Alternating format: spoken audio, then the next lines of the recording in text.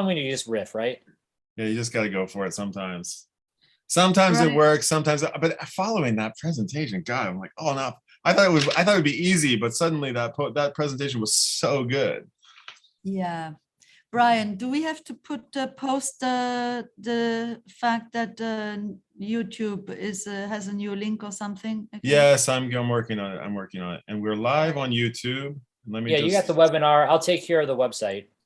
Okay, great. Yep. All right, moving on. Thanks, Sean. Sure, man. Okay, let's see here. Is this gonna work? Oh, okay. Oh, we're getting lots of people in the room. I guess it's all Miami lining up. And okay, Miami. I think we got Knoxville and I shouldn't say. I'm not going to steal anybody. Well, we should. It's the hour 19 thingy. Yeah. And then we gotta move the world around. Okay, here we go. I could. I'm ready to go if you want me to, Brian. I got it. Okay. All right, here we go.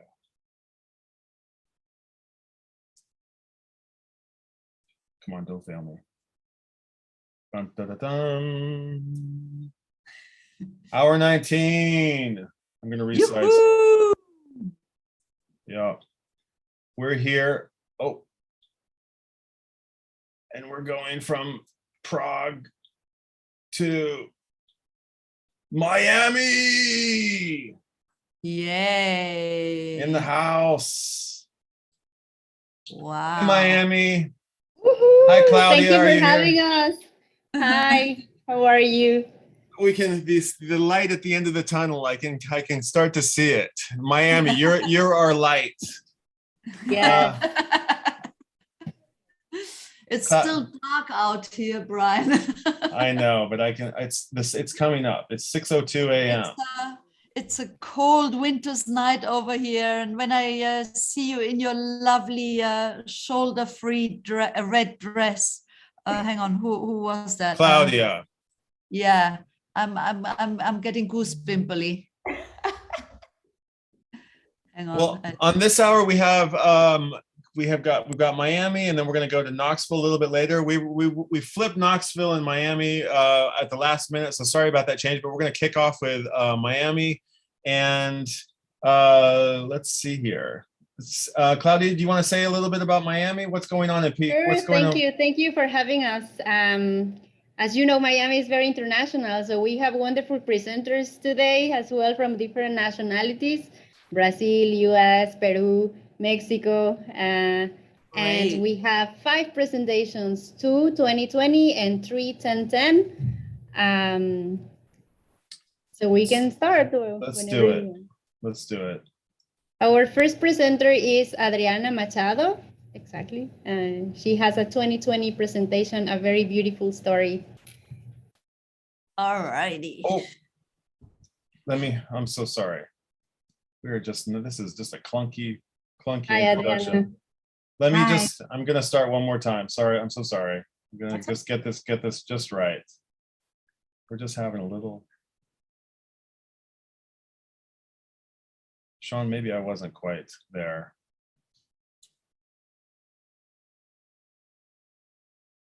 One more time. Okay. Adriana, are you ready? Yes. The 20 slides are yours. Thank you. If you could have a magical superpower, any power you could dream of, what would you pick? Being a mother of boys who love animes and the Marvel Cinematic Universe, I got asked this question quite a few times in my life, and my answer has always kind of been to fly. I wish I could fly.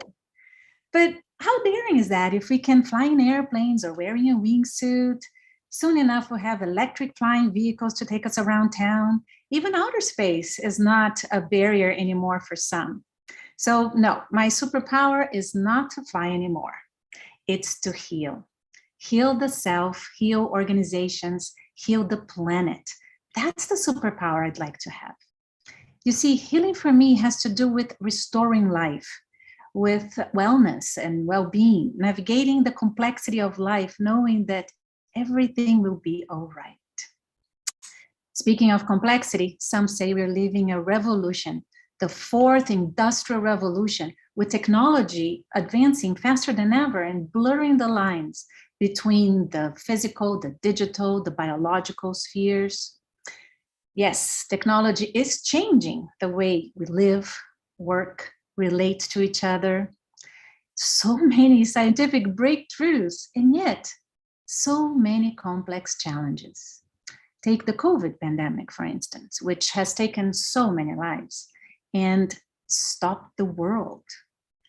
Who would have thought it possible then to have the world stop, empty streets in New York City, Paris, São Paulo, everywhere? A global pandemic forces us to stretch our abilities and innovate beyond what we've done so far. It really requires superpowers, not only to adapt to change, but to create something better. According to the late Chilean biologist and systems thinker Humberto Maturana, we cannot separate the way we live from the dynamic realization of living. You see, the world we live in is not independent from us. We literally bring it forth ourselves. This is super powerful. Having worked in organizations like government and very innovative companies like Intel and General Electric, I learned that innovation is important for countries, for companies, for people. Innovation can inspire new beginnings. And you don't need to have all the answers to take action, because innovation is a relational dynamic. The more you listen, ask better questions, investigate across disciplines, you expand your vision. And you can challenge narratives and worldviews that don't serve you any longer. So you can dare to create the new. And this is what I did at age 50. I dared to shift from executive to entrepreneur, and I allowed myself a new beginning, creating the BRIA Institute as a benefit corporation. So BRIA means the world of creation in Kabbalah, and I hope it will be a vessel to share and to heal. To be honest with you, at first, all I knew was that I would focus on innovation connected to purpose, like promoting brain health, which even before the pandemic was a huge issue. I also learned as an executive to look for best practices. So I turned to MIT to learn how to create a startup, and to the Santa Fe Institute to learn about complexity. I was like a sponge, learning from so many sources and wonderful masters. I learned that we, our companies, our cities, are complex systems, that we are facing a prosperity paradox, that actually all the issues we're facing are somehow interconnected and interdependent, that our intentions matter, and we can design with circularity to regenerate instead of degenerate. That as we innovate, there's always something we are conserving, and we're all in this together. So if we learn to see systems, to see patterns, to see the world as this interconnected network of relationships, it will be easier to integrate the different dynamics of life, the different dimensions of life. So the physical, the cognitive, the biological, the economic. Because again, according to Maturana, we are living systems in constant transformation. We are beings of language who change with the flow of our interactions. And we can change our sensoriality by changing our desire and purpose. We're living a moment of great disruption, but this can be an opportunity to let the other appear. Because he says, or used to say, we live in the relational space we generate with each other. And we can change the sensoriality as we change our motivation. So we can change the course of our drift. So what is it going to be? Are we going to ignore the superpowers we already have as leaders of our own lives, as inherently creative beings? So let's exercise self-leadership. Let's tap into our genius and true self. Let's lead by example. Let's apply our superpowers to sustain life. You see, it's so important to be aware of what it is that we are conserving in the process. So how about if we choose to conserve honesty, trust, collaboration? And apply systems thinking to regenerate the way we live as part of this gorgeous planet. I may not yet have the superpower of healing as I wish I had, and I still have a lot to learn from biology, from biomimicry, from nature, and apply systems thinking to leaders, igniting leaders to transform their organizations through BRIA. But I have an invitation for you. So how about at the dawn of a new cycle, if we reflect upon what matters, letting the other appear. Be clear about what it is we want to conserve as we change with the flow of our interactions, and embrace our journeys as leaders wherever we are. You see, superpowers may seem out of this world, but why not focus on the powers we already have? So let's get to work. Thank you very much. Wow, that was great. Thank you. Wonderful. Adriana, thank you so much. Thank you, Adriana. That was you. very beautiful. Yeah, so recently we have in Miami the topic of the magic of new beginnings, where Adriana and Susan participated. So this is very aligned with the topic that we have today, the love and optimism. So Susan Howell has another beautiful story, very personal, of optimism and love that she will share with us. Can we continue with Susan? Hi, Susan, if you would like to say a few words. Hi, everyone. Welcome from Miami. My presentation today is very personal to me, and I hope that you find it inspiring. All right, Susan, off we go. I believe that we all get to choose our own life, that we all have a core, a center place that is touched by the divine. Sometimes the chaos of life crowds it out a bit, but it is always there. It is where our magic and where our choice resides. This is my physical place of where I started, 29 Carey Street, the door on the left. And that's Sunshine the cat, aptly named. We watched the world go by together. So does the circumstances into which you are born define you? I don't believe so, but they do shape you. That's my mom, Steffi Brzezinski, AKA Chickie, as her friends called her. Whether she was in 3 feet of snow in Connecticut or in a flooded Miami Beach street in 1979, my mother was kind. She suffered greatly in her life, but she was always kind. My mom did not work outside of the home or drive. As the story goes, my father was teaching her how to drive when she accidentally drove off the road, and based on his reaction, never drove again. My mom walked everywhere. She had a way of accepting her circumstances that was hard for me to understand. You see, my dad, he was an alcoholic.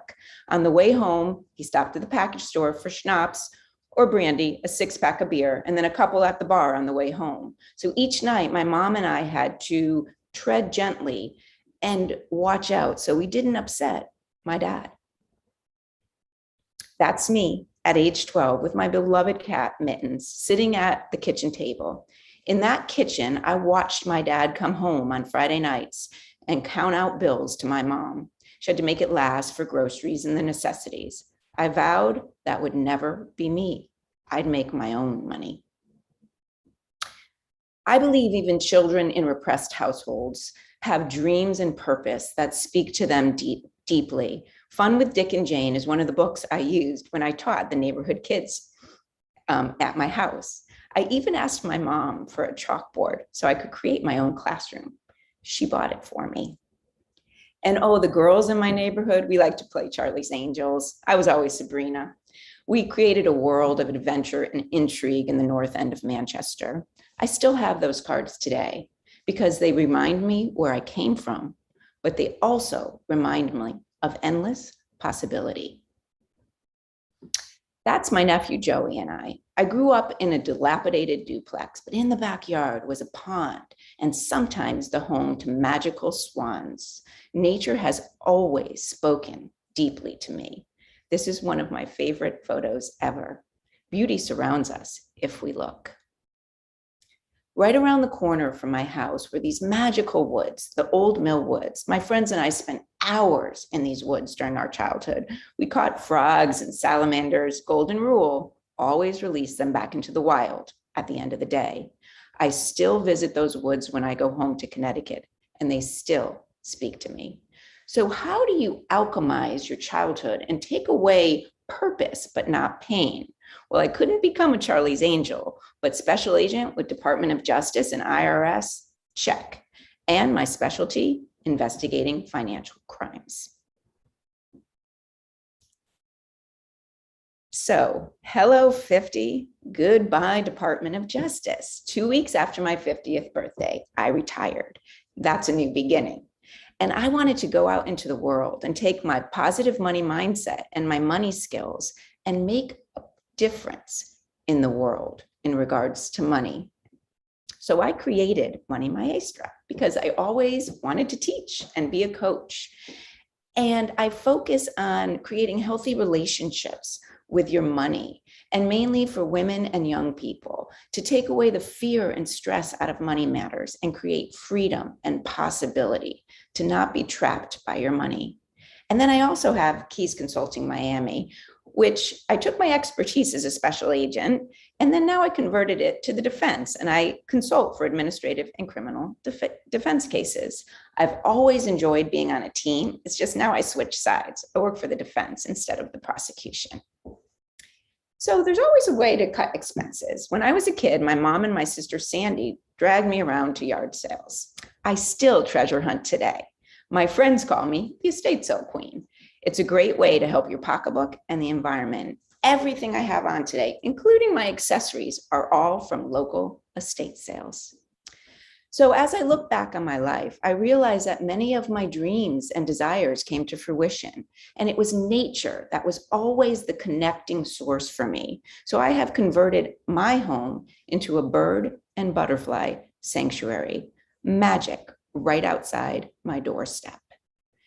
Everywhere I look, there's the magic of new beginnings. This is a beautiful Atala butterfly that almost vanished from the earth, but people cared and planted kunti in their gardens, the host plant, and brought this creature back from the brink of extinction. There's always positive change. And talk about new beginnings. Go to Costa Rica with your besties to celebrate turning 50. That's Lisa, Grace, Iggy, and I on a black sand beach in Costa Rica, calling our wild, our womanhood, and the wonder of it all, living in the moment in pure peace and joy. So how do you alchemize your life? Well, I believed I could have a new beginning and a new life, my life. Mom, you helped me become the woman I am and the mother I am today. Your suffering was not lost on me. So I will always be a seeker of adventure, wisdom, knowledge, fun. And I believe there's magic and new beginnings everywhere. We continue to evolve, and we can always choose our own life. Thank you so much. Wow, Oh, powerful. that was great, Susan. What a tribute to your mother. That was amazing. Thank you. I mean, I love the superpower. I mean, and just going back, as you're saying, to the last present, like, it just, like, you know, what are we doing here, and what can we do, and how can we manifest it? It's great presentation. Thank you. And your yard sale. Unfortunately, the estate sale, that's something that I miss. My mother, that's a great just memory. I've been in Japan for, I don't know, almost 20 years now. The estate sale doesn't exist. That's Darn. that's one of the things I probably, actually, come to think of it, miss most from home. I miss going around and rummaging through estate sales. What's your latest? Sorry to go off here, but what's your latest find? What's your latest treasure? So I have to tell you this because this was absolutely magical. It's when the universe conspires to help you. I went to a designer clothes estate sale this past weekend, and the women that had the estate sale were literally picking out clothing for me. And I left with 3 bags of clothes, a bag of shoes, and all kinds of other goodies for, like, to say it was a fraction of the price. it's unbelievable. So now I have like an entire new designer wardrobe that I can do whatever I want with it. Good for you. For a few $100. Lucky. Yeah. So very Lucky. cool. Nice. Well done. Score. Okay. Thank Be on the lookout for something to send to Tokyo, please. As you What are can you see, looking for? I don't tell know. me what you're looking Anything is an improvement on this. So I'll be expecting Facts. something We're looking for designer. facts. Something designer, please. Okay. You need to send me a personal note and I can be on the search. Okay. But I don't think my finances, I need your financial help before I need your fashion help, I think. I can do both. Okay. All right. Well, moving along. Thank you so much. And let's see here. Where are we going next? Roxana. Oh, Roxana. So we're in the same room, so I'm going to present Roxana and then mute myself. So she is from Mexico, from Caborca, Sonora. She works in a male-dominant industry, and she's going to talk about how she has been struggling and overcoming, inviting us to do the same, inspiring us. So welcome, Rox, if you want to say a few words. Hello, my name is Roxana. I'm from Sonora, Mexico, from Caborca. So yeah, today I will be presenting being a woman in a male-dominant industry. Okay, here we go. Awesome.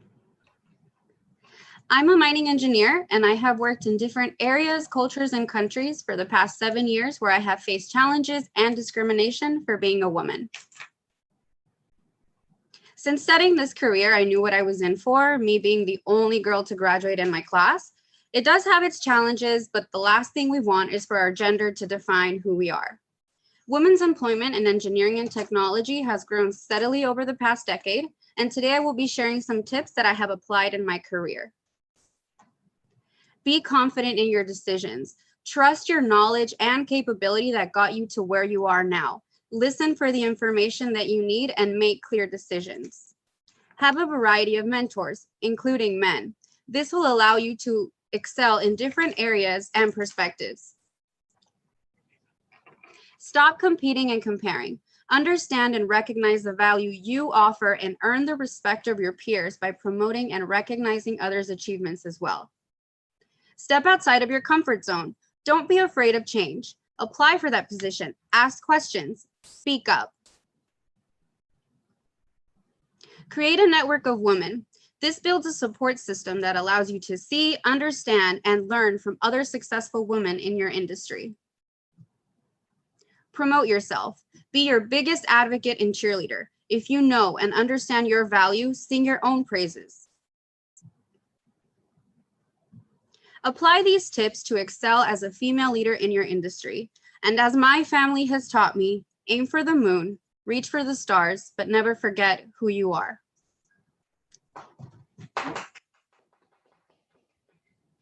Thank you so much. Bravo, Roxana. That was amazing. Well done. Lovely. Yeah, well done. Thank you. Oh. So this was a 10 and 10. Maybe I'll mute Roxana for a second. We'll figure this out. So this was a 10 and 10 slides, 10 seconds presentation. The next two presentations are in the same format, which is really fast and really challenging to simplify ideas in a few sentences. So let's continue with the next one.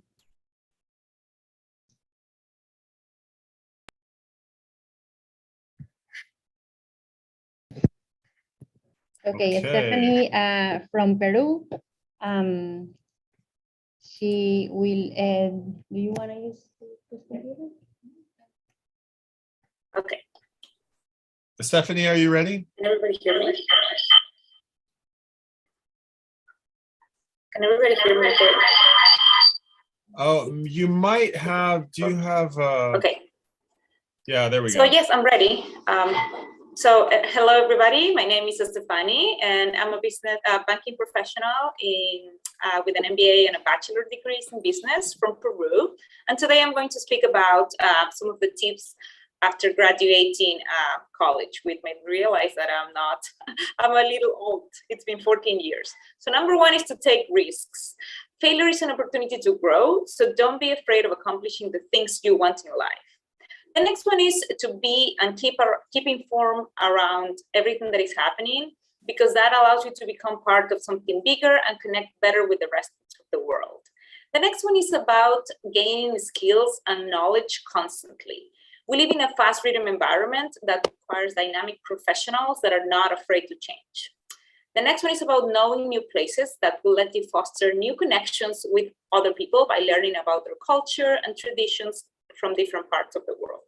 This one is about fight against unconscious bias. Differences makes us unique. Therefore, we have to be flexible to respect other points of view. This one is about working out and keeping ourselves active, because that is very important for us to be healthy. This one is related to the previous one. You are what you eat. Having a balanced diet is very important for us to feel and to look good. This one is about having fun in every step of our journey. Let's not forget that life is tough, so we have to enjoy everything we do. And finally, my last advice, it's basically laugh, and laugh long and loud, because it is free, it is out there, and it's basically something that everybody should do. Thank you very much. Wow, that was, yeah. I'm sharing that one with my kids. The most important things in life. Well done, Stephanie. Yeah, we're here in the same room trying to That's okay. To mute and talk. So this was the 10 and 10 presentation as well from Stephanie from Peru. Okay, moving right along.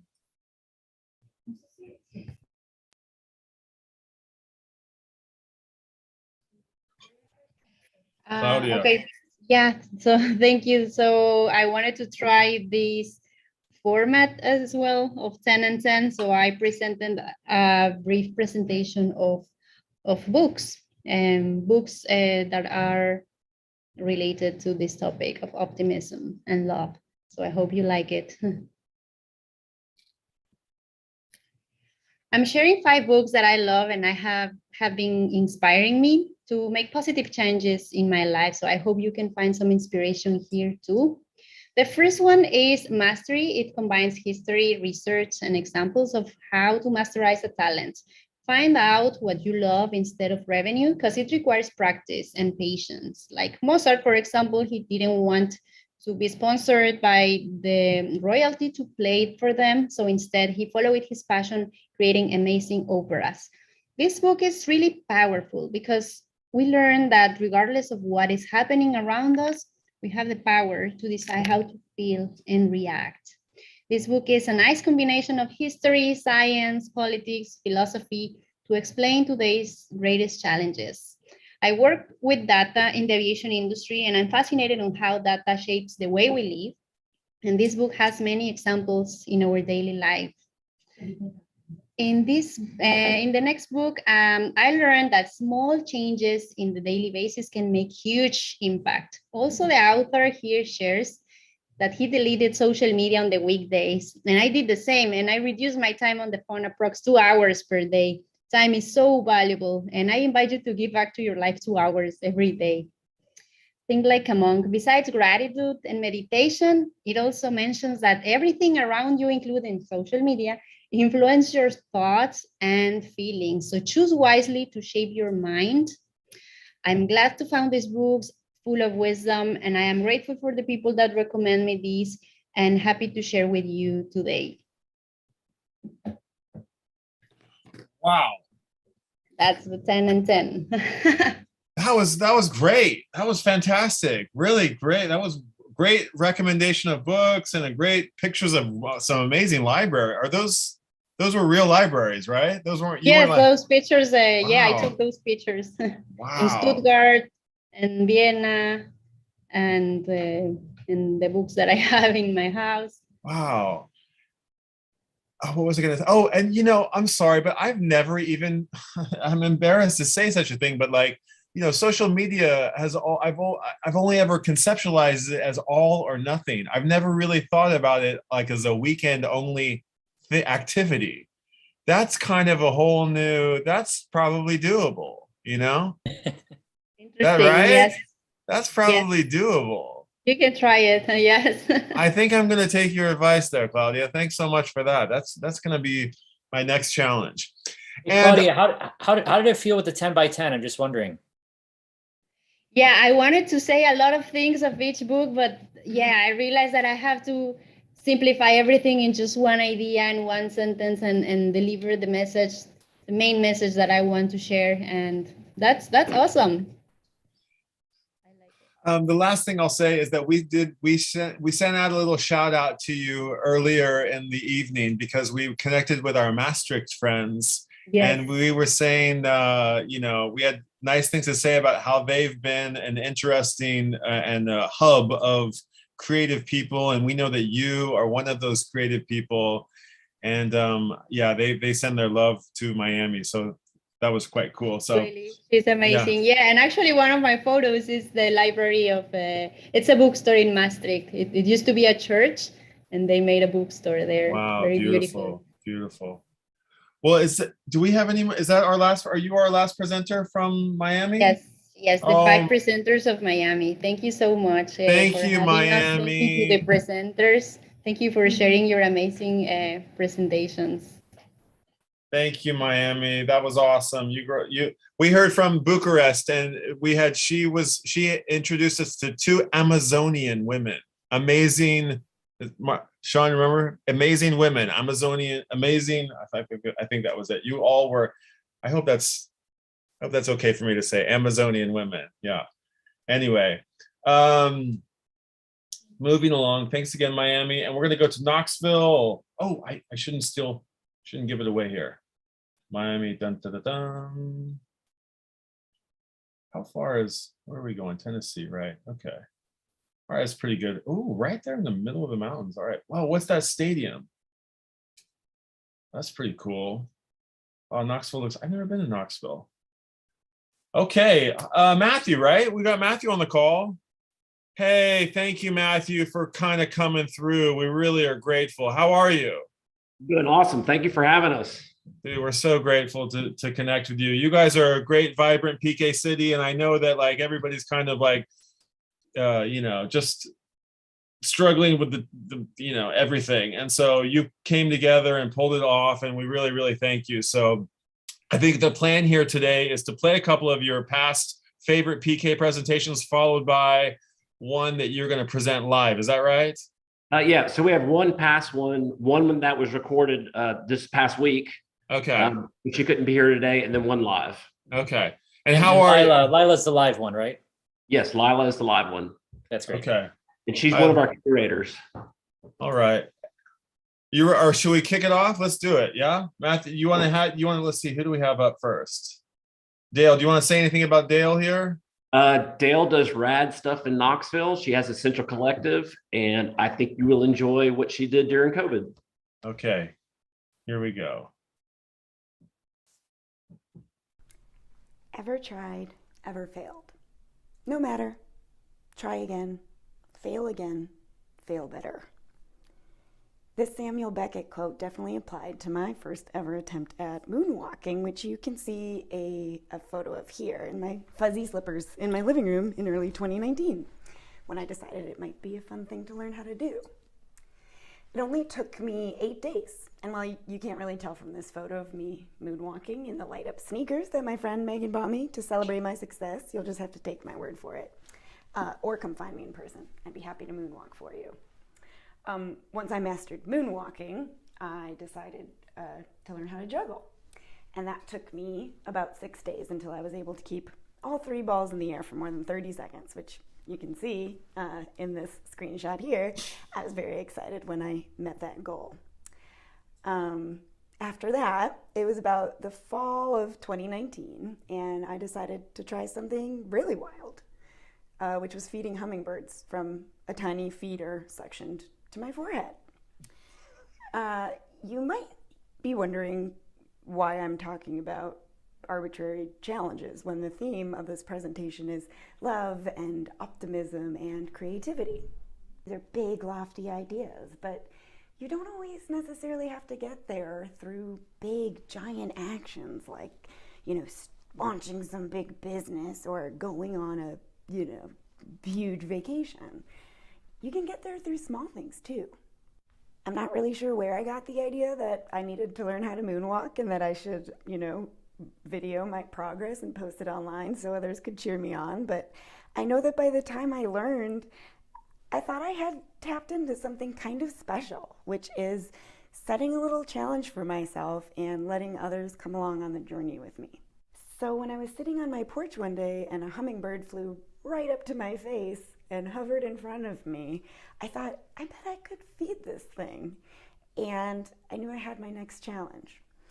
I spent many days just sitting on my porch, holding a little hummingbird feeder and hoping that one day the little hummingbird that kept visiting me would get comfortable enough to come and eat out of my hand. And I think it was maybe 10 days later, it totally did. And I'd been sharing that progress, posting little clips online. And so when I did, it didn't just feel like my success. It felt like I had this whole group of people that were so excited.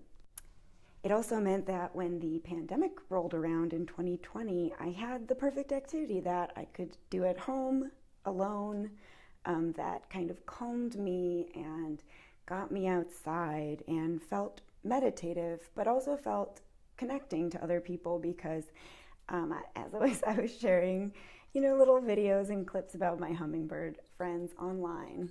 And feeding my hummingbirds in the midst of a global pandemic really drove home the point for me that being willing to fail publicly creates space for curiosity and connection, optimism, and even love. Wow. I could totally see why you picked that. Wow. Did you didn't hear earlier today, there was a woman who was struggling with making a farm work, basically. And she found her father, did you see this one? She found an old box of her father's bow ties and she tied bow ties on her llamas. That's and fantastic. the llamas became the feature of her farm, and people traveled from all around to have weddings there. Like from this just zany idea. And I was like, what? And now I'm looking at this, listening to this girl who's like, let me see if I can feed a hummingbird from my forehead. Forehead. Right? I'm like, what? This is like so crazy. PK people are so crazy. It's so passionate. It's awesome. Man, well done, Matthew. Good, nice. Thank you. Oh, Dale, right? Yep, Dale Mackey. Oh my God, Dale Mackey. Thank you so much for that beautiful presentation. Somebody I saw in the comments, nature blessed you for your kindness or something like that. And I think that's probably true. It's absolutely true. Wow. Okay. Well, cool. I'm ready for the next challenge. I'm a juggler. I'm a very proud juggler. So I'm in the juggling club, and I think we're a special crew. Anybody else can juggle? Can anybody else juggle? Okay, Matthew. Yeah. Matthew, like when you can do it, you can do it. When the others can't, it's just too bad. They just can't. You're not in the juggling club. I did have when I was in high school, the clown college was trying to recruit people. Yeah. And that's what they were teaching people was how to juggle, and a great recruitment tool. Alas, I could only get like the 2 in the motion. I could never get the 3. And because of that, I never became a clown. You need 6 days. According to I think, right? I think you need 6 days. Yeah, right? Okay. Thanks, Dale. And moving on, let's keep going in Knoxville. Who do we have next? I think you have Holly Briggs. Yes, Holly Briggs. This is a couple years old, but she is an art teacher in elementary school here in Knoxville, Tennessee. All right, Holly, over to you. The 20 slides are yours. Oh, this one. This is great. We're going to go on a journey together. I'm excited. My name is Holly Briggs, and I'm going to share with you my intangible collection. Intangible means unable to be touched or grasped, not having a physical presence. Some people collect stamps, some dolls. You might be thinking about something that you collect. I, of course, collect paint spills. These accidental masterpieces dot our landscape. They vary in size and shape, color and texture. They are permanent records of somebody's big mistake. You may pass them daily, but do you ever see them? Perhaps you should get to know me. Look, it's me. I have a BFA in printmaking from UT. I have a master's in art education. I'm just beginning my 13th year teaching public school. I teach art to elementary kids, K-5. I have 400 students. Yes. You're welcome. Let's start at the source. Have you ever been to one of these big box home improvement stores? The parking lot is peppered with paint that never quite made it onto the truck. You can always tell that because it's at the foot of the parking space where the truck bed might be. Also, if you're me, you might sneak into Home Depot, walk behind the counter, and take a picture of the paint shaker. You'll find the remnants of past explosions. Just imagine the explosion that happened. Gotta nail that lid on. I mean, like really pound it on before you put it in the shaker, because that looks intense. Let's say one does make it out of the parking lot. There's the inevitable tumble from the truck bed, and then what's left behind is the colorful record on our street.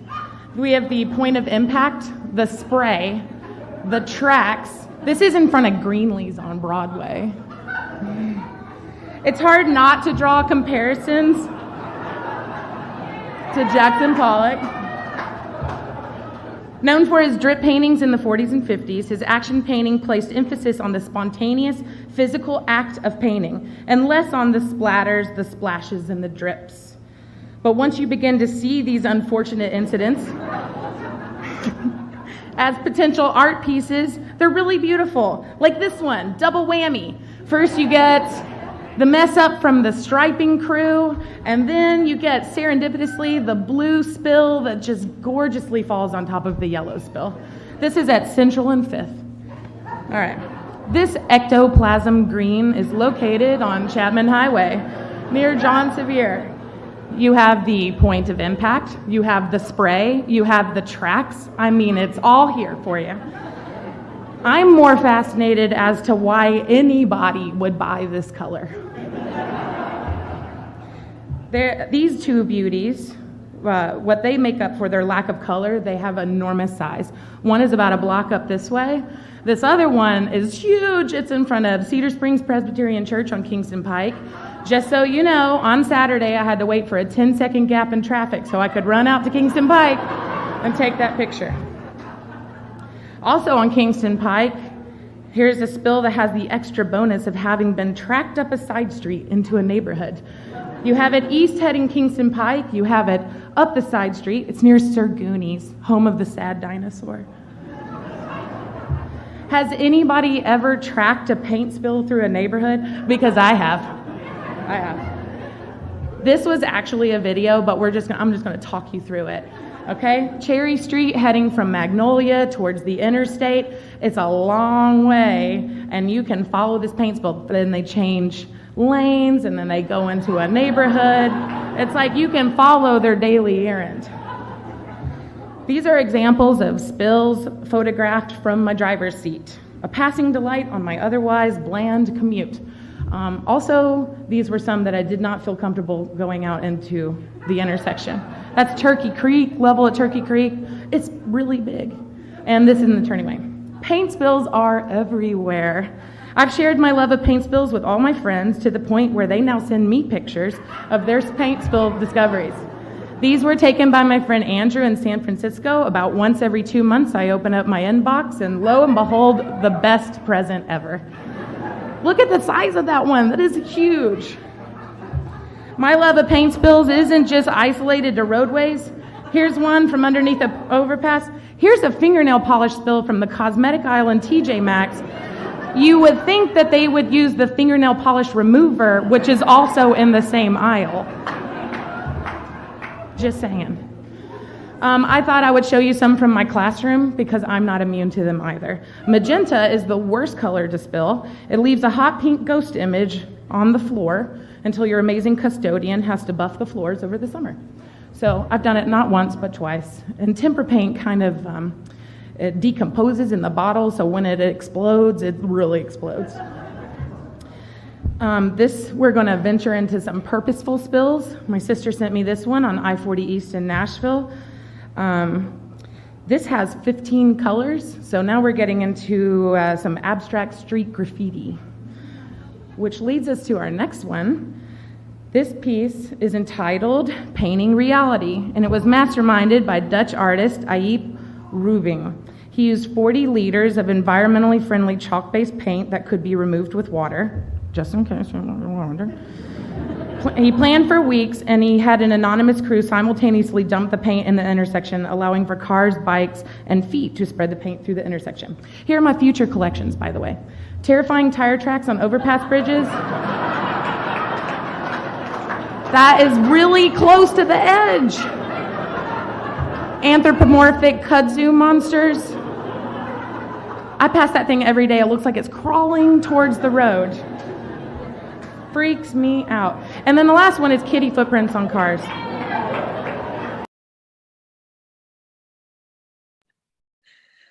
I need to know who this woman is.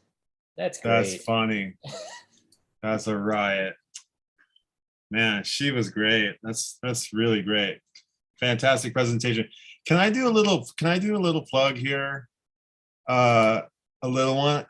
I myself am a collector of spills. And I encourage you to go to my Instagram and look up consensual accidents, and you will find, if you click on one, Milk Study, Eccentric Fractals on Carpet, number 8 by my son, Pollock. This one happens to be a departure from his other work, but yeah, here's in his latest piece from the Consensual Accident series, more temporal than the last, with hidden Bauhausian sensibilities and subtle but evident Kafkaesque underpinnings. You might find a gem or two in there. So I'm particularly a fan of this spilled collection that you've curated for us, Matthew. Thank you so much. Brian, is your collection, is it just milk? It's milk. Yes, in various forms. It can be directly from the cup, or it can be directly from the stomach as well. There's no, we don't, yeah, it can be either or. Yeah. So I don't know why, I can't see why you could build the world's largest milk spill community.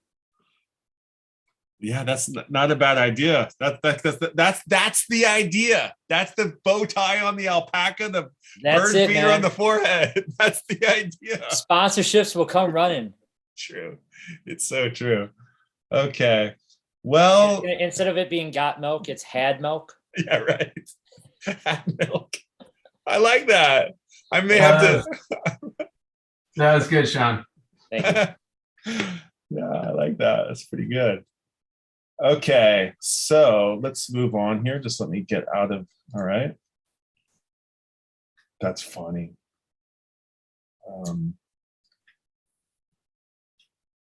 Oh, wait, do we have one more for Knoxville? Yeah, we do. Yeah, we do. We have one live. Lila, there we go. Yeah. Lila, where's Lila? There she is.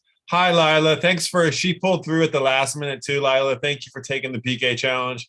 And we're really happy to have you representing Knoxville along with these other great presentations.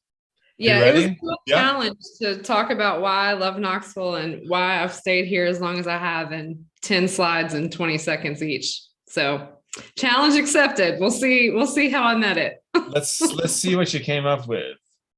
Lila, the 10 slides are yours. Yes. All right. So I moved to Knoxville, Tennessee in 2001 to attend the university, and it was a 4-year plan that became a 4.5-year plan. And I'd planned after graduation to move around to big cities, maybe even live abroad. But I quickly learned that Knoxville had some other plans for me. During a student group event, we had a guest speaker from a company here in Knoxville who actually produced the Bonnaroo Music and Arts Festival. And I knew at that point in my college career that I wanted to do marketing in the music world. So I ended up writing a letter to the company, getting an internship, which turned into a full-time job. So I graduated from UT on Saturday and showed up Monday morning at the company for a full-time job. I didn't really find my tribe until after I'd graduated from college, but when I did, I found the creators, the artists, the visionaries, the lovers of life. I found my creative outlet, which one of them is puppetry, seen here. But what I realized is that Knoxville started feeling sticky, and that desire to move was starting to fade. When I hit 10 years in Knoxville, I decided to give in a little bit and buy a house. So I bought a little 1930 brick cottage, which really became my home, but it also became a place to share. I started hosting a house concert series, marrying my home with music. This is actually Buck and Adrian from the band Big Thief, if you're familiar with them. Knoxville is surrounded by mountains that I've grown to love through hiking. And this is Mount LeConte, which is in the Smoky Mountains.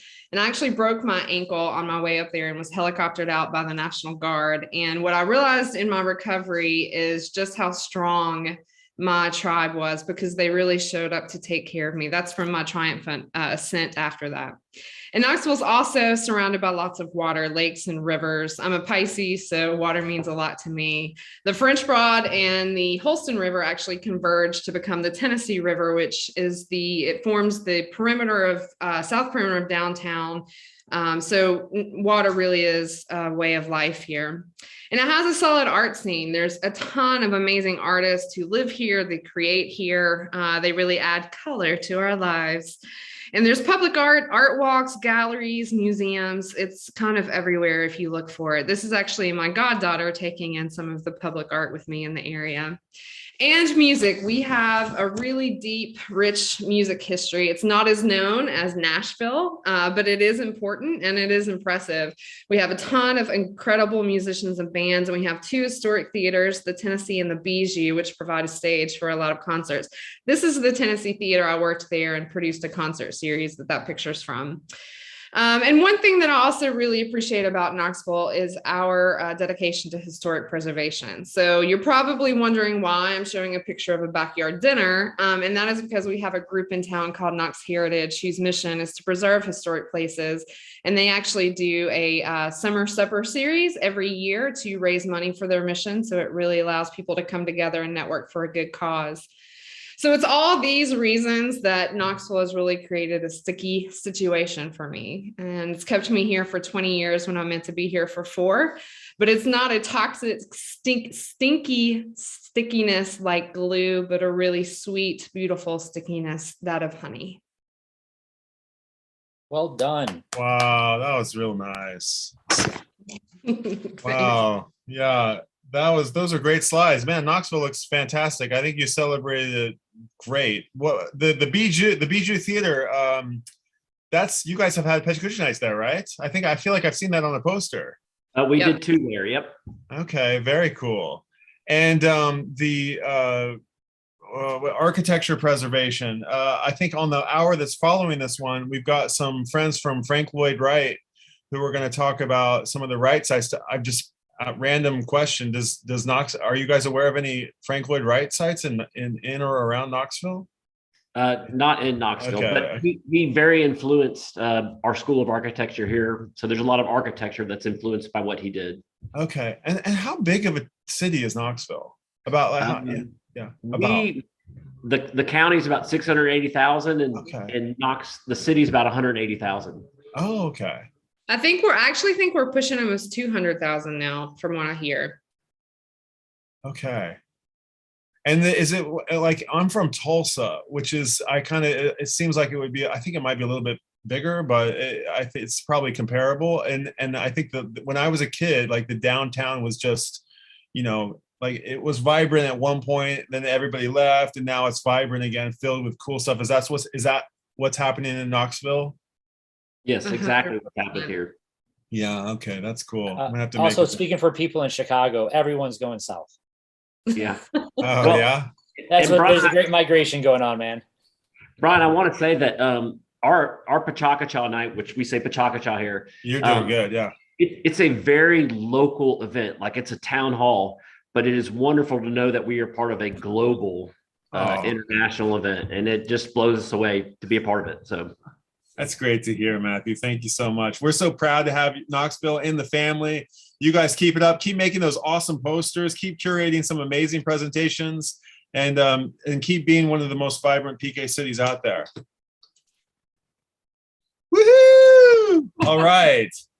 And with that, we're going to close out the hour, I think, with one or Sean. I'm going to hand it back over to you. What do we got going on here? Sure. Actually, I did queue it up in the deck, so it's ready to go. Okay. So we're gonna have someone from the HQ, PechaKucha HQ in Chicago present. Or not really present, but to offer up one of her favorite PK presentations. And so, like Nikki, come on to the floor. Hi, Nikki. Hi. How's it going? Nikki runs social media for PechaKucha, and she's been playing along since last night, just like the rest of the folks at PK HQ. And thank you, Nikki, for that. And then also to get a little camera time. So we welcome you, and it's great to see you. Thanks.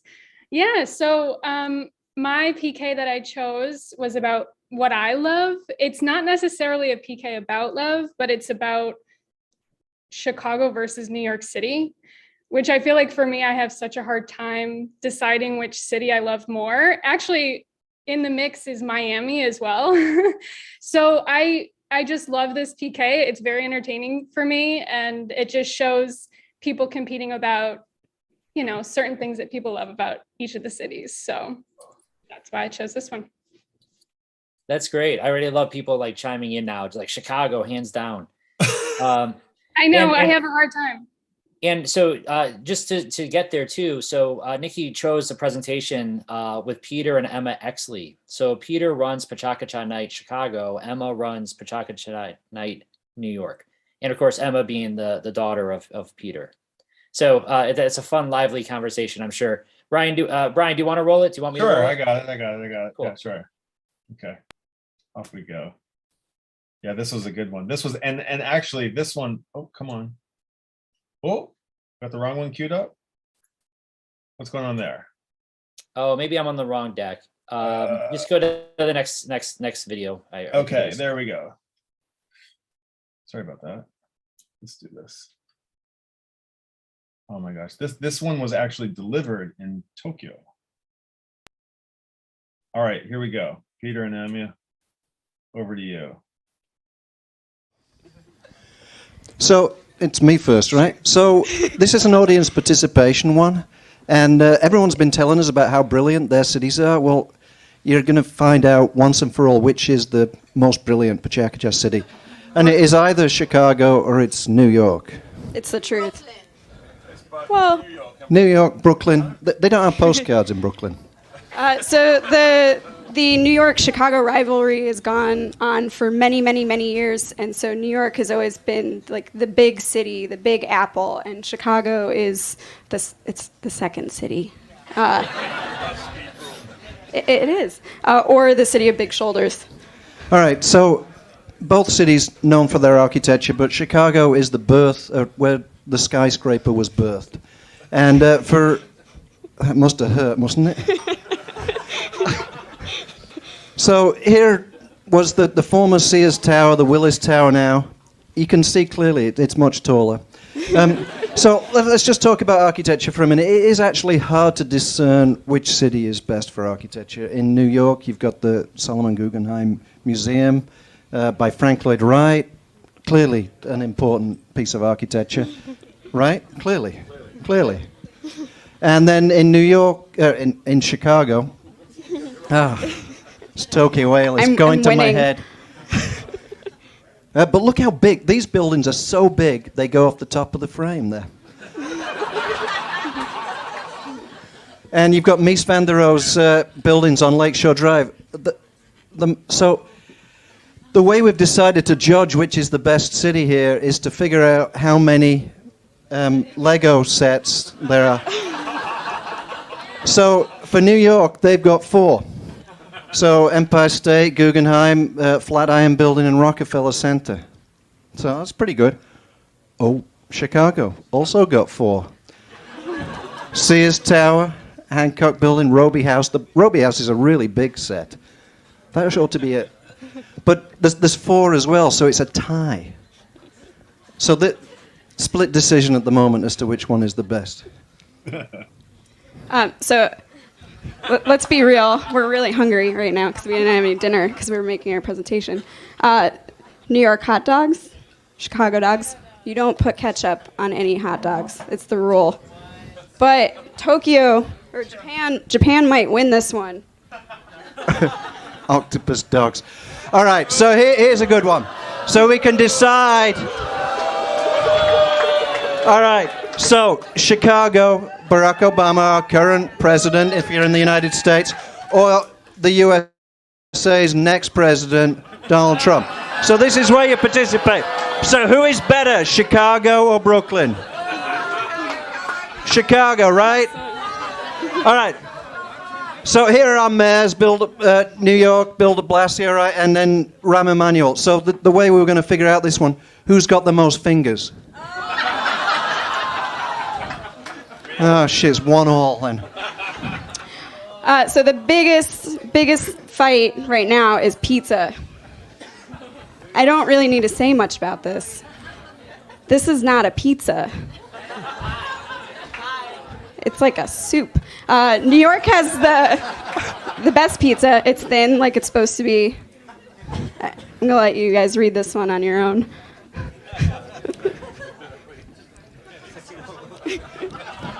So I think advantage Chicago. Yeah. Nope. Oh. It's a fucking casserole. All right. Best movie of all time. Chicago. Ferris Bueller. Oh, yeah. Bon, bon. Or who are you going to call? So, all right. So, a big cheer if you want Ferris Bueller as the best movie of all time. Or Ghostbusters. I think it's 3-1. Oh, is it another tie? This one's not a contest because New York has the best bagels, hands down, in the world. Sorry, it's the truth. We have rainbow bagels. The rainbow bagel went viral. It's really close to my house, and it shut down it's from a place called the Bagel Store. It's really creative. But the bagel store ran out. They make like 1,000 of these a day, and they're running out of the rainbow bagels. I'll let you win that one. All right, so sports heroes, Babe Ruth and Michael Jordan. I mean, no contest. Babe Ruth. So there's 2 people down here voting for Babe Ruth, but the rest of you are voting for Michael Jordan, right? Woo! So, Kanye, Jay-Z. Kanye.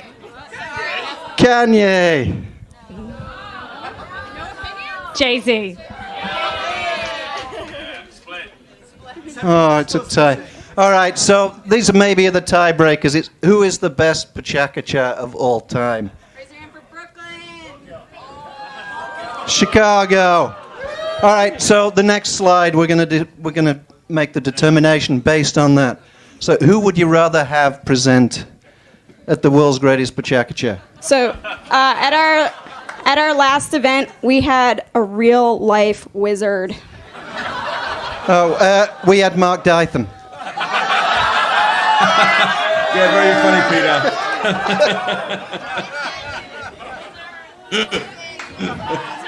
I guess Brooklyn wins that one. Too. So to really find out who's the best, you've got to come to Chicago on June the 7th. Or April 9th. Actually, we're taking a field trip to Manhattan. Don't tell them. Don't tell anyone. So, hey, what a pleasure to be here with all of you. Thank you. Thank you. Yeah. Oh, Nikki, great pick. Great pick, Nikki. That's a great pick. I forgot how funny that was. That's great ones in there. And so if you want to see the octopus dogs. Yeah. Do you really have those things? Yeah. They split them at the end and they fry them like that. Yeah. Oh, hilarious. It's just a normal Frankfurter, but they're chopped up from the bottom like it with, and they fry them on the. They're not made of octopus. So if you enjoyed seeing that presentation, I think we're having Peter and Emma, right, later tonight? Oh, cool. Not that I know of at the moment. So so maybe that was it. Okay. Well, was it, I think. You just got the entertainment right there. But to keep you in suspense, maybe you should wait another 3 or 4 hours and they may show up. They may. That's great, Nikki. Thank you for making the pick there. That's going to wrap up that hour, and we got a pretty entertaining hour ahead of us here. A lot of really special guests coming down the pipe. Brian, are you able to run the deck?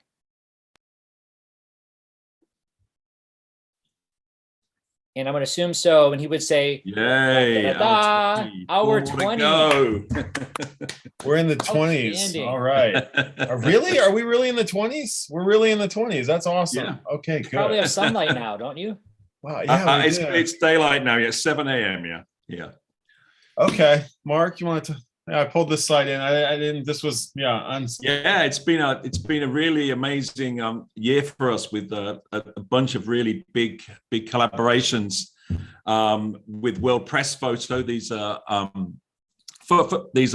it's a competition each year for the best World Press Photo, and we ran two events with them where each of the photographers shared their photographs and what was behind them.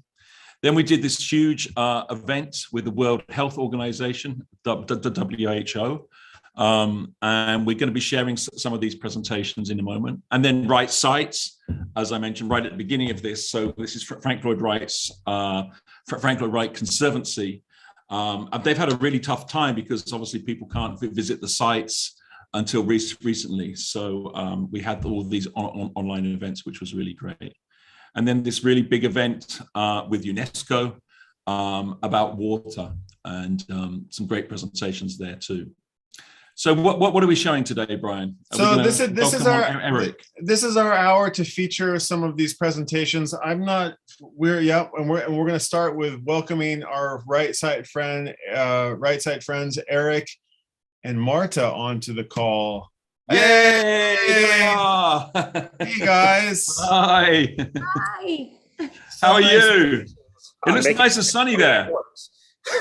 It's sunny for once. I mean, yeah, we are so excited. This is incredible, guys. Thank you. It's better than what is it called, NONRAD, or when Santa is tracked across the globe. We need Santa tracker. So exciting. We always track when he's in Poland, and then goes down. For the record, we have children. It's not just for those of you that don't know. It's not just the two of us. We do have small children. But yeah, jumping from country to country, from city to city, what an amazing thing. I love it. Yeah, it's been really incredible. I just had an hour's sleep, but I was meant to sleep for another hour, but I needed to get up to say hi to you. I can hear it in the background. I was like, I've got to say hi. So first off, Marta, I didn't make a slide for you, but first off, let's just talk a little bit about what is Right Sites and how did we get together? Marta or Eric, do you want to take that? Well, I think Marta, why don't you kind of explain how we started doing this? Or how you started with PechaKucha, Yeah, so Kevin and I are organizers in Springfield, Ohio, and we've done it for a number of years. And at the beginning of COVID, we, as everyone else we're exploring some ways to connect. And you just mentioned Peter Exley, and he did this wonderful reading for us during COVID about the reading of Iggy Peck, Architect, which I highly recommend because he's a perfect Iggy Peck. And I asked him, if we collaborated with all the Wright public sites and also homeowners of Wright properties, if there would be any chance we could connect with the big guys, with people behind the curtain. And so he was like, of course, we can do that. And it was amazing. You guys welcomed this idea, and we right away found the key partner, Frank Lloyd Wright Building Conservancy, who Eric will tell you they're based in Chicago, but they really are working across the United States to save Wright buildings, to educate people about importance of beautiful architecture. So this was really amazing how it came together, and then get all the sites from falling water to some small and unexpected treasures that people never heard of. So what a great partnership. Thank you so much. Well, thank you, Marta. A fantastic collaboration. And, PechaKucha, so as Marta mentioned, I'm based in Chicago. And so I've had the pleasure of attending a few of Peter's live PechaKucha events up at Martyrs over the years. I'm sad to say I missed the Chicago versus New York one, feeling especially triggered by that one. And actually one of the photos in it is mine, which is fascinating. 86880 Lakeshore Drive. I took that from a boat. But I love all the unexpected connections, tuning in for the last 25 minutes of the previous presentations, hearing people from Knoxville. I grew up in Memphis. I spent a summer in Knoxville. Oh, wow.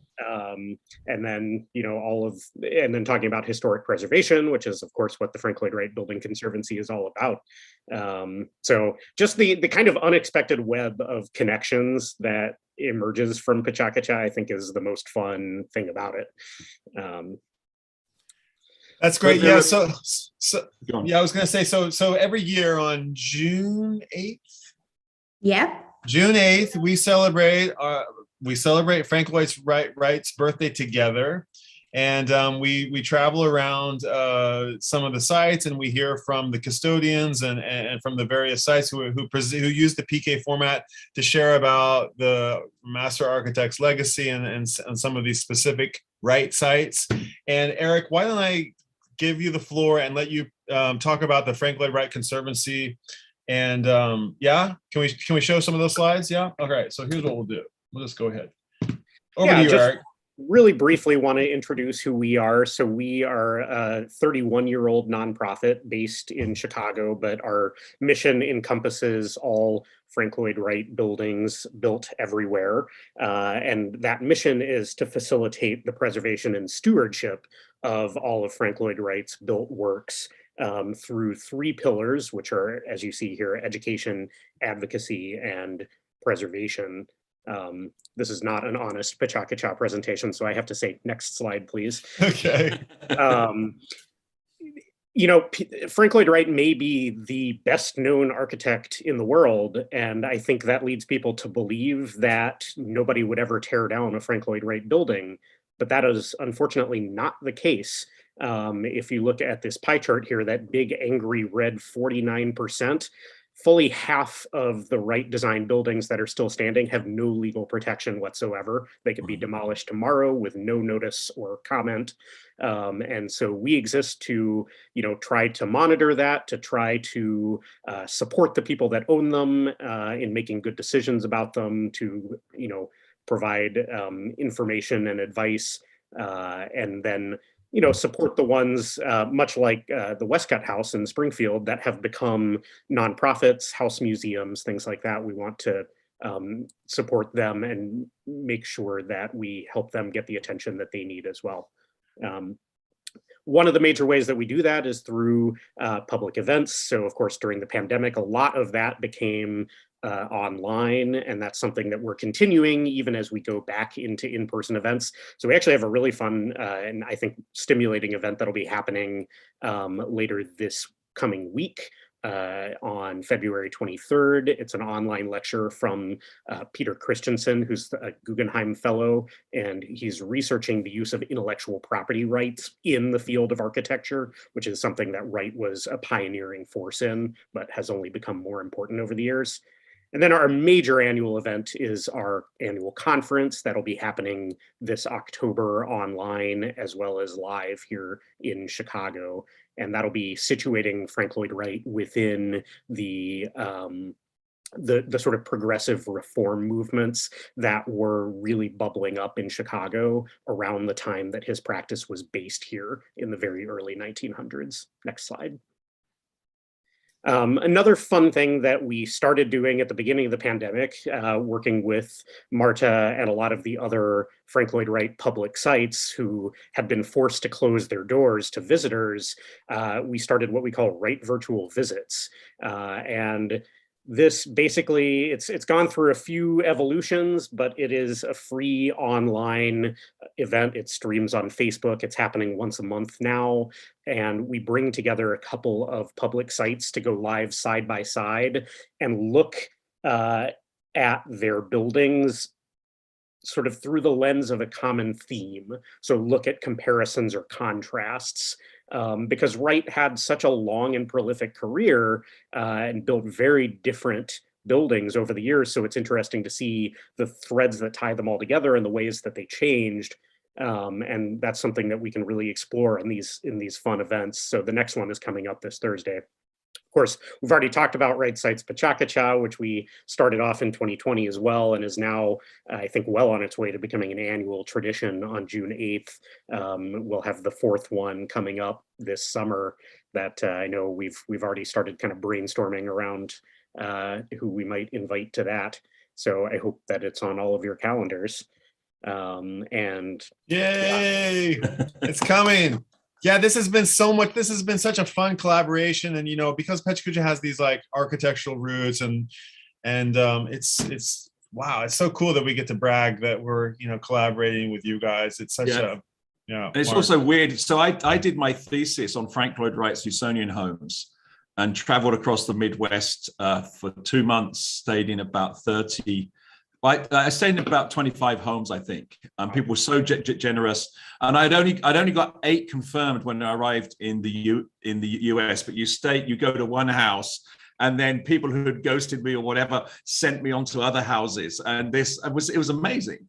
And so there's this connection. The other connection to that is that I come from a new town, I was born near a new town in the UK called Milton Keynes, and that's based on Frank Lloyd Wright's Broadacre city plan.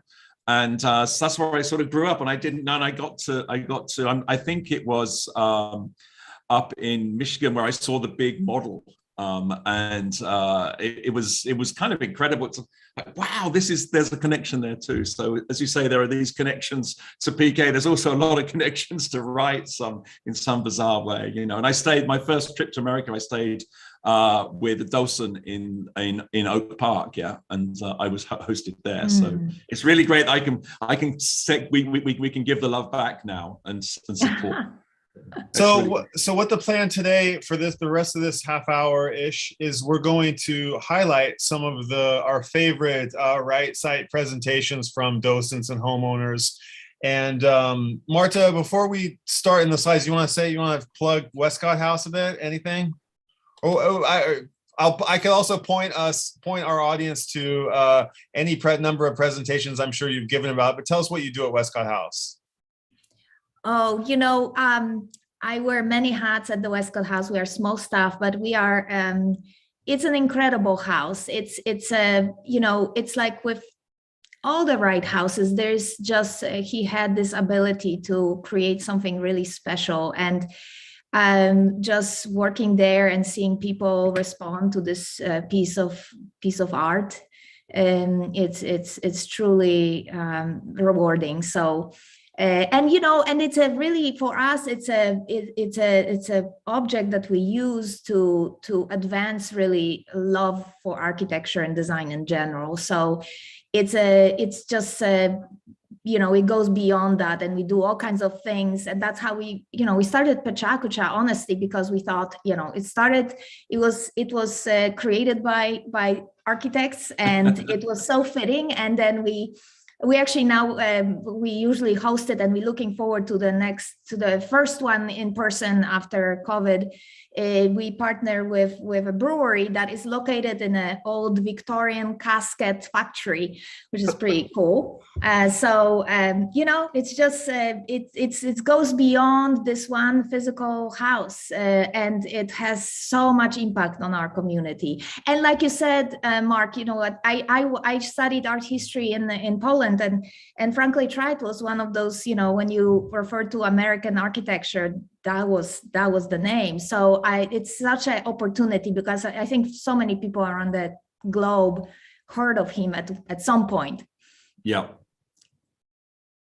Well, why don't we just go ahead and let's see some of this art we keep talking about, and let's see some of the work. Eric, what happened there? Eric, so I think the first one that we were going to put up was a presentation by Doug Lebrecht, who's the owner of the Meyer house in Galesburg, Michigan, which is a 1948 design. And he gave a really compelling presentation about the restoration that he did, which is quite remarkable, and which actually earned him an award from us last year.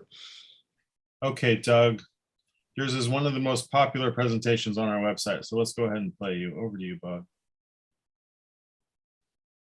This is the Curtis and Lillian Meyer house that was designed by Frank Lloyd Wright. This is as it appeared when I purchased it. The original concrete block was painted bright white, and you will see every inch of the exterior Honduran mahogany on the doors, the windows, the parapet, the fascia. It was all painted with brown latex paint. This is the west side of the house as it appeared in 2003. The yew bushes there at the foundation is something that I'm confident Wright would have really hated. They were trimmed up to allow some natural light into the house that they had glued down wall-to-wall carpeting covering the Cherokee red floors. In 2004, I began this really long, arduous process of removing all of the latex paint, and discovered that the original Honduran mahogany was really in pristine condition. This is natural Sickens cedar log and siding, and it really only remained shiny for a few weeks. This is the kitchen that Lawrence R. Brink from Taliesin, who worked with Wright in the 50s, helped with. We put the appliances in the sink back in the proper place, and had the counter installed to follow the curved radius that Wright had intended. And this is the original living room banquette that I had to put in. The homeowner had ripped it out to make room for a sectional. And Larry Brink, again, drew this up. We insulated the back of it. And Larry made a slight modification, made it about 2 inches deeper, and made it a little bit more comfortable. And rather than repair the rotting roof decking, the previous owner just laid 2x4s on their side, nailed on new roof decking, and started slopping on years of bitumen roofing. And then they added a large piece of brown painted aluminum. Of course, that was painted brown to cover up their crime. This is an example of what they were covering up. Some of the sections of the newly exposed original decking had to be completely replaced, and we shored up a slight deflection on the east side of the house. The house now has a commercial grade TPO membrane roof, which keeps it warmer and colder. So this was fast forwarding a few years when I decided to remove and restore all the windows and the Cherokee red floor. And I say, once you witness machinery of this size and a bobcat in your dining room, you know it's time for a martini, and it's time to move out completely, which I did. After several tries and attempts to fix, there were pea-sized holes in the piping. The only option was to saw cut and jackhammer out the floor. This is the point where everything was removed from the house, and we put it in storage. So this is the bobcat I'm talking about, not the animal.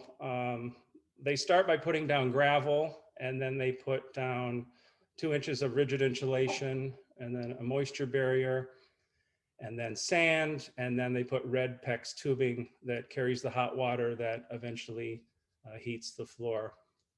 It had to be done in sections. You'll see in this photo on the left that that's the red PEX tubing. It ends up being tied to these steel reinforcing mesh. And the photo on the right is the point when it began to cure. The pigment that Wright spec'd is still made today, and it was used at the Meyer house. After the built-ins were reinstalled and absent most of the furniture, I thought it was interesting to see these incredibly fascinating patterns reflecting off the new floor. John Eifler supervised all this, and he added the north-south expansion joints that were shown in the plan, but were not in the house as originally built.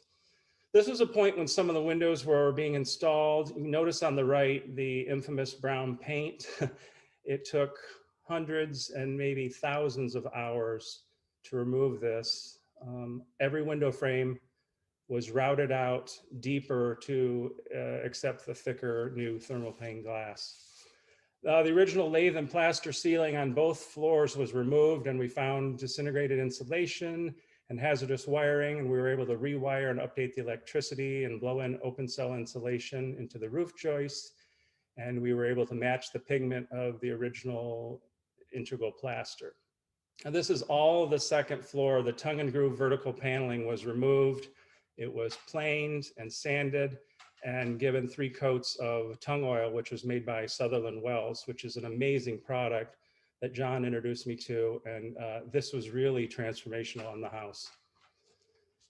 This is how it looks today. This is the original oak flooring that received a similar treatment as the mahogany. If you get a chance to visit the Meyer house, the woodwork really is pristine. And I always joked with the builder, Lee Dozema, that said I wanted the wood to be BBS, which I called baby's butt smooth.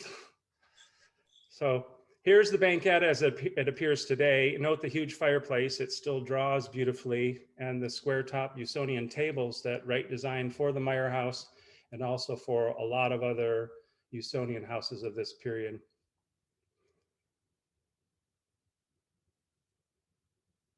Now, this is a great photo, but what you don't see, we had to shore up a pretty significant deflection by reinforcing the connection between the hangers from the roof joists. We also had to install additional reinforcing of the joists at the second floor balcony, utilizing flitch plates attached to the existing framing. So there really was kind of a tilt down on those dining room windows. That's the exterior as it appears today. And once the roof profile was back to the original, we had to have the copper colored aluminum bent in sections. That always was really probably one of the hardest problems to solve. We had, of course, concave and convex angles. So this is the home, and it was nearly finished as it sits today. Most of all the mahogany windows and frames were original. All the wood's original except the top piece of fascia and the 2 10-foot doors, which were bent and rotted, mostly from the water dripping. So anyway, I just had a great time renovating the house and restoring the house, and I had great help with Larry Brink, John Eifler, the builder Lee Dozema, and my neighbor Cale Tillery did a great job. So it's a pleasure to present to you guys, and that's my presentation. Oh my God.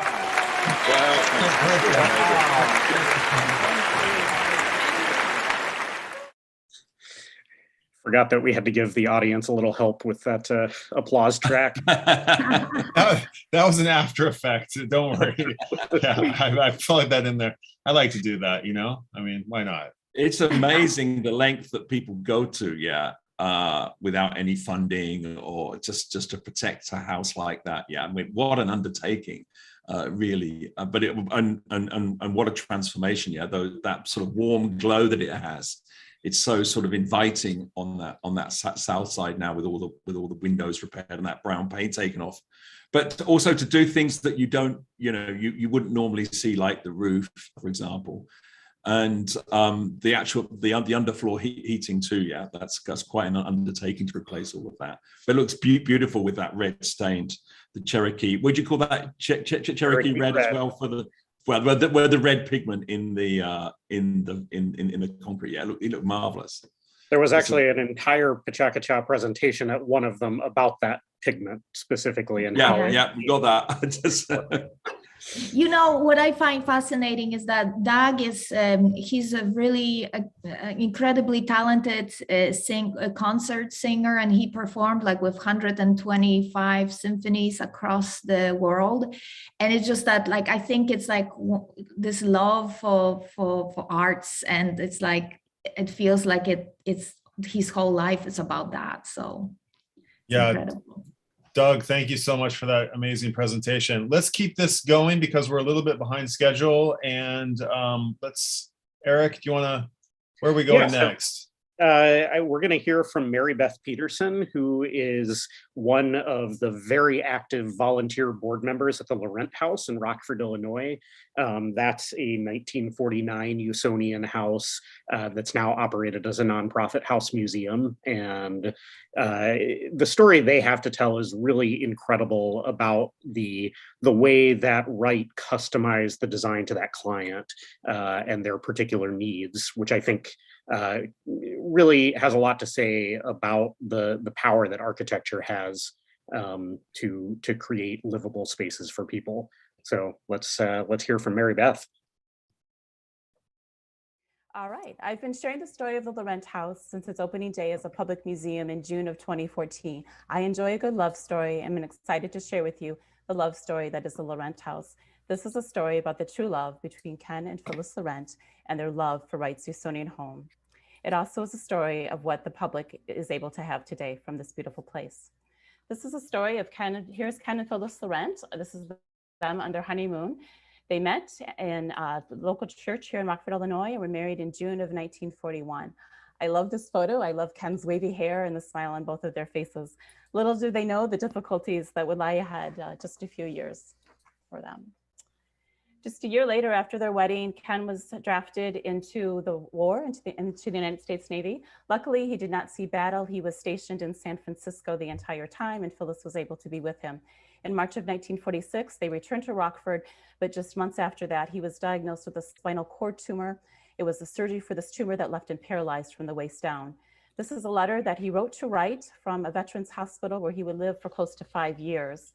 They learned about Wright through an article that they read on Lauren Pope's home, the Usonian home for Lauren Pope that Wright designed, that is today a museum out in Falls Church, Virginia. This is copies of the 2-page letter that Ken Laurent sent. Here is a copy of the original floor plan that Wright designed for the Laurents. Our house is a hemicycle Usonian, one of less than 10 hemicycles that Wright designed. Hemicycle means the use of intersecting arcs, for those who may not know the term. The original home is 1,400 square feet, 2 bedrooms and 1 bath. It would house only one family. The Laurents lived there for over 60 years. That's the house, how it originally appeared. I love the carport, and I've been told that car is a Hudson that you see there in the carport of that. Later, the Laurents would contact Wright to design an addition for them when they adopted their daughter. Unfortunately, Wright passed away before the addition was completed, but he did design it for them. They finished up working with John Howe. That is how the house looks today. There in the middle of the photo is where you enter the house. Notice that everything is at grade, so easily for the wheelchair to maneuver. I love the 7-foot tall Taliesin lamp that we have there at our entrance. The materials on that house are Chicago common brick and a red Tidewater cypress. At the right of the photo is the young family. Here is as you enter the home, you come into a compressed entryway, typical of Wright, where you enter into a compressed space and then are released into a more open area. Here you come into the main portion of the house. I love, if you pay attention on the left, you'll see how the beautiful board and battens continue that beautiful horizontal line through the house. The house is designed to be entirely from the perspective of Ken Laurent in his wheelchair. As you see here, it's perfect height for all of these tables, as well as for the furnishings that you see. So they're all designed to be just a little bit lower to accommodate his wheelchair. On the top right, you can see how he could easily maneuver from the wheelchair onto the banquette using just his upper body strength. Also, this height would leave him, if he's in his wheelchair, eye level with his guests on the furniture.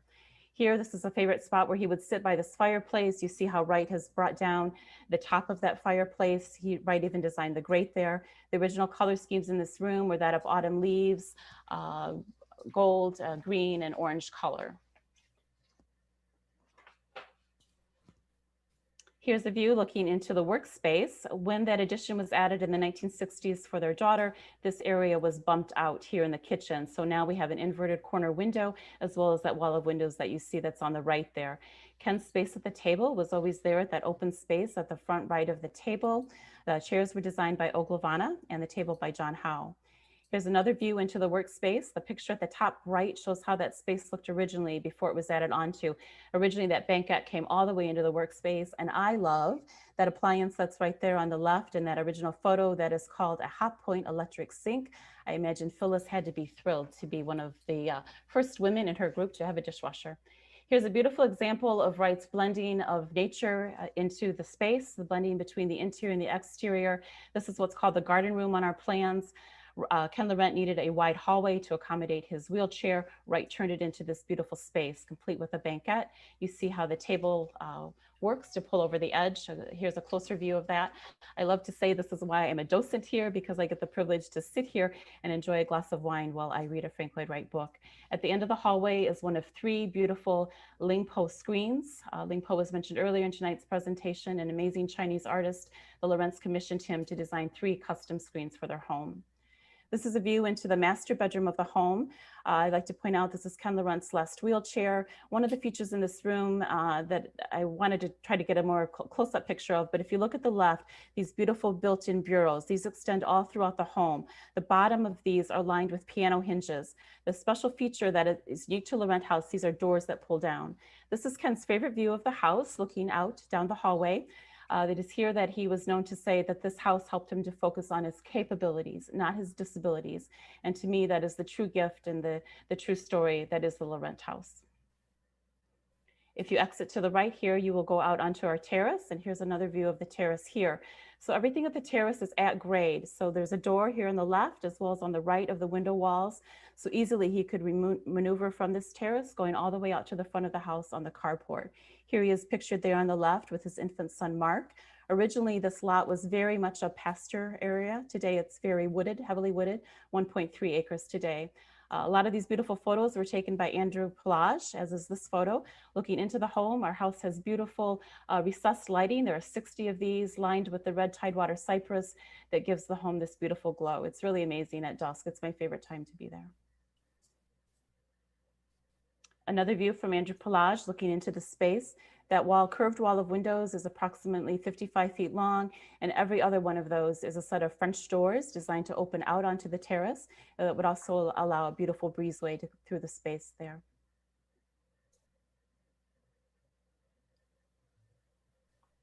And here's my last photo. I wanted to show a little bit of our docent team on the left as we're preparing and learning earlier in the season how to give tours differently during the COVID environment, to do it in a safe environment. The top right are a few of our board members accepting an honor of the Laurent House to be placed on the Frank Lloyd Wright Trail. I like to mention the man at the right of that photo in the Frank Lloyd Wright Trail in the red shirt is our founder, Jerry Heinsroth, who was personal friends with Ken Laurent and spearheaded the efforts to raise the funds and turn the Laurent House into a public museum. So thank you. I love Laurent House. Come and see it, please, if you haven't.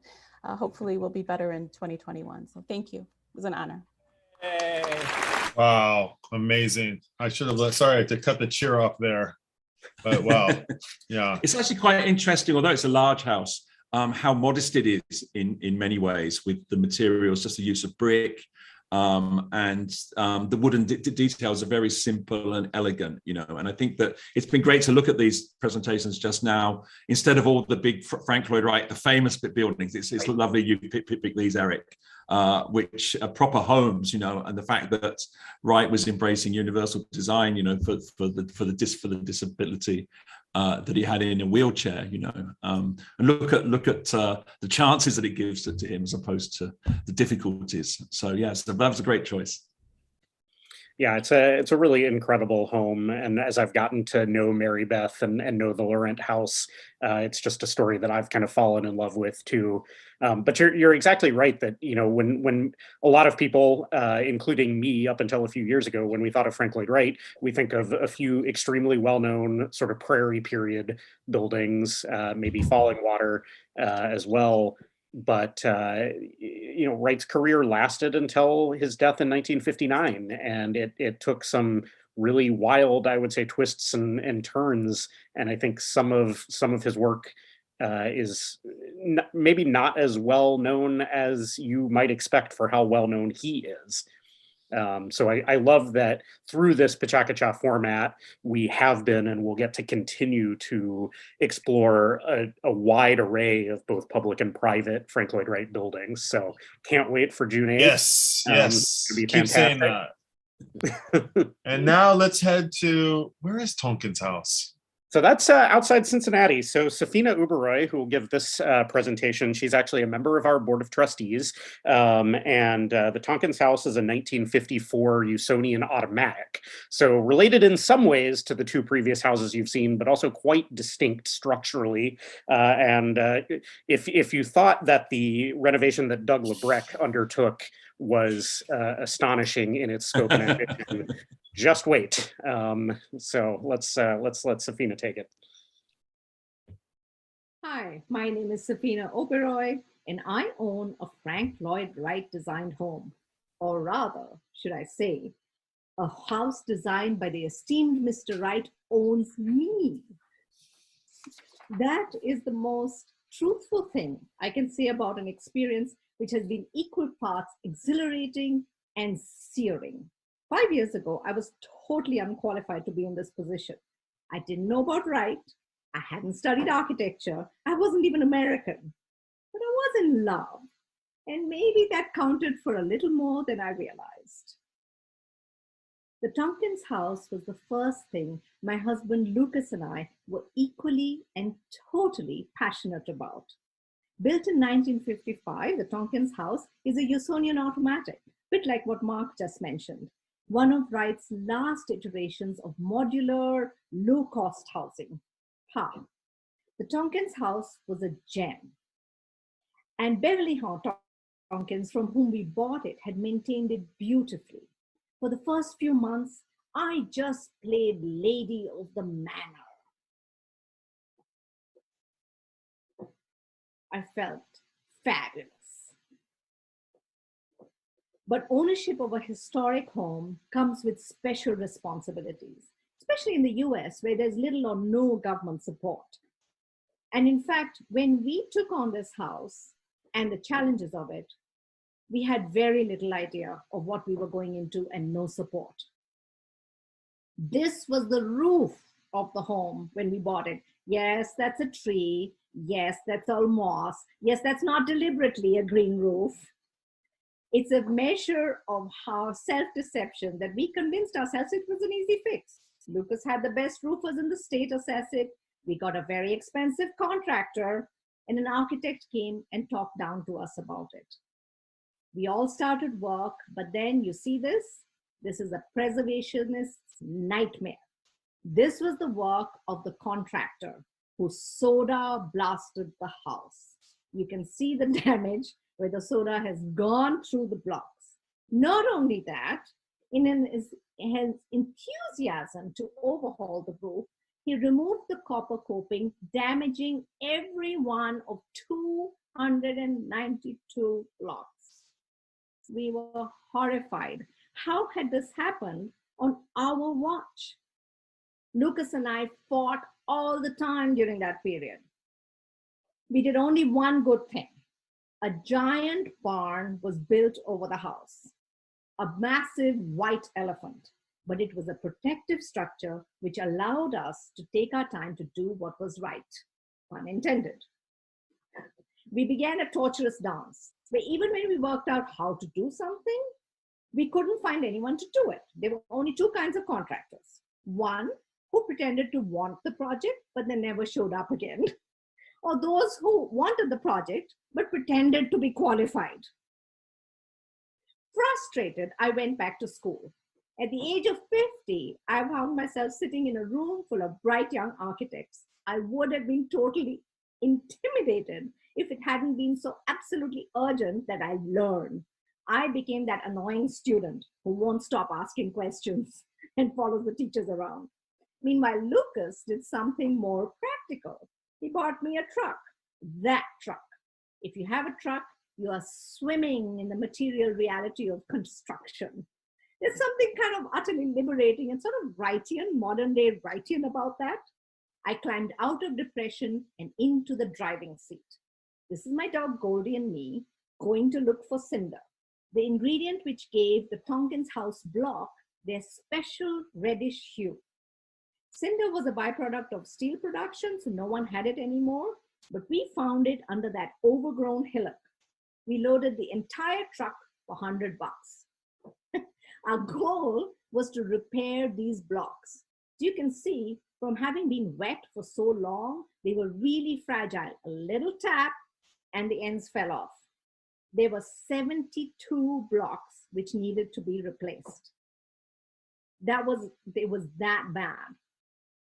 Over the next few months, we wooed every mason in this tri-state. No one wanted the job till we found these guys, M Concrete in Dayton, Ohio.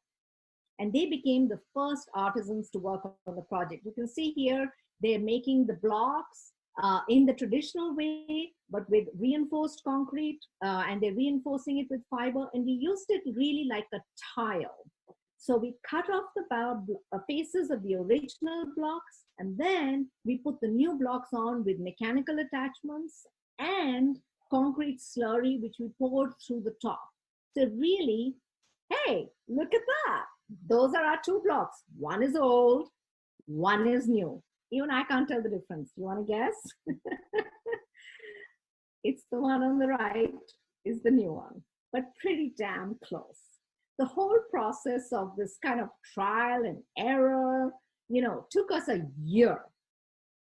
And it applies to every other part of the project, whether it was reinforcing the cantilevers, strengthening the roof structure, replacing the electrical system, doing the data, improving the drainage, laying the insulation, working out how a bitumen roof could work. All of that took a long time. But now we have a new contractor, that's Natty Buck Contracting, give us a lot more room and support. Eric Lloyd Wright, Frank Lloyd Wright's grandson, and the entire Frank Lloyd Wright Conservancy has given us advice. Okay, the real point, Lucas and I are still married. Goldie has become the best construction dog ever. It's not a happy ending because owning a Wright house is a never-ending process. But we've learned to have a great time along our journey. Thank you.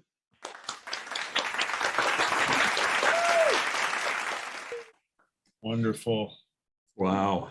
What is completely unbelievable about Safina and Lucas's story with the Tompkins house is that they have in fact bought a second Frank Lloyd Wright house. That No. Really? So I imagine that you'll be hearing more about that from us, maybe even on June 8th. I don't know, but I think we'll be talking a lot more about it. Yeah, they stepped in, right?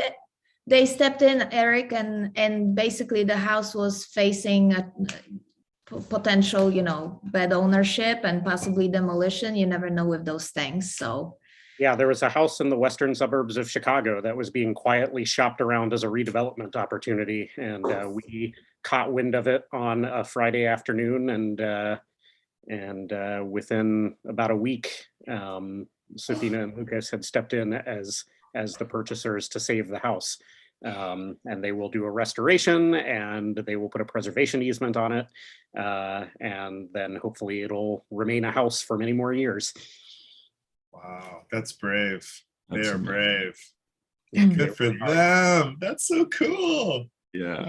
That's I remember when cool. I was in Chicago, one of the houses, somebody had bought, they bought the house, and then they'd taken out all of the Frank Lloyd Wright stained glass windows and sold those. They were worth more than that house, yeah. Wow. And then somebody's come in and actually replaced them all, but I'm not sure which house that was. But yeah, the memorabilia is so, or the antiques from the homes is so valuable now, that more valuable than the home. So these things do happen, yeah.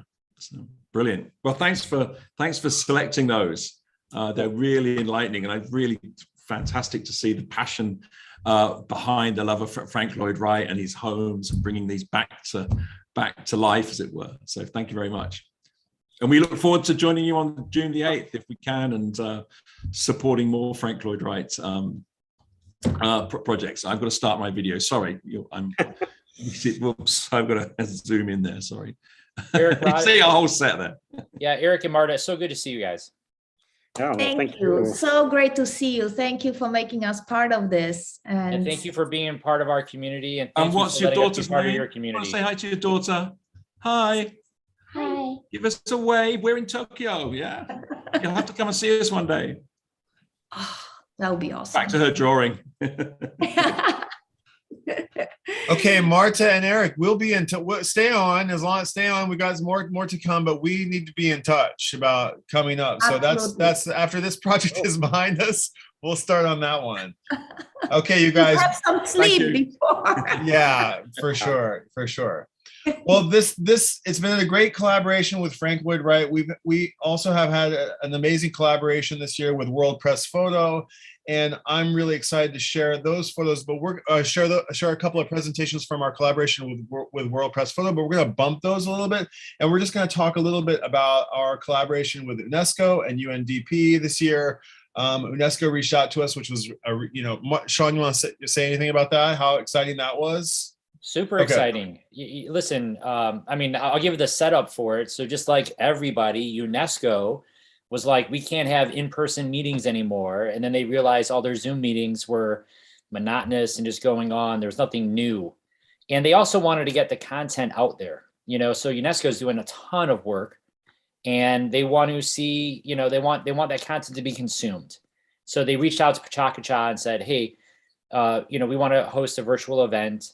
We want to force our researchers or people doing all this great work to try to help bubble up and tell the greater story so it could get wider reach. And that's where there was a partnership that was born. So an event came together called Aqua Todavia, and it was about water safety and water security around Latin America. And we heard from presentations from something like 14 different nations, all across Latin America. It was very exciting. A great number of presenters put together. And we had the know-how of an old friend of PK, Gabriel, who I see is just coming on screen. He's in Lima, Peru. He is the original organizer of the PechaKucha Night series in Lima, and then he went to Barcelona and was there for a number of years, and now he's back in Lima. And we became friends, closer friends through working this project, despite him having organized PechaKucha Nights in Lima for some, I don't remember how many number of years or how many, we'd never met face to face. And as soon as we met, we instantly realized we were kindred spirits, and we had a great time collaborating. And, he took me into his little personal world a little bit. I think we're looking at a painting or a drawing of his father's on the wall behind us. His father is a noteworthy artist in Peru, and it's amazing work. I got shown some of the collection, and this guy is a master. He's so great, and I kind of wanted Gabriel to present about his father's work, and I don't think that's coming today, but I'm still, that request still stands. But he's put together. Hi, Gabriel, how are you? Hi, Hello, Brian. Hi, Mark. Hi, Sean. Hi, everybody. Guys, let me tell you that I love you. I love PechaKucha, and I'm thrilled of being here and part of this creative stream today. No, I'm not going to share about my father's work today. It's been quite a long journey together, exploring the possibilities of the PechaKucha presentation format. It was a pleasure to work with you and UNESCO from UNDP Peru, working for the Agua Todavia, and we are currently exploring another possibilities to make PechaKucha format work for accelerating the dialogue, the building of trust, confidence between people. So I'm extremely happy to be here sharing with you. And you asked me to present about love and optimism, and I'm super thankful with you guys for inviting me today, because this exercise of preparing this presentation made me look back and embrace with love my past, my history. I'm going to tell you about something that happened in my life 5 years ago, and the story starts with a PechaKucha presentation. So I think this is a part of the story that you are going to love as well, and I'm ready to share it here. I'm going to do it quite spontaneously, but I hope you enjoy it. All right, Gabriel. The 20 slides are yours. Thank you. Well, everything started with a PechaKucha presentation. As I told you, my first PechaKucha night was in Buenos Aires, 2007, 15 years ago. And this was an explosion of creativity. I went back to Peru and wanted to organize a PechaKucha night, didn't know how to start. And in a party, a friend of mine told me that she received an email from PechaKucha Tokyo, and she was about to organize the Lima event. So I got really excited about it. I had the experience in Buenos Aires, and we started organizing in Lima as a part of a beautiful team that is still running the event. We started for an audience of 100 persons. Then we jump into a theater for 200, then a park for 3,000, speaking of Amazon rainforest and other topics. And this triggers me and my friend Daniela, who's here in the picture, someone that who I love as well, triggers us the need of developing our own projects. We were running PechaKucha nights, having contact with a lot of creatives here in Lima, but we figured out when is our opportunity to jump there in the stage and share our own project. So we basically rented an old cinema club in front of our house, and we transformed it into a creativity center. This idea of a place that could change from an art gallery to a special classroom, or a place for theater or for dance or for painting, or gathering all together to create in a place that it is like the PechaKucha experience, diverse, quick, every time changing. We invited a lot of friends to come with us to transform this place, and we started running it without knowing what it is, creative lab. We were inspired by the super flat concept of a multi-space where we also ran PechaKucha nights, touching different topics, gathering and weaving an ecosystem of creative people here. And what we learned about creativity were 4 lessons. The first of all, or the 4 needs of creativity and what a creativity center provides. First of all, we need to absorb. Creativity doesn't come from nowhere. We need references. We need a background. We can't create from nothing. We need to create from something. So a creativity center provides information, references, stimulation for creativity. We need constantly to absorb and to fulfill our box with new ingredients to create. Our second lesson, or the second need of creativity, is about connections. We need to connect, but not only connect ideas. We need to connect people. And that's something that I love a lot, to gather people together, to exchange and to share. So creating connections between people lead us to collaborations, and of course, to the development of new projects with different perspectives that can lead us to not only to beauty or pleasure, that is something that art and culture give us, but also to solve problems, to start understanding we are a collective and we need to activate our collective action. The third lesson, it is about learning.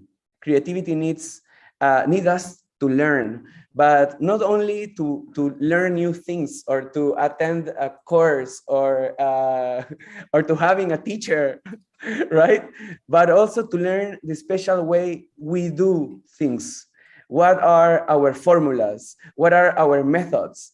Once we understand and we have this zoom out about what we do and how we do it, then we can share it. We can share our formulas, our methods, and the impact of our projects expands. And the fourth lesson is about to make.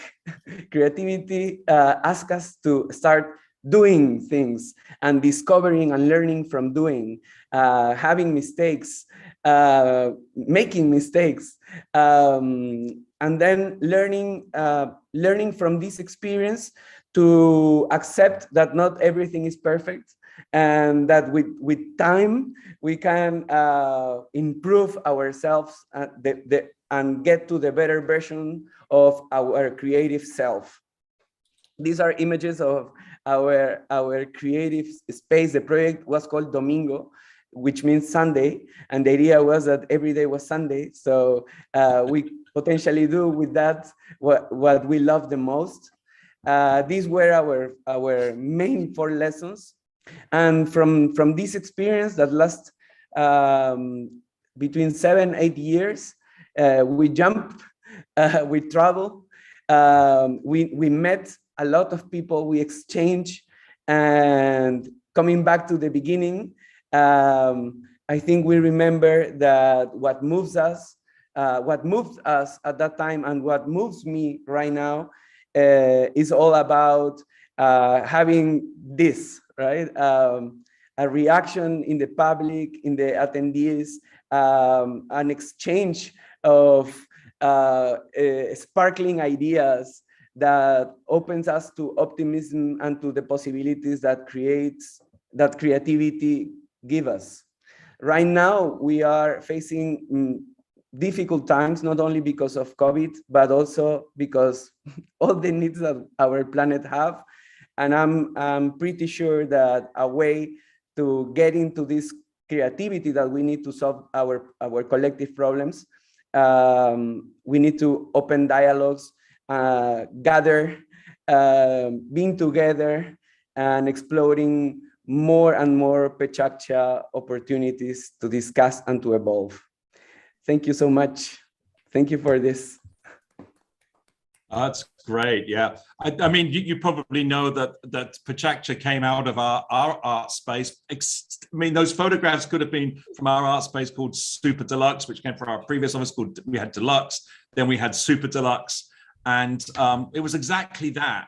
And every day was Sunday for us. We had an event each day. And it was because we had a few dead nights and we didn't quite know what to do with them, and we weren't making any money. Our financial guy said, you should invent an event, and that's how PechaKucha started in this art space. And it was at the dawn of digital photography and Keynote on the Mac and projectors. And that's how we got that going 19 years ago. Yeah. So it was really brilliant to see those. I know that Brian would say it's a reflection. Those pictures could have been exactly from Super Deluxe in Tokyo. So something that happened to you, Mark, 20 years ago changed our life. It's like you see a reflection. You see a reflection there because we took the inspiration and moved forward. It's amazing. And I think it's really important it's a great experience for us to run a space and to realize what makes people come to the space, and the interactions that happen and how you can multiply that. And I think as a young person, it's great to do that. And then things multiply out, and here we are going all around the world. and now we are. And thank you for helping be our ambassador for PechaKucha. Absolutely invaluable, Gabe. Absolutely invaluable. Before we get into I guess the work thing, come on, man, dude, you're just such a spirit. You move me, and I love that. I'm like writing a note to Ryan. He's one of the guys on our team, and I'm like, you got to listen to this presentation by Gabe. I can't wait to circulate that out. But and then going back to the work thing, dude, yeah, you helped us so much in that UNESCO event. Very, very happy in every facet. Thank you for that. I think we were a perfect match. From UNDP, we were pleased to be part of it. Thank you for inviting us, and for sure, we are looking forward for more collaborations and more opportunities to put into practice the PechaKucha format in order to accelerate change and make it useful for the conversations that we urgently need right now. Gabriel, every time I talk to you, it's like I'm drinking one of those green superfood drinks. You are good for us. You're good for us. You're healthy for us, you know? I love talking to you every time. Thank you so much. You're like a brother now. Thank you ever so much. So I'm so happy to have you on this, and I'm looking forward to our next opportunity to collaborate. Thank you so much. Yeah, Gabrielle. So you know the Lima team that you started is coming on at your 8 p.m. So maybe you come say hello to them and answer some of the people in the chat. Lots of people sent you nice comments in the chat, and I think you got a lot of encouraging comments. Yeah, so thanks everybody. Thank you so much. Ciao, ciao. Okay, ciao, ciao for now. All right, well that's goodbye to hour 20, and we are heading into. Oh my gosh, I feel that just gave me the boost of energy that I needed. Seriously. Bum, ba, ba, bum, hour 21. And we've got, let's do our little map here. Are we go? I forget which order we're going in. Hold on, you're gonna have to, let's see. Hold on, Mark, you're muted. Mark, you're muted. So we're going from Lima into where we just were. What a great city that is, huh? And we're off to, if you're right, Stillwater, yes. Stillwater. Represent Oklahoma in the house. What's up, Morgan? Yo. And well, Alex, we've got Alex in Honolulu too, but I don't want to, that's going to be a surprise because that's going to be a fun little map journey. Morgan, are you feeling it? Are you doing good? What time? It's in the evening there, right? Okay, it's in the late afternoon. Who's your wizard behind you? Who the heck is that? It's we lost you for a little bit. Is that just me? Oh no. You're back. You're back. You're back. I think we're good. I think we're good. That was us. Yeah. 5 that p.m. was Saturday. Okay. Well, Morgan, thanks so much for coming along. It's always nice to see you. Morgan and I go way back. We've hosted an exhibition together. Morgan's a sculptor in my home state of Oklahoma, and then a couple towns over we've lost Morgan. Are you guys there? No. We're here. Okay. Better right, Wi-Fi. good. Sorry. All right. No Connected worries. to the coffee shop first. Okay. And so we're very happy that and he's got connections, roots to Japan too. We both our spouses are Japanese, so we can do a little Nihongo desu ne. And we're gonna do, let's see, Stillwater, USA. And Morgan has brought on his friend Bobby. Hi, Bobby. How are you? I'm great, man. How are you? Thank you for we know you're busy and we know you're in high demand, your attention. We're lucky to have your time. So thank you for being with us. And we're excited to hear from you. You're a cyclist. And I think what you're doing for Stillwater is pretty amazing. You're putting Stillwater in the map in a big way. I think Morgan's putting Stillwater on the map with a big way with his own work and with the PK series that he started there. And so without further ado, Bobby, are you ready to get into it? I'm ready to go, man. Let's just give this a shot. Let's do it. Bobby, the 20 slides are yours. All right. It will slip right through your fingers. It will walk directly past you without a sound. The present is never as good as tomorrow will be. Tomorrow will be better. It must be. This can't be it right now, this moment. Surely it is not whole. Surely it is incomplete. Something is missing. Yesterday holds some illustrious nostalgia and want that seems impossible to recreate in the current moment. Today can't be as good as it used to be. And tomorrow will surely be different. Surely better is to come. Remember that time? Do you remember? How could it ever be better than that one time? The one constant in our beautiful, whole, and all at once broken lives is change. Change. We try our very best to cling to the goodness and wholeness of yesterday, while always believing that tomorrow will be better, that it will be different. Effortlessly, we are incapable of keeping things the way they were. It slips, and tomorrow will assuredly be different than we had imagined it just hours before. Change Stay gold, pony boy. Stay gold, for nothing will stay, nothing will stay, nothing but change. Never of what is to come will have the comforts of what was. Never can the past hold the insane excitement of what yet hasn't been.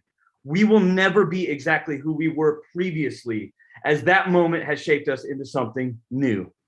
Present. We are constantly searching for what was or what will be, and so intently stare at our shoes instead of being captivated by the sky. Surely it must be better than this. Where am I headed? Just look at where I have been. This present can't be all. The truth and my path, they have not arrived yet. It will come tomorrow. Present. The present is it. The present is all we truly have. We cannot change the past, and the future is not guaranteed. Hold tight. I say it again, hold tight. It is called a present after all, for it is all we have. Treasure it for all it can be and be humbled by all you never thought could be possible. This moment and this deep breath is it. This is it. You must decide this moment's greatness. Is this really happening? Am I actually living in this moment, in this present? No person and no thing on this earth can or should decide it for you.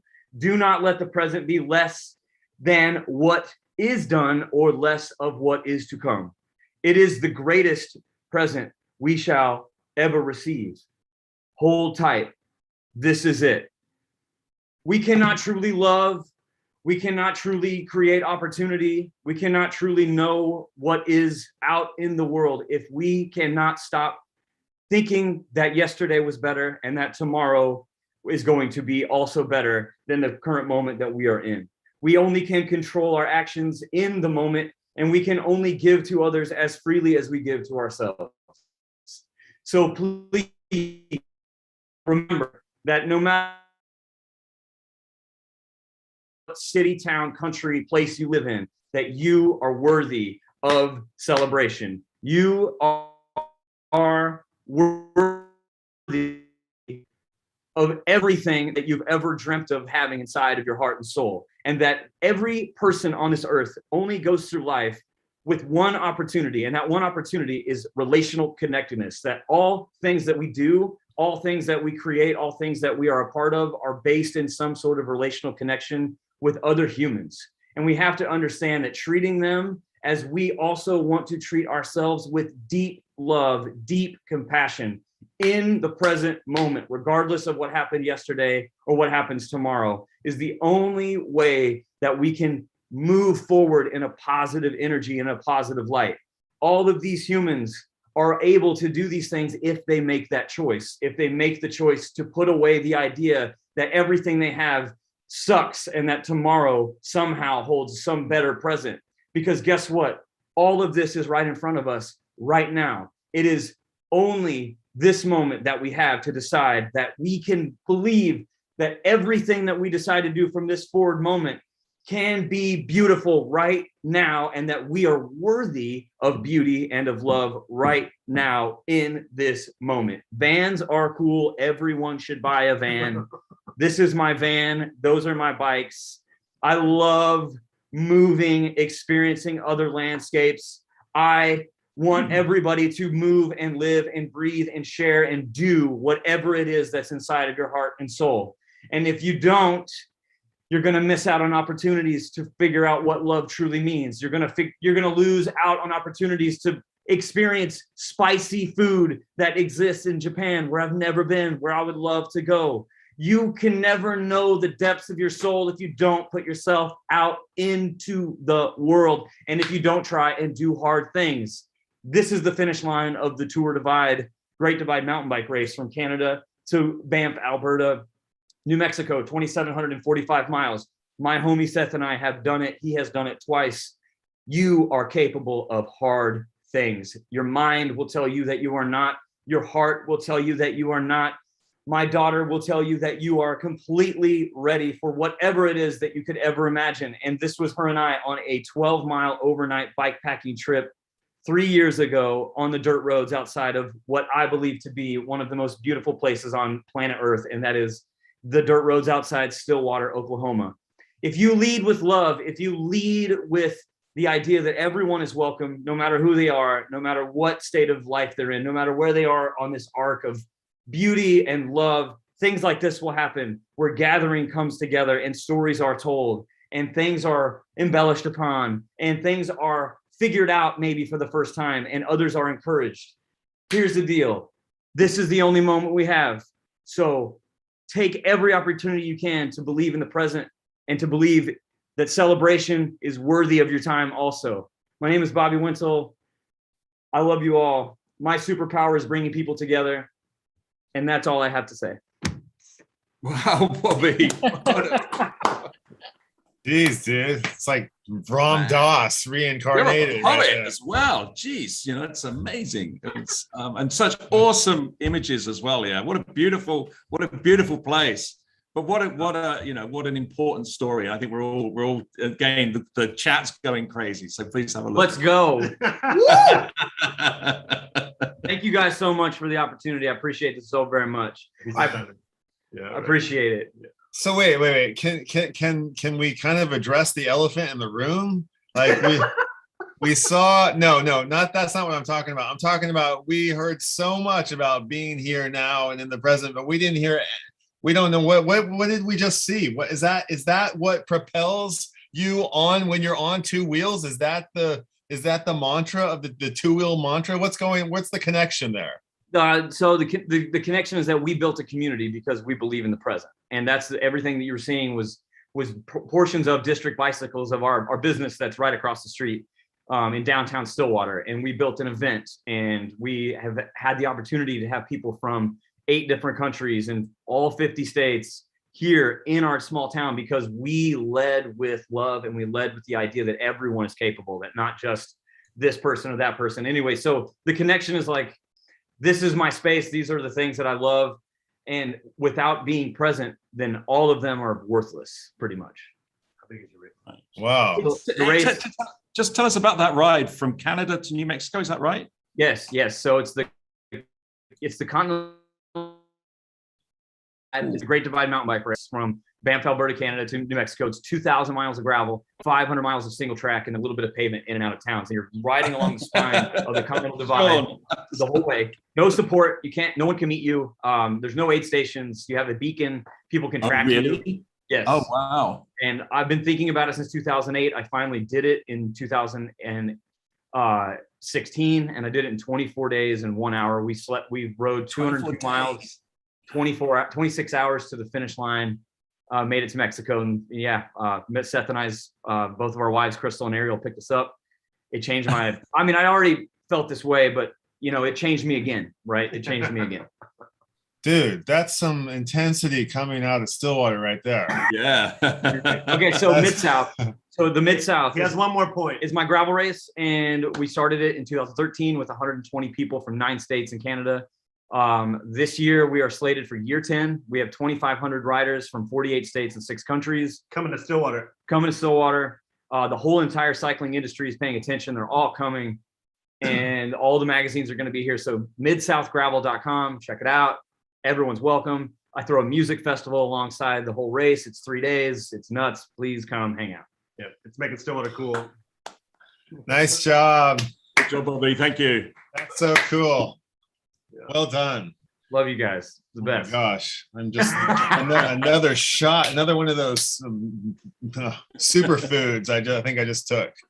All right. Well, we've got one more. Your cohort right there. Oh baby.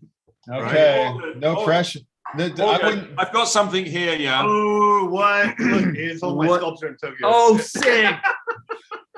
So Astrid is having a little nap right now. So I'll put him or her next to me. So Morgan came to Tokyo and he carried this. This is made of rebar and it weighs a ton. Okay. And it takes pride of place in our office. I'm in the meeting room here. It sits just over there. I just picked it up. And it's a really fantastic sculpture. And it's something we look at every day and it reminds us of you in Stillwater. So she's going to sit here and listen to your presentation. Oh, super special. Thank you. All right, Morgan. Are you I'm ready? A different type of I'm a different type of alcohol drink than Bobby. Okay. Yeah, so I actually started PechaKucha because I'm a contemporary artist, or started PechaKucha here in Stillwater, trying to share some of what I'm from Stillwater. I wanted to have a presence here in Stillwater and share some of the talent that it was always frustrating to know so many different inspiring people here, and have a platform to kind of give back as a contemporary artist. As a contemporary artist out of Stillwater, Oklahoma and Stillwater is kind of known to be country and kind of cowboy and classic horses and cowboy stuff. And actually have a college in town that is, the mascot is the Cowboys. So we kind of live under this shadow. And as a contemporary artist, PechaKucha gave this international little leg and platform to share some bigger stories beyond just the stigma of what we were expected to be. And kind of with the help of people like Bobby in our community to share and expose and connect, it actually has brought it's brought the community together and helped us grow in ways connecting passionate people, as PechaKucha platform is its signature style does, and it's held true here in Stillwater. I'm a contemporary artist based out of Stillwater. I grew up here and have kind of, I felt that struggle of, or shall we start the slides, Morgan? Yeah, sorry, I thought we okay, here we go. Ready? The 20 slides are yours. Off we go. Okay, thank you. Yeah, so I'm a contemporary artist based out of Stillwater. I grew up here and kind of was frustrated with not knowing what I was. And I've always spoken, or always saw these organic, I was always interested in the world around me with clouds and shapes, and finally was able to put a spin on what I had to offer when I found jewelry and sculptural language. But these are some of the different forms that I've had the chance to make, and some of the galleries and places that and the variety that I've been. And these black pieces in the center of this slide are a show I did in Tokyo, basically that was inspired or brought about by being able to present there in Tokyo at the OG with Mark and Astrid and Brian and everyone there at Super Deluxe. As a kid, I was very inspired by the ocean. These are some of nudibranchs that I learned that are my favorite creature to be inspired by. They're like sea slugs. They clean coral, and they're camouflaged is why they're colored and textured like they are. But when I'm stuck it's my go-to to try to break that barrier of where to start and help my imagination kind of get off of high center. I've cast pieces. These are some stainless forms, some bronze forms that I've done, different commissions and projects. This stainless piece was actually a baptismal font. Being here in the Bible Belt, I was inspired or commissioned by the church to do a holder, a vessel for holy water. This contemporary table was for a gallery that it was based on a series of sketches and loops, and I was asked to do a table for them, and kind of became this continuous form. And then from the sketchbook, as raw as the sketches are, the sketch then moves into like 3D software, Rhino software, and gets dimension and kind of material choice, and then gets cut out, and then starts off really raw as you assemble the thin sheet metal as a hollow form to make these kind of organic shapes alive. And then you sand and grind all the edge work and do Bondo. And this piece was used with auto paint to paint it, and then sold out of a gallery that I work with. This was me at like, I think I was 8 years old. my dad had just returned from a trip from Nara, Japan, and brought me this shirt. All you Wow. Japanese speakers, do Ichiban. you know what that says, Mark? Ichiban, number one. Ichiban, Yes. right? But I love cloud forms. Man, I just so many days, even as an adult now, I just want to lay in the grass and just stare at the clouds and just feel thoughts come through my head. And the murmuration here of birds and the cloud forms, and just letting your mind cool and wander is so important to imagination and to free thought. And it never has. It's the tough part is making it important and knowing and keeping it at the front of your to slow down and kind of let that thought still allow wander in your mind. I was really inspired by like Salvador Dali and anatomy. They kind of usually probably not very well connected, but inspired by Salvador Dali as an adult doing crazy things. It's like, wow, he knew what was important and kept his imagination into adulthood. And I kind of wanted to hold on and grasp onto that jewel as I grew up and not let that go. And I'm still trying to keep that in front and center with all the distractions and bills and classic stuff of adulthood, but it's still the heart and soul of what I do. This is a dining set that I did with tables and chairs for a client in California. And this table has 100 legs, and it goes through the center sculpture of the table. And being a square, it has to be interesting on every side as an organic form. And this form was actually inspired by a page I tore out of a National Geographic of a murmuration of fish. And so I felt like the murmuration was I could see beyond just the 2D page and try to imagine what the rest of the shape of the fish were looking like. And so I sculpted this form with that idea of the fish kind of twirling and spinning and that fluid movement. But this piece is made out of plywood, lots of sheets of plywood glued together and then carved and shaped. It was a really tough piece, but I drilled the holes, drilled all the 100 holes first, and then I sculpted the piece. That way I could have a consistent depth with all the legs as I then ground the piece down and shape the piece in 3D. But it is a really tricky component to make it look interesting and to make all the legs work with that.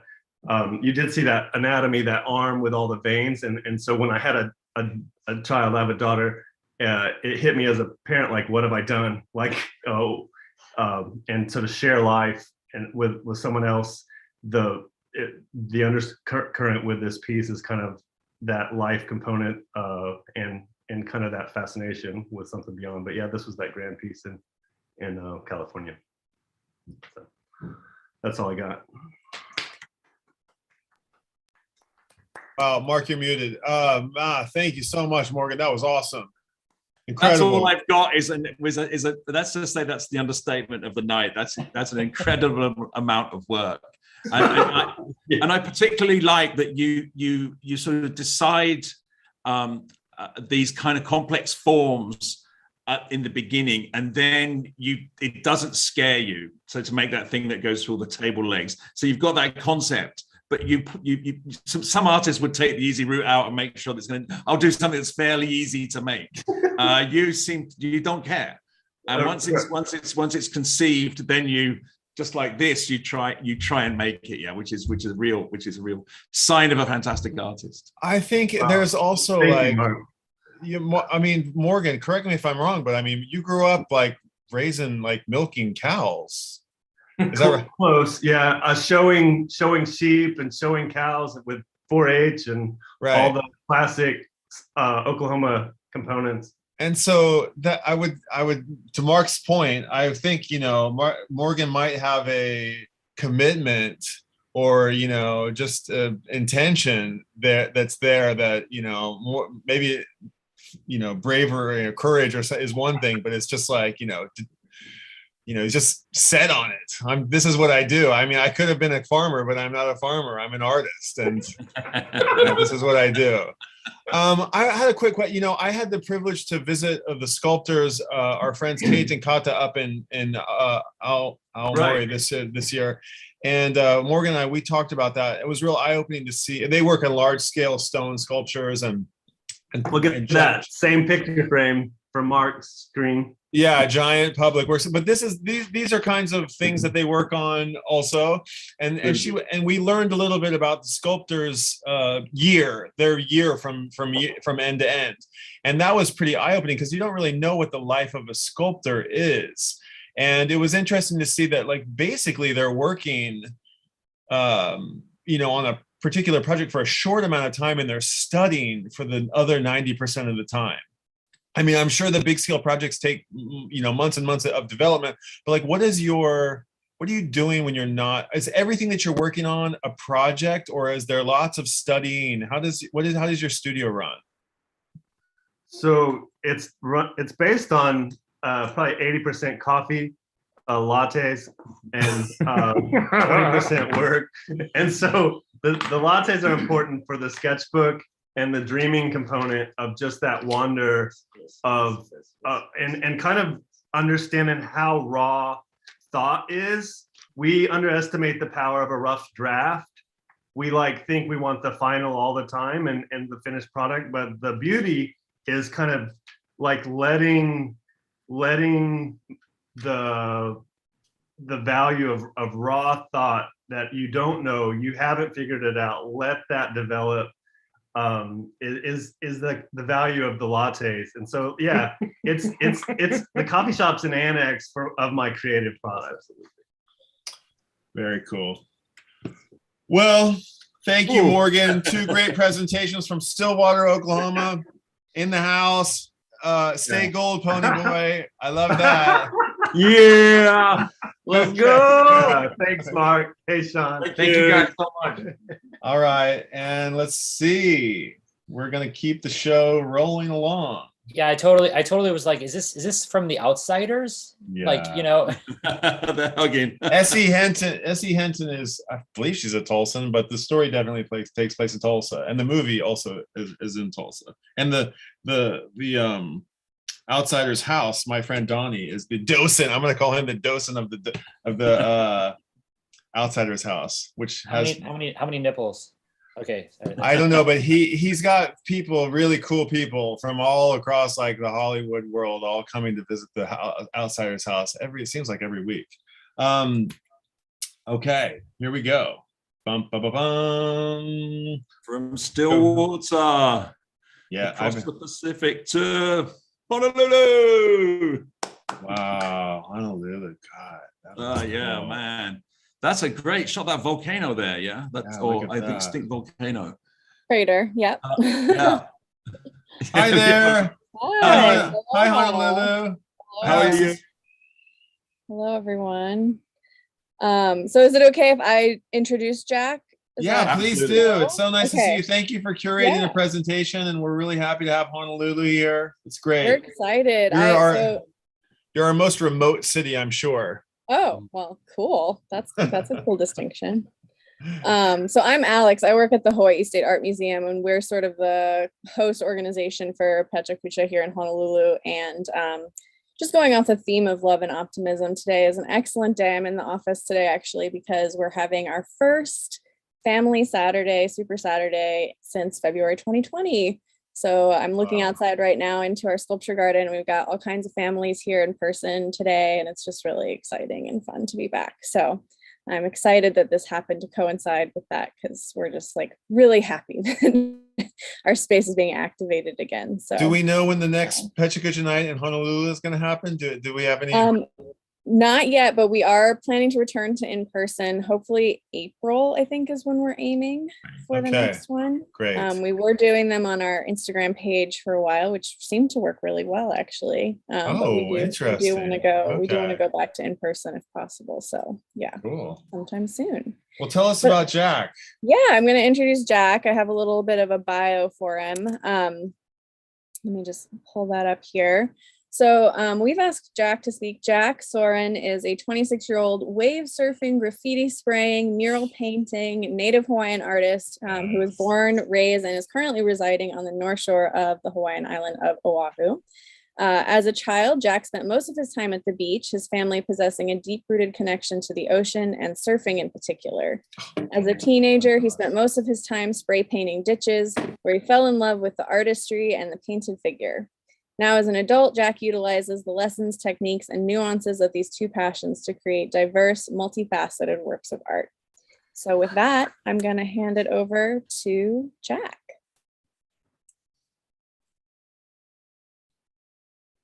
All right. Hey, how's it going? Jack. Can everyone hear me? Yeah, we got you. I think we might have lost Brian though.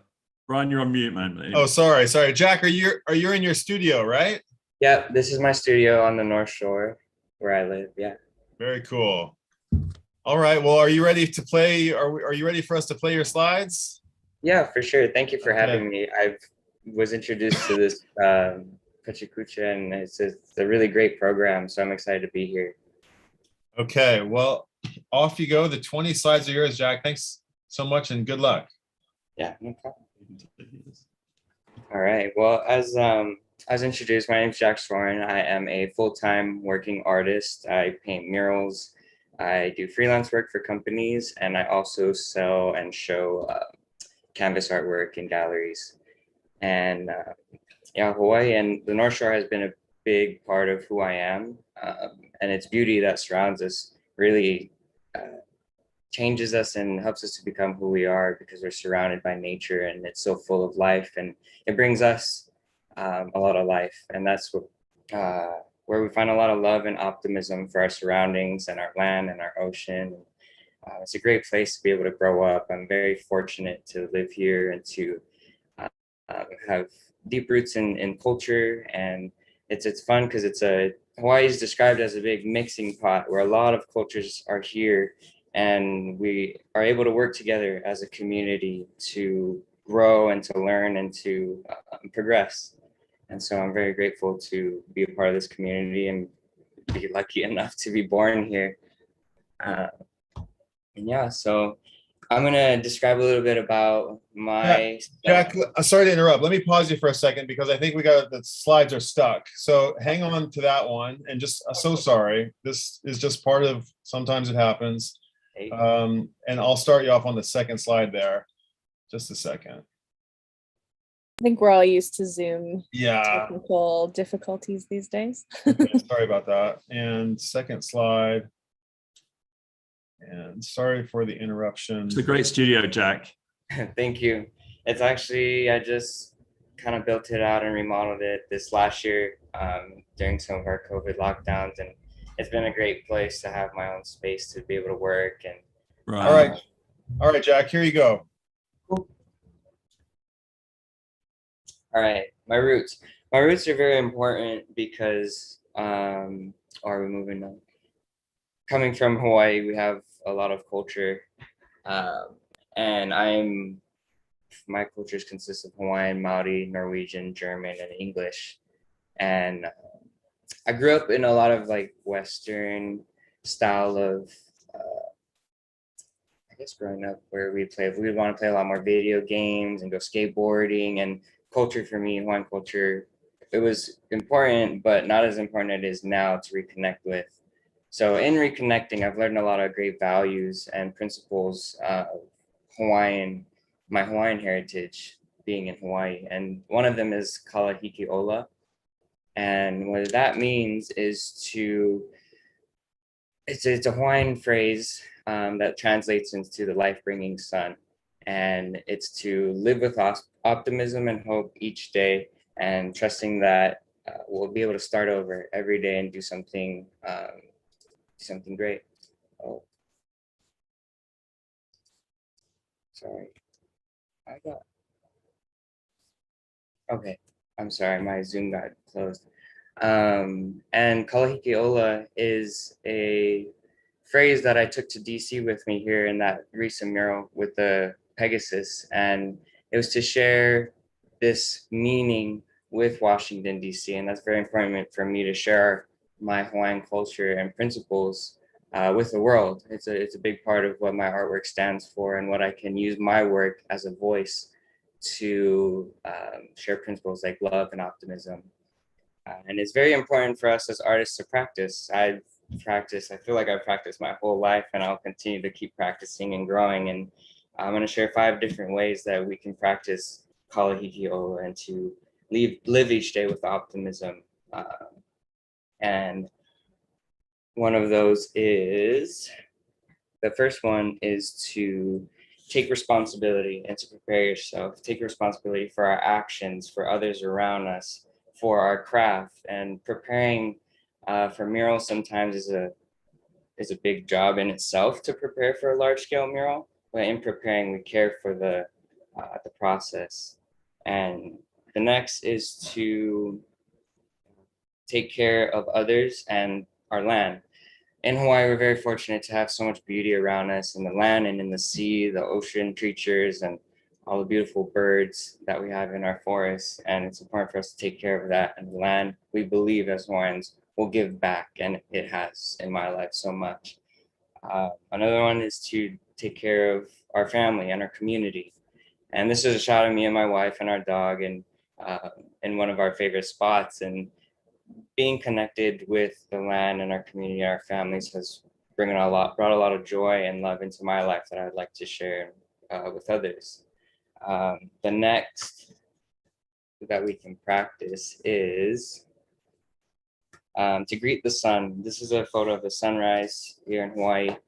And the sun has a lot of energy, it has a lot of power, it has a lot that it can do for us. And when I'm in my studio all day and I step out because I just need that sun on me, it really brings me that energy I need to keep going throughout the day. And that's a fun little simple way we can practice. And then the fifth is to greet the sun and to receive the sun and breathe in happiness. And this is one of my paintings. I'm using some of my artwork to kind of illustrate my thoughts. And this piece is a meditative piece for me. Just as we sit and contemplate and take it all in, it definitely changes our hearts and our minds in order to keep moving forward. This is me with this mustache that is, it takes a lot of real estate on my face, but it's fun. And what I've had to do is to figure out how to love myself. And that was a big part of my life that helped me to grow up a little bit more and to care for myself and love myself and be okay with who I am. And this photo here is an image of what I would put in community, the strength in community. As we love each other and love ourselves and love others, we create community, and in community, we grow and prosper. This is a picture of me surfing. I have a very spiritual relationship with the ocean. And my family has surfed for generations, and so we take care of the ocean because it gives back. Like this, some of you may not be able to experience this getting barreled in a wave, but it's one of the most beautiful things. And that brings joy and hope and happiness. And so I take care of the ocean and take care of me. Love for the process, love for my work has been able to allow me to do scary things and overcome fear. I haven't always been a fan of heights, but as you see here, we're always up in the sky painting murals, and the love for my work has allowed me to do hard things and things that I was scared of, but I loved it so much and I wanted it. And the opportunity that we overcome our fears when we have love in our hearts for what we do. Let's see, heroes of love. Duka Hanamoku is a legend here. He's one of my greatest heroes. And one of the things that I like to share about him is that no matter if you were a visitor or if you're a local, he shared surfing with everyone in the world. This is from the reference for that photo was a tourist that he was taking surfing, and he had that love for the sport. He just wanted to share it with everyone, and that creates that connection as humans. And sharing the love here, I know that the generations underneath me will look up to me and want to have these opportunities, and through my experiences, I can share with them with love. And this is a lei that represents how we share love to people who come or on a special occasion or visit. And it's a greeting and almost like a token that is almost like a hug from the beautiful flowers that we have here in Hawaii, and being able to continue this pattern of giving love and receiving love, practicing optimism is my message to share today. Wow, thank you so much, Jack. That was so lovely. And all the colors actually from that slide where you're surfing, you can see all those colors in your paintings. Those are the paintings. It's kind of, I was really impressed. And of course, yeah, the sun, yeah, it's the warmth, the sunshine, the friendliness. It's the yellow and the optimism in life. Thank you. Jack, sorry about the hiccup, the technical hiccups, but you rolled with it excellently. Thank you so much for just stepping up. Appreciate it. Thank you for putting this on and hosting and allowing me to be a part of it. Yeah, beautiful. Especially also the picture of the lake. Yeah. You got me on pink, man. But do look in the chat. There are lots of lovely comments about your work and things. So yeah, and Jack, drop your links in the comments, and let's stay in touch and broadcast your work out to the PK community and beyond. Alex, thanks for curating a great presenter, and we're so happy to have Honolulu as part of the PK family. And we can't wait for your next event. Keep at it. And the museum, tell me the name of the museum once more. The Hawaii State Art Museum. Hawaii State Art Museum. We thank the Hawaii State Art Museum too. They're great supporters of PK Honolulu. They're always, I know. Yeah, so thanks so much for that. Thank you guys. We're really happy to be part of it. So thanks. Okay, well, let's keep in touch. Yeah. Thank you. All right. And So Brian, we have a couple PK picks coming up. Yeah, from HQ. And what are we going to do first? We're going to do them all? I think I put it in the order, Okay. but the first one is one of Ryan's picks. All right, Ryan. And so Ryan, welcome back. Hey, how are you? You know, I think I last saw you on camera about 12 hours ago. It was less than that, but I managed to take a shower in between then and now, and I just feel much better. So hopefully everybody who's been up for a long time. Don't make us jealous, Ryan. No. Soon.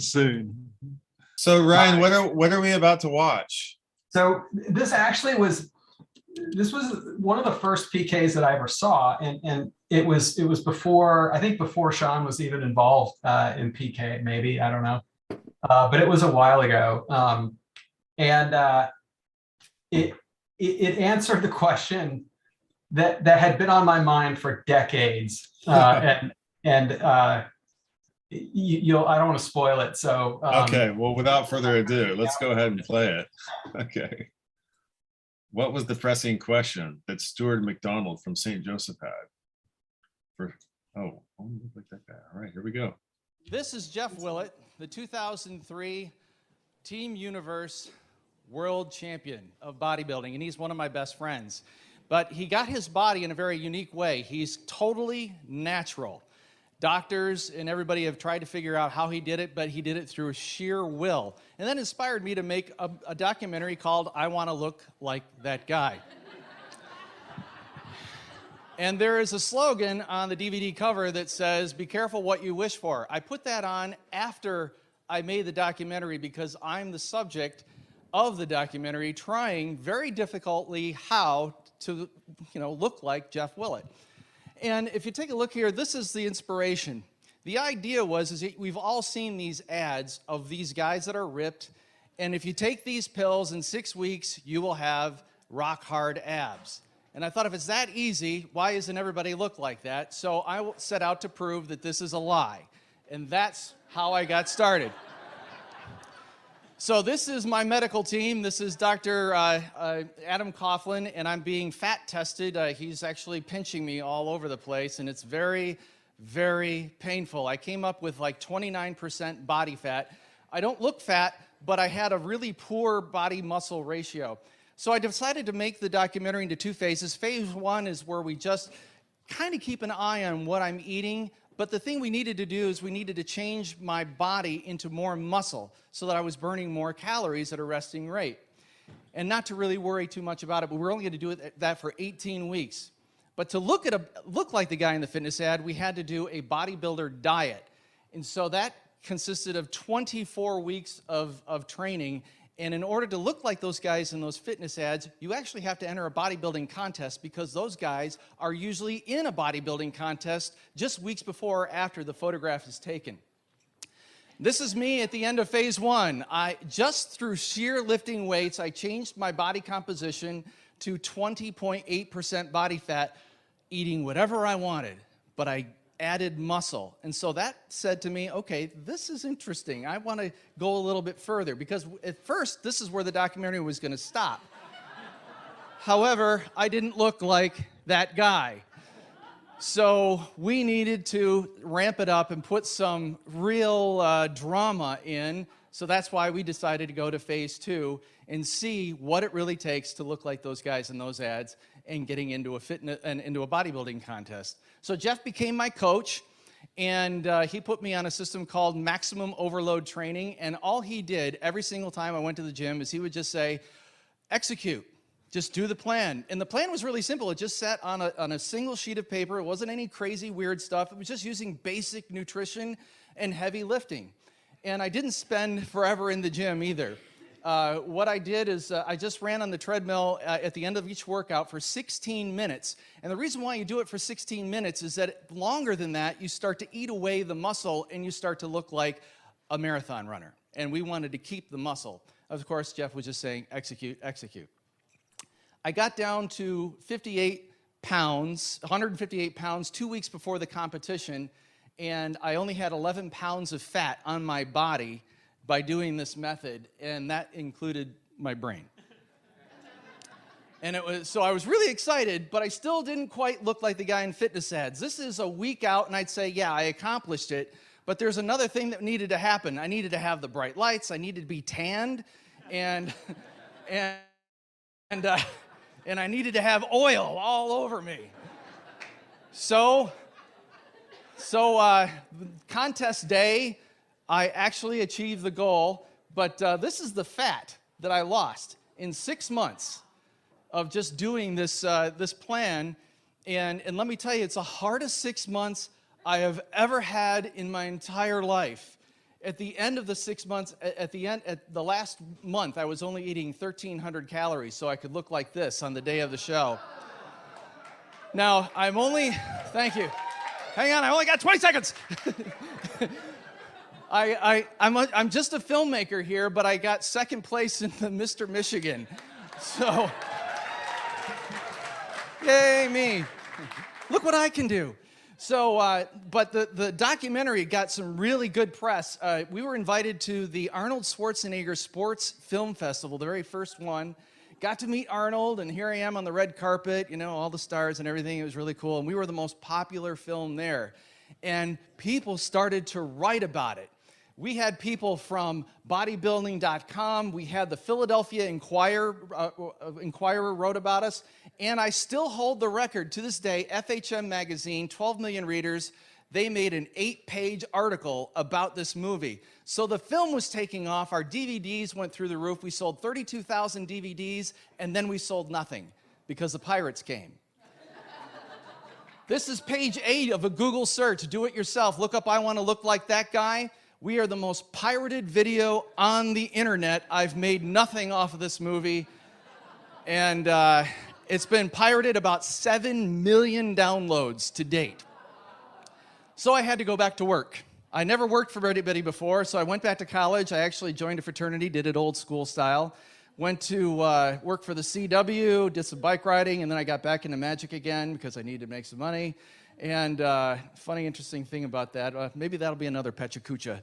But so this is what 4 years of trying to find out what you do for a living. And I had 3 jobs, moved 4 times, and that's all beer and and sandwiches and whatever I wanted to eat. That's stress eating. So I'm making a documentary right now called I Want to Look Like That Guy, the sequel, so I can kind of look like that again. Look it up online. We're filming it right now. We're releasing it 1 week at a time in real time. So there you go. Enjoy. Michael. Oh, what a fun story. The documentary is really good. It's worth watching. You're muted, Mark. You're muted, Mark. You're muted, Mark. You should put the download link in the chat, the pirated download link. So wait, Ryan, what piqued your curiosity in particular about that presentation? It was exactly what he was talking about, which is like you see people like fitness models in magazines, and they're just like ripped, and it's just like how do they do that? Like I work out a lot, and I watch what I eat, and I'm nowhere near ripped, and I'm like, what else does a guy got to do to get body fat down that far? It's pretty extreme. It's interesting, and it was cool to see someone go through that. Willpower. I know what it is. It's one thing. You didn't have that trainer who says execute. I know. Maybe you didn't have Photoshop either. No, you didn't go to the tanning shop, dude. The whole time. It's just gone. The other thing that Astrid noticed while that was going on is he lost all his chest hair during that. Somehow That he was must not have, mentioned. that wasn't mentioned, where all his body hair suddenly disappeared. That must help. That's great. Thanks for sharing that, Ryan. Sure. So this one's my favorite. Liz Fisher, she was at PK Night Chicago, I think 2 summers ago. I saw it live. While watching it, I'm like bending over laughing. Always remember this one. It's close to my heart a little bit. It's a little bit of business speak. So, maybe that's my humor, maybe not yours, but I hope you enjoy it. Great, let's go. So the topic today is business school for English majors. I know a handful of you have definitely gone to business school. For the others, I think I'm going to try to save you some time and money. Full disclosure, I was not an English major. I studied sociology. That is a subject that 4th children are allowed to study because your parents don't know what you're studying until they show up for graduation, and by then it's too late. And then from there, I went on to study journalism, and I worked in publishing, and then one day I thought I should go to business school. So you might be thinking, she looks very businesslike. That was not always the case. There's me in my hipster glasses, and I was out of place such that one of my cohort members asked if I was at business school to be ironic. But it all worked out, and I have some lessons such that you too can be a businessman or a girl businessman. So, lesson 1, never say exactly what you mean or exactly what you're doing.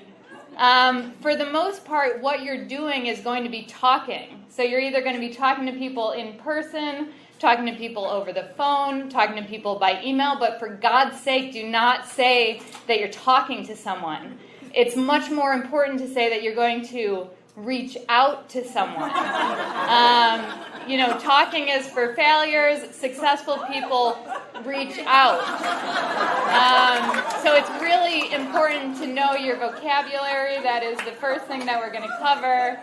Luckily, there's about 100 ways to say that you're talking, which is good because it covers your bases on all the talking that you're going to be doing. Some of those ways, reach out means talking. Connect with means talking. Outreach means talking. Taking something offline is talking about something later. Circle back to someone means talking to someone later. So just make sure that you study up on those things. Second, most syllables, more money. Whatever you do, make sure that you add a syllable to that thing because it sounds a lot more important. Most relevant use case is use. So don't ever say that you're going to use something that's gross. Say that you're going to utilize something. Examples here, John said I could use his dirty rag. Ew! But you could achieve these results. To achieve these results, we will utilize a two-tiered strategy. That's awesome. That sounds super important. Please continue doing that. If you are out of syllables, you can add an entire word. Why say there's a chance when you could say there's a non-zero chance? It means the exact same thing. But if you say there's a non-zero chance, you will make bags of money. Next, don't ever say that you don't have enough time to do something. That's pathetic. You'll get fired. You have plenty of time. You have so much time. Instead, if you don't want to do something, say you don't have the capacity to do it. If you work in tech, you could also say that you don't have the bandwidth to do it. Once you start talking about other people's capacity and other people's bandwidth, you will get promoted. Most importantly, you should be talking about the organization's capacity, and then you'll be CEO. Lesson 4, economics are something that you might study in business school. I'm going to sum it up for you here. The most important example or the most important concept is opportunity cost. You spent $12 to be here, but instead you could have been riding a bicycle rickshaw around town and making $100. So your cost to be here is not $12, it's $112. The most important time to be talking about opportunity cost is obviously at the bar. So someone could be talking about their vacation, the sandwich that they ate, their wife, and you could say, it's really about the opportunity cost. And you would make a lot of friends as long as those friends are business people. Okay, I'm giving you a lot of tricks. I hope that they're very useful. Sometimes you're just going to need to dig deeper. Like, for example, you might be in a meeting and you've totally lost track of the conversation, and someone says, Liz, what do you think? And you say, synergy.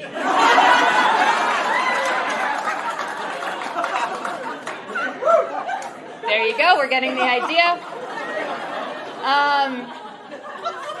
You might be thinking, my God, this sounds very difficult. When am I ever going to get a chance to hang out with people and have fun? Don't worry, when you're not working, you will be networking. So you might think, that sounds sleazy. It's not. Just take a deep breath. These are people just like you. It's really a chance to let loose and relax and have fun. So my advice to you is to just look for someone who's really engaging to have a conversation with, like the guy in the hat. Or look for someone who really makes you laugh, like the guy in the hat. Or someone who really shares your interests, like the guy in the hat. And then you'll achieve work-life balance.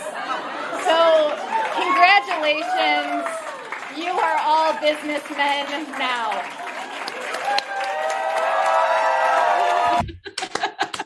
That's funny. I always just love the title of it. You too could be a girl businessman. I love that.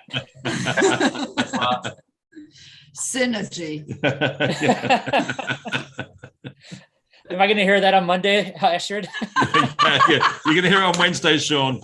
Let's do the deep dive on the redux of the event. Synergy. That's great. All right. Thanks for indulging me, guys. I appreciate that. Oh, it's beautiful, beautiful. Quite funny. Well, shall we keep? Yep. Push us forward. All right, we're gonna jump ahead a little bit, and we're going to say goodbye. Oh, don't do that to me. You're always doing that to me. All right, one more time. think we're getting into hour 22.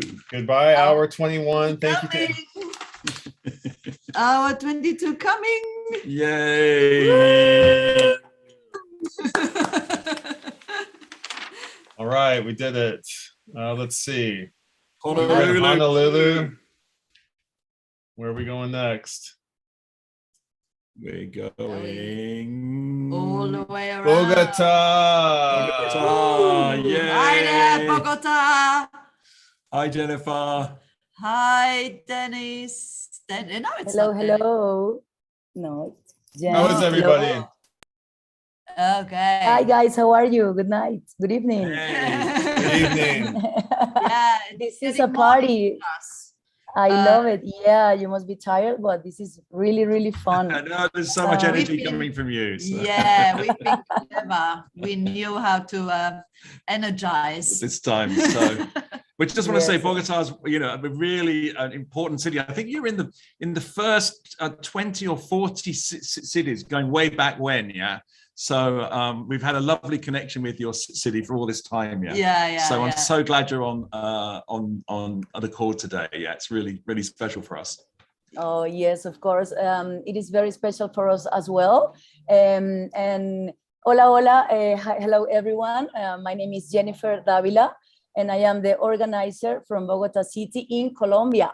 So we are running our 22nd edition, and we are really, really excited to be here at this magnificent event, celebrating the PechaKucha's birthday and hearing stories from all over the world that speaks of creativity, love, and optimism. We really, really feel very proud to represent Colombia and Latin America and to show you guys the amazing things that are happening here through 3 creators who have 2 exciting projects. So, Brian, I have to ask you, can you please tell me which of the 2 presenters start first? Dennis. Denise. Yeah, okay, perfect. I already said. Well, Denise Quiñones, she is an art director, illustrator, and communicator. She has worked with many, many brands and artists worldwide. And in her personal projects, she explores formats, colors, and styles, always with a message of female empowerment. So please enjoy. All right, go Denise. Hi everyone. Hi. I'm so excited. Thanks. Yeah. Okay. Hi everyone, and thanks to be here. I'm so excited. And I would like to start with a question. What would my life be like if I believe that the impossible is possible? My life in general, about my job, my relationships, my health, everything. Just close your eyes and think for a moment in that. I'm really enjoyed to read the stories about people doing extraordinary things to create that possibility in me too. The first time that I quit my job to decide my drawings from home, or the first time that I left the country without a language, 2 days without sleep and without food because of the fear and anxiety of that experience. Or the first time that I lived in an island, I think that it was so crazy, but I believe in the possibility. This experience made me and helps me to remove some mental limitations, because more of our problems here is in our mind. And I thought that it was impossible for me to live from my hobby or travel the world. And I think that it's so stupid a little bit, but we have to ask ourselves, where do these mental movies come from? From my parents, or my personal experience, my culture, or where? Because these ideas, it's so important. It's so important what we say to ourselves and what we believe ourselves, because these ideas creates emotions, and these emotions, actions. And today I want to tell you about some decisions and actions that I have done and what's going on in my life in that moment and how I feel, because I know that most of my experience of decisions are motivated, but emotions are the first. So welcome to my world. I'm this artist, I'm illustrator and art director, and I live by my passion. And I remember a few years ago when I was working more in design, and I have this goal, I want to be an illustrator, and today it's a reality. And I work from home, and it's amazing. And I'm so grateful for this opportunity. But not everything is perfect. because sometimes I feel that the character in this picture, and I fell down so many times, but I have to remember that it's part of my goal, and every new project, it's an opportunity to learn, and it's a new challenge, and it's part of my process. My name is Dennis Quiñones, and I'm the human being behind this artist, and I'm brave, and I'm strong, and I'm so proud of myself, but not always was of that way. I want to tell you sometimes that I feel that my world crashing down, and I feel alone, and I feel very weird. But sometimes that will be of that way. Sometimes we have to crash down to build something stronger and better. And everything is changed. The world is changing, and also the people.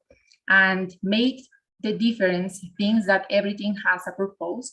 And even when it's painful, it's very powerful. 6 years ago, I created this artist, this character or nickname to identify my job. And it wasn't easy at the first. I was working on an agency, and I love what I did, and I love the people that I work with, but I had burned out. I feel so tired, and I decided to quit my job. But today I think in the magic of that decision, and working in this artist step by step, create a possibility to work with amazing brands, national and international, and also with Pink. I remember reading about how Pink had worked with a Colombian team, and it was so amazing for me. But life is so wise and showed me that growth is not linear. So I decided to open my heart as my job, and because 2 years before of this, I have a broken heart, but I was there again, falling in love again, but impossible is possible, and I had a broken heart again. But these feelings made me take a decision, and I accelerate my plans, and I changed my destination, and I'm arrived to Malta. And it was so crazy to me think that I was going to live on an island away from the people that I knew, and I felt so weird and alone. But it was of the most amazing experience of my life, because I feel that I was the main character of my own film, and repair my heart. And I learned a little bit English because I know that I have to improve. But I learned that I have to choose to be happy, like a superpower, and it's the most amazing feeling. All this adventure, new people, new culture, new language, was a big change, but the strongest change was internal inside of me. I feel more confident, and I'm more secure about my job, and I turn these emotions in my job, and this come to me clients with this energy of empowerment.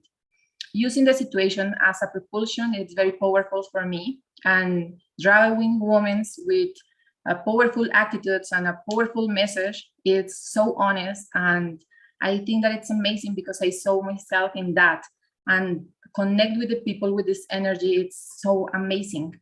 And also clients come to me, and we share this goal, and I can lend my hands and my art to help to tell stories about people or women with voice, making change in their communities. And this is so amazing, and they pay me for that, and I feel inspired. In 2020, I decided to carry on this message on a t-shirts, and during pandemic, I create Isana project by this artist, and this brand for me, it's about heal. And Isana project, it's the voice who push you and say you that you can do it, and doesn't matter the mistakes. Darse Garra was the first collection of this brand, and Darse Garra is an expression to say, live your life with the soul, with the strength of the tiger. And for me, it's very satisfying when the people send me message telling me that when they put it on the t-shirts, feel powerful and remember the concept. And I think that it's so beautiful. To finish, I want to say that I believe in the magic that we can create, and there are a place in the world where all the possibilities exist. I'm also discovering my mind, because this life is on a journey and continue. And thank you. The impossible is possible always for everyone. All right. Thank you so much. That was absolutely beautiful.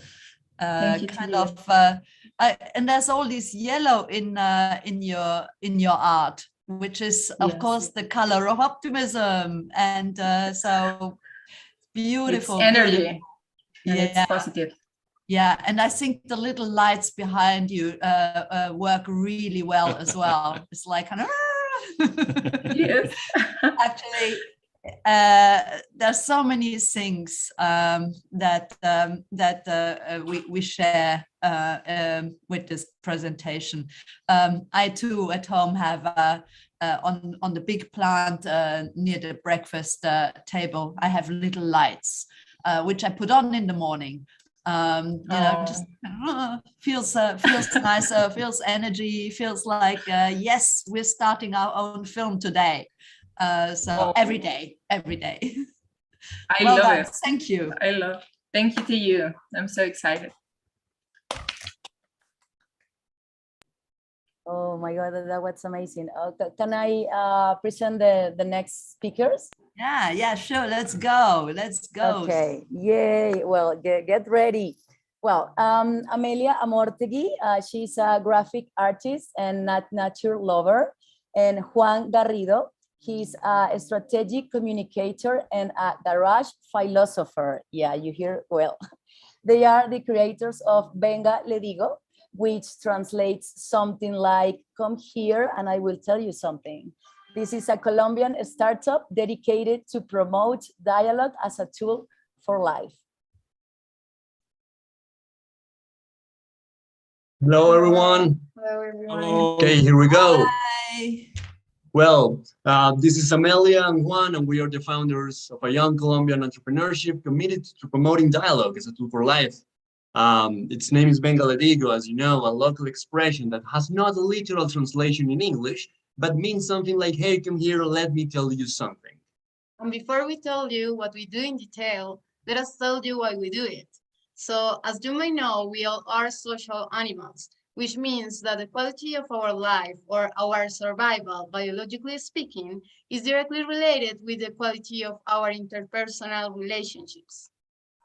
And let us go even further by saying that we are language animals too, or in other words, that the quality of our interpersonal relationships is directly related with the quality of our communication, as communication is the master tool for cooperation and thus for survival. So think about it for a second. We cooperate 24/7 and we need to do it with our family, partner, friends, neighbors, co-workers, and so on. That's what is so important to strengthen our ability to cooperate, which in everyday life is nothing more than our ability to dialogue. And that's the reason why Amelia and I do what we do. But what exactly do we do? Well, we create conversational experiences where people learn and strengthen something we call conversational intelligence, with the goal of increasing their quality of their relationships and therefore their quality of life. We first started in 2018 by offering conversational experiences in public parks in Bogota. We arrived at the park on a sunny Sunday and invited people to a coffee. Then we would ask them to draw a random card in which they would find a keyword. And the idea was to engage into a conversation around that keyword. And before we continue, it's important to make a clarification. In Spanish, we have a beautiful expression that is tener la palabra, to have the word as a thing that you possess, that you hold in your hands. Whoever has the word speaks while the others listen. So in those first experiences, there was a rule. You only speak when you have the word. And the word was a fumble. In this way, we facilitated a space for dialogue between strangers and had respectful conversations where we all listened to each other and shared our thoughts without fear that someone would interrupt us. So we had these conversations in public parks for a year and earned a lot of experience creating, testing, and improving our methodology. Then we came up with the idea of making the same experience, but in the form of a card game. So we dropped Pido la Palabra, which in English means something like I ask for the word or give me the word.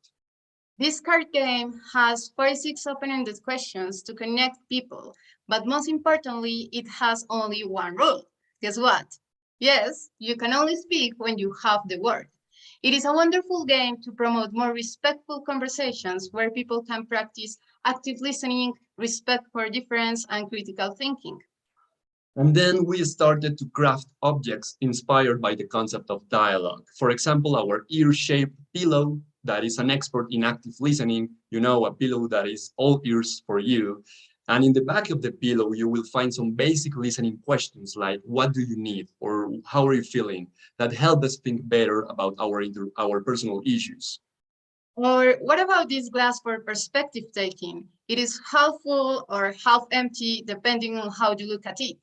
In Spanish, it's fun as taking is a synonym for drinking. Anyway, we made it thinking of the extreme polarization we live not only in Colombia, but in the whole world nowadays. As you can see, these objects could inhabit your home. And that's what we find most interesting, how we can spread a powerful message, such as the importance of dialogue, from a fun and creative interactions with everyday stuff like a pillow or a glass, for example. In short, let's say we are interested in bridging the educational gap we find in dialogue that we were never taught at home, high school, or college. And that's why, in addition to physical objects, we have also developed different conversational experiences in the form of workshops. Yeah, so for example, we have a masterclass in conversational intelligence where we teach people the skills and tools they need to build high quality dialogues. We have a workshop for work teams to strengthen empathy and active listening, another one on how to have better inner conversations focused on self-knowledge through metaphorical thinking, and others workshops alike. And to date, we have achieved more than 170 conversational experiences in public parks, companies, universities, and cultural events, reaching more than 1,500 people and more than 6,000 followers on social media. And do you know how all this started? One day, Amelia and I realized that many of us share a feeling of loneliness despite being constantly surrounded by others, like this meme. And we thought that this had something to do with the lack of dialogue we live in today. So we decided to go out into the streets and talk to people. And by doing so, we realized that people do want to talk. We just don't have the right space to do it or don't know how to engage. So we started working on this project 3 years ago. Well, here we are. Yeah, finally, the core idea beyond what we do is about what each of us can do. If someone here feels empty, we invite you to identify a problem that you really care about in your closest community and try to do something small, anything, to help improve the quality of that community life. You never know, but maybe tomorrow you can end up finding a deep sense of purpose, and why not making a living out of it. Thank you so much. Thank you. This is really nice. Kind of getting together with people and talking in the park. But that you did that last 2 years too? No. Yeah, it was more difficult, I imagine. Oh, well, we did it really for 1 year in public parks, and then we had to move to virtual world. But that was very good because we had more people from all around the world, not only in Bogota, you know. Yeah. I mean, nothing beats in real life, but yes, you know, kind of just like today, where we get to speak with the big PechaKucha family to celebrate PechaKucha love and its birthday, you know, on Zoom. What would we be if we couldn't do that? But also, I thought it was quite. How did you get the people in the park? Is it just random people that were walking along in the park, and then you just ask them, "Do you want to sit down and have a little chat with us?" Just like that. Good. Yeah. And they said like, yes, why not? Let's talk like for 3 hours. Have nothing else to do. Yeah. Perfect. Yeah, all the things you learn. Just, I mean, you must have made some surprising discoveries of what people talk about, or you kind of it's a lot of learning as well, isn't it? It's like things you didn't know, just like PechaKucha. Yeah, it is like it's been like hundreds and hundreds of conversations with people from different contexts. Oh, Very that's enriching. beautiful. Perfect, perfect. Thank you. You so much Thank for you so doing much. this. All right, thank you. Amazing presentations from Bogota. I know, Jennifer, thank you so much. You did a great job curating these great presenters. And we look forward to many more PechaKucha nights in Bogota and many more amazing presenters. So Yes. without further ado, and thank you. So stay on the hour. We still got lots more coming. Say Big hi. love It's from okay. Tokyo. It's okay. I just want to say thank you. Thank you. Yeah. Thank you, guys. This was Thank you. amazing. We'll stay tuned. We're still going. And we're Hopefully leaving. it's Bogota to Guatemala City.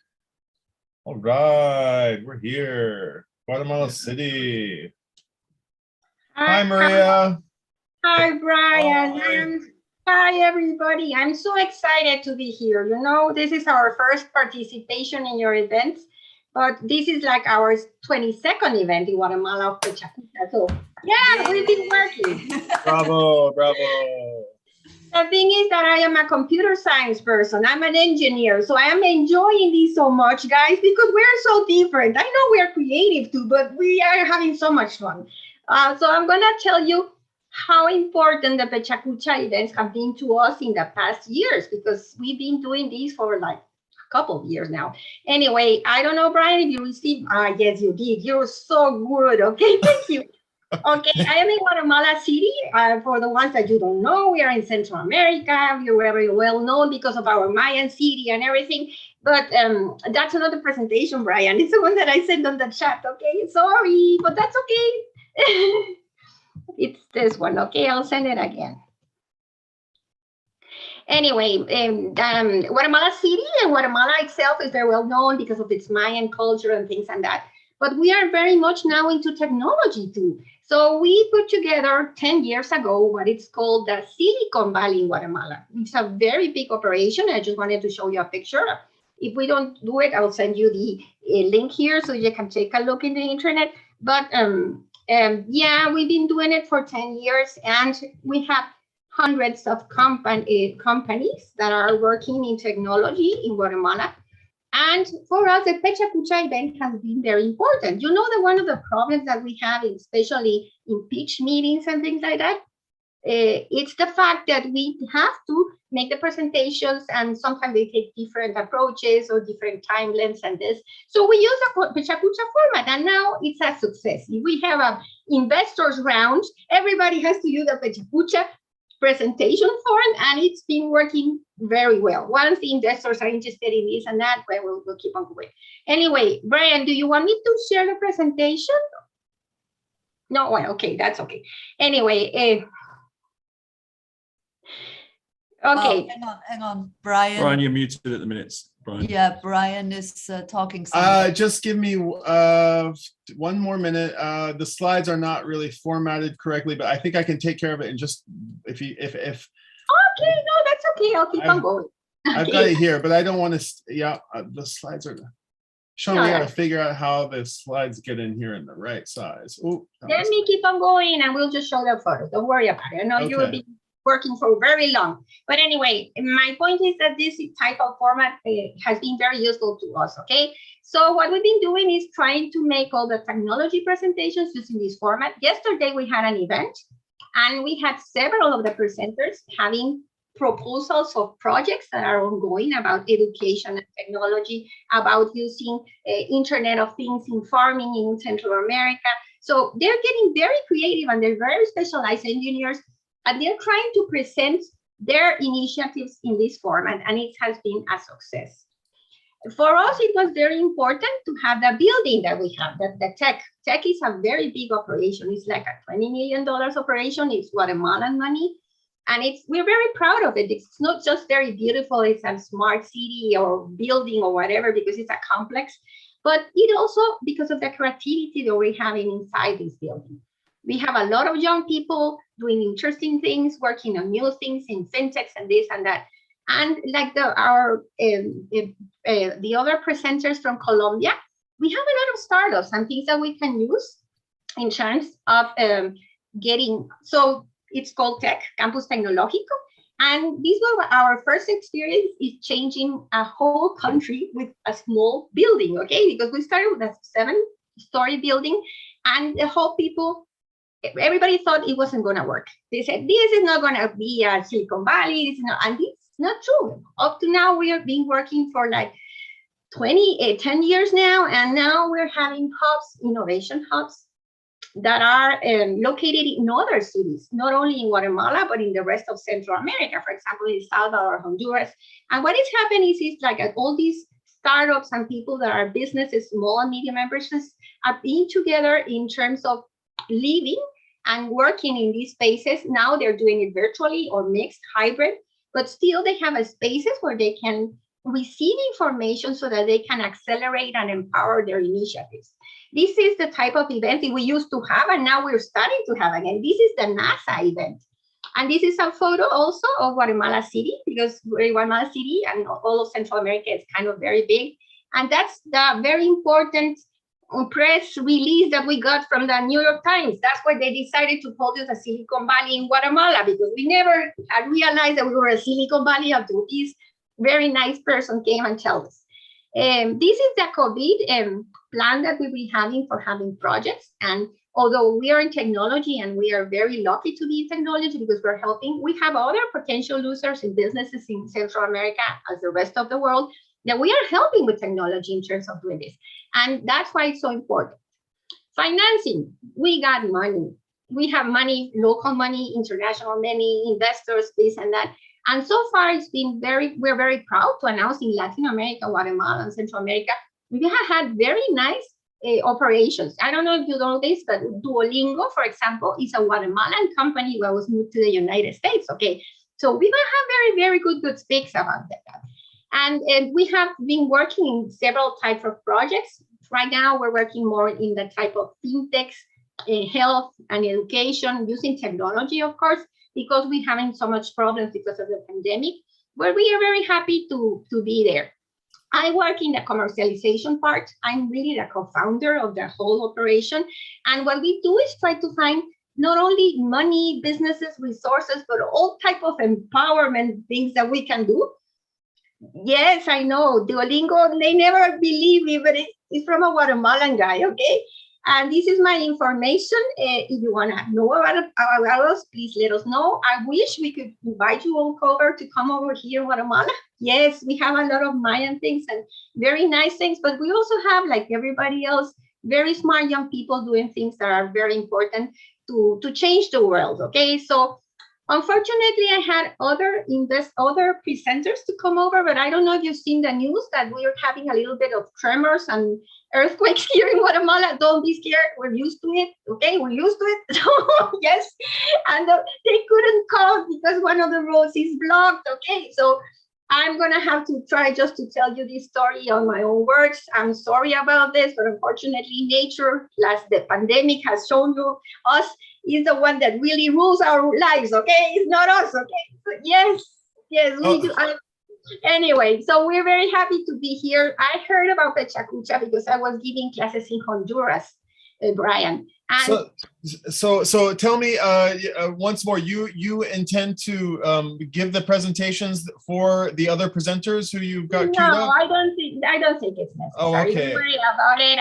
I'd rather talk to you and let us know, and thank you for the opportunity. I just wanted to let you know that I was in Honduras and I was looking at the PechaKucha event there. And I was sipping my coffee because I was teaching, and I was like, "Oh my God, what's that event? What's a very cool name?" And I started talking about to the students, and then we started doing the PechaKuchas in Guatemala. We have to do them in other countries. For example, yesterday we have another presenter from Costa Rica that presented in Guatemala, and I was telling her, "Why don't you organize these events in Costa Rica?" Okay, so we have to do it. Okay. I love the format. I like the way that you promote creativity, and I have been enjoying so much what you've been saying all day. I'm sorry I couldn't present, but I would appreciate it in the future. We'll be better prepared, and I promise you I'll give you what you deserve in terms of knowing what we are doing here, but we're very proud of being part of your community. And please, if you come to Guatemala, you have to have lunch with me in tech, and so I can show you around, besides looking at the Mayan and the Antigua and all the colonial things that we have, okay? So I don't know if you have any other questions. I really would like to finish right now so that you can keep on going. We're fine. Let me just say, if in case you didn't know, Guatemala, and if you said this, if you mentioned this and I didn't catch it, I'm sorry, but Guatemala hosted an event last night. Did you mention that? Okay. Yes, okay, and so all of the presenters were prepared to not just share their event with the local Guatemala City community, but with our global community today. I'm going to, those presentations are on our website. I'm going to grab the links and drop them into the chat. And so anybody who's, I encourage anybody to please check out what kind of creativity is coming out of Guatemala City. And Maria, thank you so much for making such energy there. Yeah, Even seriously. if you had an event last night. Maria, you're a tour de force. Energy there. Incredible. Thank you for all you do for PechaKucha. This is really spreading the love. And we have earthquakes here in Japan too. We know the feeling, so don't worry. We just get on with it. We just get on with it, yeah. Yes, test. So. Thank you guys for the inspiration. We love you, and we hope to be participating more often now that we know each other in real face. Okay, thank you. Yay. Hey, thank you, Guatemala City. Good luck, Maria. Yes. All right, I've got a hot seat right here, Christina. You listening? You hearing me? I got a hot seat for you. Hot seat. Are you ready? What do you say? Oh, there she is. Hi there, Christina. All right. Great. Brian, do you want to introduce Christina a little bit? Okay, sure. Well, I can definitely do that. All the people who are watching. Hey, yeah, your fairy animals out. Fantastic. So Christina came to our realm, our PK realm, via Temple University here in Tokyo. TUJ, Temple University Japan, has a great partnership with our office. We have interns who get work experience here, and they get to understand what it's like managing a global community and running a website and managing all our social feeds, etc. And Christina came on with a real go-getter attitude, and her study of program allowed her to do actually 2 back-to-back internships. And by the time we had her for 2 semesters, she was so ingrained in our architecture and our systems. And we had such a good time working with her that we didn't want to let her go. So I think that's 3-4 years later. Now no, it's 5th year now. Oh my goodness. Okay. Right. So Christina's she's San Diego native. She's got some martial arts. Actually, I don't mess with her because I don't want to get a left hook. And she's got a special, I don't know anything about that. I keep hearing you guys talking about John Bond. I have no idea what John Bond is. Are you serious? Sorry, I must be out of the loop. I'm living under a rock or something. But also she's been you've probably seen her in the chat with this beautiful little icon and the long red hair. It's though she hasn't got red hair, it's very much her. So so Christina, you've picked a presentation. You've picked a presentation for us to watch, right? Yeah, I don't know if you want me to talk about him. Please do. Give us a little bit. Come on. Okay, so I found his presentation in 2018. So that's like the first year I was working with you guys, and I just absolutely fell in love with John Bond. I really, really love dogs, and I really connected with him on that point that, he just loves animals, loves dogs. I mean, obviously, I'm a huge fan of Snoopy. I'm a huge fan of wiener dogs. My house is just covered in his artwork. A little bit of show and tell here. This is one of his rabbit characters. It's a very cozy little campfire scene. And then I have behind me his little characters. Actually, his wife made them, and I bought them off of Etsy.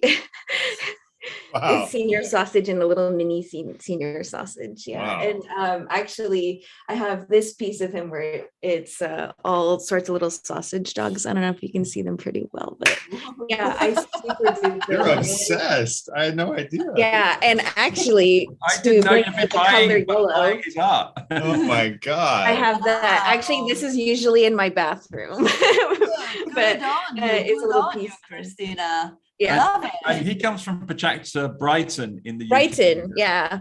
Yep. So that's where I found him. I am absolutely in love with Brighton and all of the kind of creativity that they share. And I really hope that you enjoy his little presentation about dogs. Okay. Right. Great introduction, Christina. Christina. Well done. I think you need to be on John Bond's ambassador program. You need to get a kickback for that. Okay, without further ado, here we go. Okay, yeah, I'm John Bond, otherwise known by a lot of people as Dogman. Normally for drawing dogs, but this is when I wrote about dogs at my degree, and it was a dissertation that wasn't that great. My tutor said, "What are you doing? No one's done that before.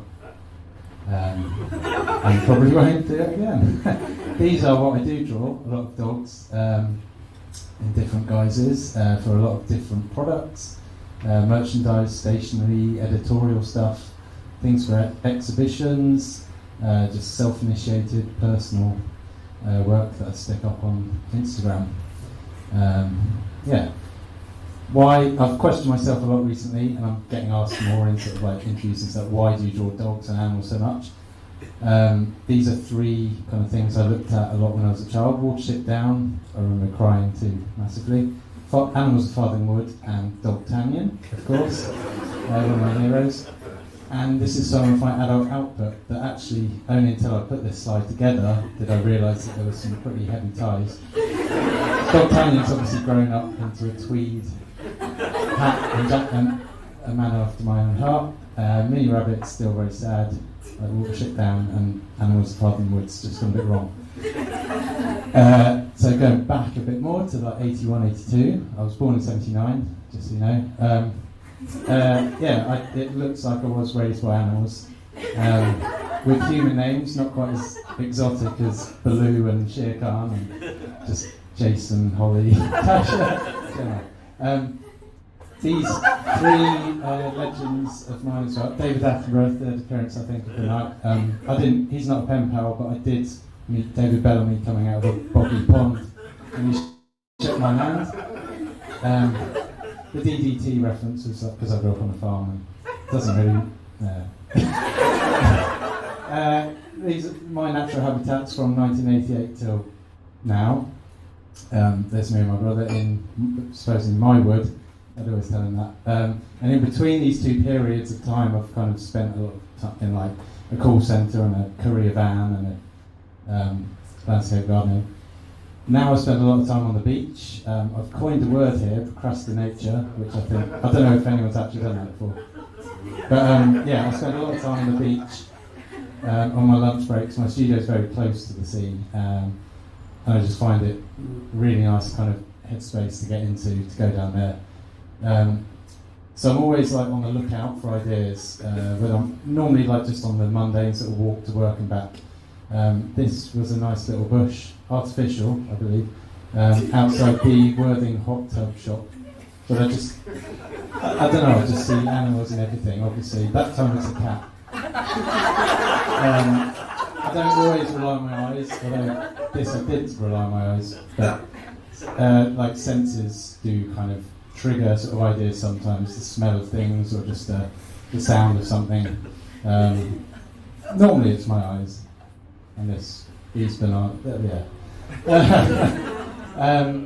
So yeah, I mean, I have two children now, and they're always saying like, "Oh, don't play around with your food." I do. They're like, "Dad, why are you messing around with grapes on the table or chopping lemons in hot?" And I'm like, "Don't worry, I know what I'm doing." I just kind of have little ideas at times. They just come into my head, and they don't always have to be kind of natural products. Just again, things inanimate objects.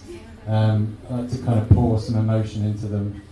And that is, for me, is a more satisfying thing. It's kind of something that's actually dead, bringing it to life. And I was feeling quite sad on that day when I saw this out loud. I'm not going to cry. So a lot of that work is digital based. This is a project I did 2 or 3 years back now for a charitable event called Little Dudes, where you had to build a character around a box shape. And this was a character I'd done for a screen print a year or two before that. These were some kind of actual paintings as opposed to digital work that I did for an exhibition in Unlimited Gallery in Brighton last year. That bottom blue dog has 5 legs, as somebody in the gallery pointed out to me, and they bought it. But yeah, it's just kind of getting loose and just going with the flow of like things that you kind of feel very comfortable enjoying. So dogs for me obviously is something. This mural was not planned at all. They just said, draw something on this wall. So I just drew a load of dogs doing lots of little kind of sub-narratives. There's a couple humping, there's one skidding his ass across. As you can tell, I'm quite childish, and this was a project that came up last year. I got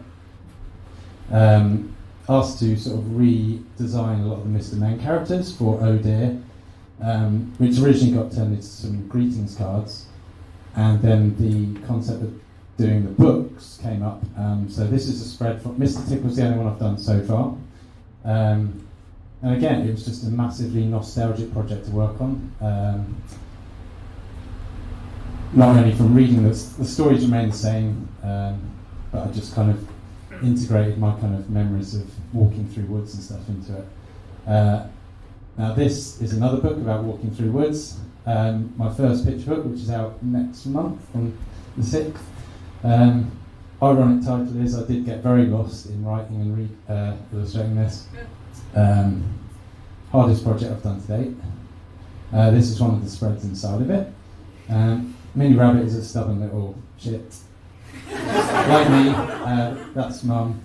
She's telling him to look for some berries, and they're just there, and he's just going off and not listening, and it's just what my kids do now, so it's a circle of life, I guess. And so for Mini Rabbit, it's definitely not the end. He's kind of, I'm working on book 2 of 3 right now. Just done a little animated trailer for the book, animated by Persistent Peril, which you should definitely check out if you can. Yeah, he'll always go on exploring like me, and that is the end.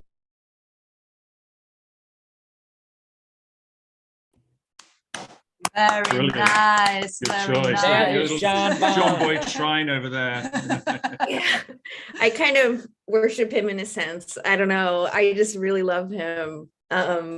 I actually, he kind of sparked me to start drawing again, and I started having my own little series of little wiener dogs that I've kind of made. And actually, the profile image that's in the chat, I actually drew that too on my iPad. But you know, I'm an amateur artist. I grew up, you know, surrounded by creative people, went to a creative high school and studied it for a while. And I kind of fell off because I felt like, you know, there wasn't a space for me. But I think that, you know, working for PechaKucha, I've really started to get creative again. I kind of took up some sewing projects and drawing, and I don't know, just like being more involved in the creative space and supporting local artists here and actually in Brighton as well.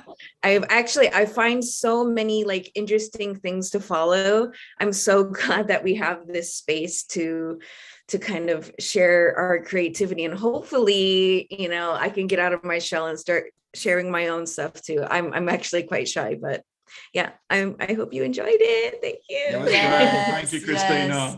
No, this is so lovely, and it's so important that you surround yourself with things you like, you know. Or even love. Yeah, love. Sorry, I said the wrong L word. On a daily basis, even if it's just in the toilet, you know, it's kind of because it makes you think of beautiful things, of lovely people you love, and so but also I was going to say there's so many PechaKucha presentations out there now, and there's absolutely no way that we're going to be able to see them all, watch them all, and so by kind of picking them out like you do, and recommend them and show them, it kind of is not only do you get to see a great presentation again, but it also shows a little bit about yourself, and that's so sweet. Thank you for just that. to follow up on Astrid's point, so because we've developed this platform called PK Create, where you can upload, voice, and share your presentations online, you just have to click that Create button up on the menu bar of our website. We get around 2,500 presentations made a month right now without any promotion. So people are using this really amazing presentations up there. So go and have a look, and please use PK Create. We've had lots of people who've used it during the 24 hours to make their presentations, and we've used it to collect all of the data from around the world. So thank you, Christina. Okay. Little message for me.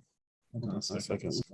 Yeah, we like that icon for Christina. If anybody's checking which she drew herself. So it's great. I hope we're not having any technical issues, but it seems like we're streaming on YouTube. YouTube stream looks healthy, but for some reason it's not embedding onto the top of our website correctly.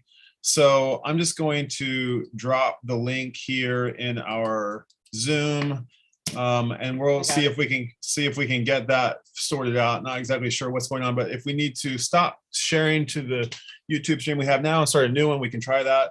And also I'm getting some feedback that people aren't being able to, they're saying that the webinar is over, and yet I'm seeing that it's not over. So it's a little bit confusing. Brian, I'll take care of the YouTube on the homepage. Yeah. So, and I think hopefully there's nobody who's needing to get in that doesn't need that, or that nobody that's we aren't missing anybody. And where are we? Okay, so we still have a little bit of time, and I've got some presentations queued up. But you know what I'd like to do? I have a presentation that I'd like to queue up, but why don't I just do that? We'll just roll with that. One of my favorite PK presenters, I think this guy just embodies cool. His name is Matthew Roberts, and he is a motorcycle designer, a custom motorcycle. I'm going to run with this one, Mark. Yeah, that's great. Yeah, perfect. go. Yeah. So Matthew Roberts is a friend of PK's and a friend of mine, and he designs. He's got a bespoke motorcycle shop. Well, it used to be in Tokyo, but he's during COVID, he's been in Australia all this time, and now he's got an appointment with Harley Davidson. And the kind of custom bike that he's making is not what you think of. The reason I kind of live in Tokyo is because I just got hypnotized by a motorcycle ride on on the very first night, basically, I ever came to Japan. So, and I two-wheeled it over here tonight. And so Matthew what I love about him, not only besides this great subject, is that he really captures this notion that less is more. He can say so much with so few words. He lets the images speak for themselves. It's an example of a great PechaKucha presentation. So I encourage you to take some inspiration from him about what makes a great PechaKucha, in my opinion, and a supremely cool topic at that. So without further ado, Matthew Roberts, over to you. The little talk I'm giving tonight is about these fantastic things. Not wheels, but motorcycles in general. I'm creative director for Speed Tractor Industries here in Tokyo, and part of a global movement for, I'd call it alternate custom motorcycle design. I'll kick off tonight by backtracking to the late 60s and early 70s, and this is what motorcycles were back then. They were approachable, kind of human in scale, and most importantly, there wasn't a lot of barriers to putting yourself in the picture. It wasn't a far cry for you to be the person sitting on that bike, hooning down the road with the sun on your back. But fast forward 3 or 4 decades, and motorcycle design and motorcycling has... That's awesome. Sorry to draw attention to that gentleman there. That's just freaked me out. Anyway, fast forward, and this is the kind of thing that is the first experience that most people have when they're looking at motorcycling, and it's not a kind of an easy to do thing. It's this circus spectacle now, and I could forgive anyone for not wanting to be this guy the wrong way up on a motorcycle in midair. It's extreme. And as a result, you've kind of got motorcycles which are extreme, it being portrayed in marketing as extreme. And so new riders are tailing off. But one of the good things that's come out of all this rapid forward movement is this wealth of well-engineered parts. And it's kind of like a global resource now that allows people like myself to do what we do. And we're not really anything special. We're not the classic automotive designer.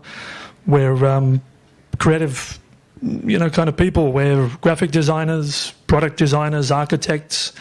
I even know IT guys and marketing men that have pursued the career that they had to go about forging two-wheel dreams for others. And I guess that's probably the biggest difference between us and the mainstream manufacturers. The advantage we have is that we're designing for a target audience of one, which means that we don't have to worry about the lowest common denominator of 50,000 units or value engineering. The materials we can use, the finishes, the design itself is much more in context to an individual. So it's more like an architectural model, if you would, or a bespoke suit. The upside of that is that when a client chooses to work with us on creating their dream, they're sidestepping the value system that the mainstream manufacturers are putting upon them. So the bikes that we're building don't devalue this year to the next. We don't have to make last year's model worth less than this year's in the eyes of the owners. We're not trying to get them to buy another one. It's there for good. And this is a fantastic machine. This one's actually by Lucky Cat Garage. And this has got parts from 1950s motorcycles all the way through to 1990s motorcycles. And it's an example of the follies that we're also afforded. We can kind of reanimate racer spirits from the past, something that a mainstream manufacturer could never really do. This is called Gorilla Punch. By a group of designers in Northern Europe, and they set themselves the challenge of repenning the iconic Honda CB754 from the 70s and did a fantastic job. The materials, brushed aluminium, sandblasted stainless. But wherever you're getting that kind of minimalism, you get the flip side of it. This is a group called El Solitario, and they do these, I call them apocalypse bikes. And I always look at this and go, this is awesome because, if you couldn't decide which headlight to go with, just fit all three and run with it. But I really admire what these guys do. They're kind of young punks. But one thing that it all has in common, as I mentioned before, is that it's creating a worth that's completely that of the owner. The motorcycles that they're created from, the parts that they're created from, a lot of the time you couldn't even give them away if you wanted to, although they are getting more popular now, unfortunately. But the value is in the design itself. And it goes back to that old adage of the sum being greater than that of the parts, and it's no more true than with these machines.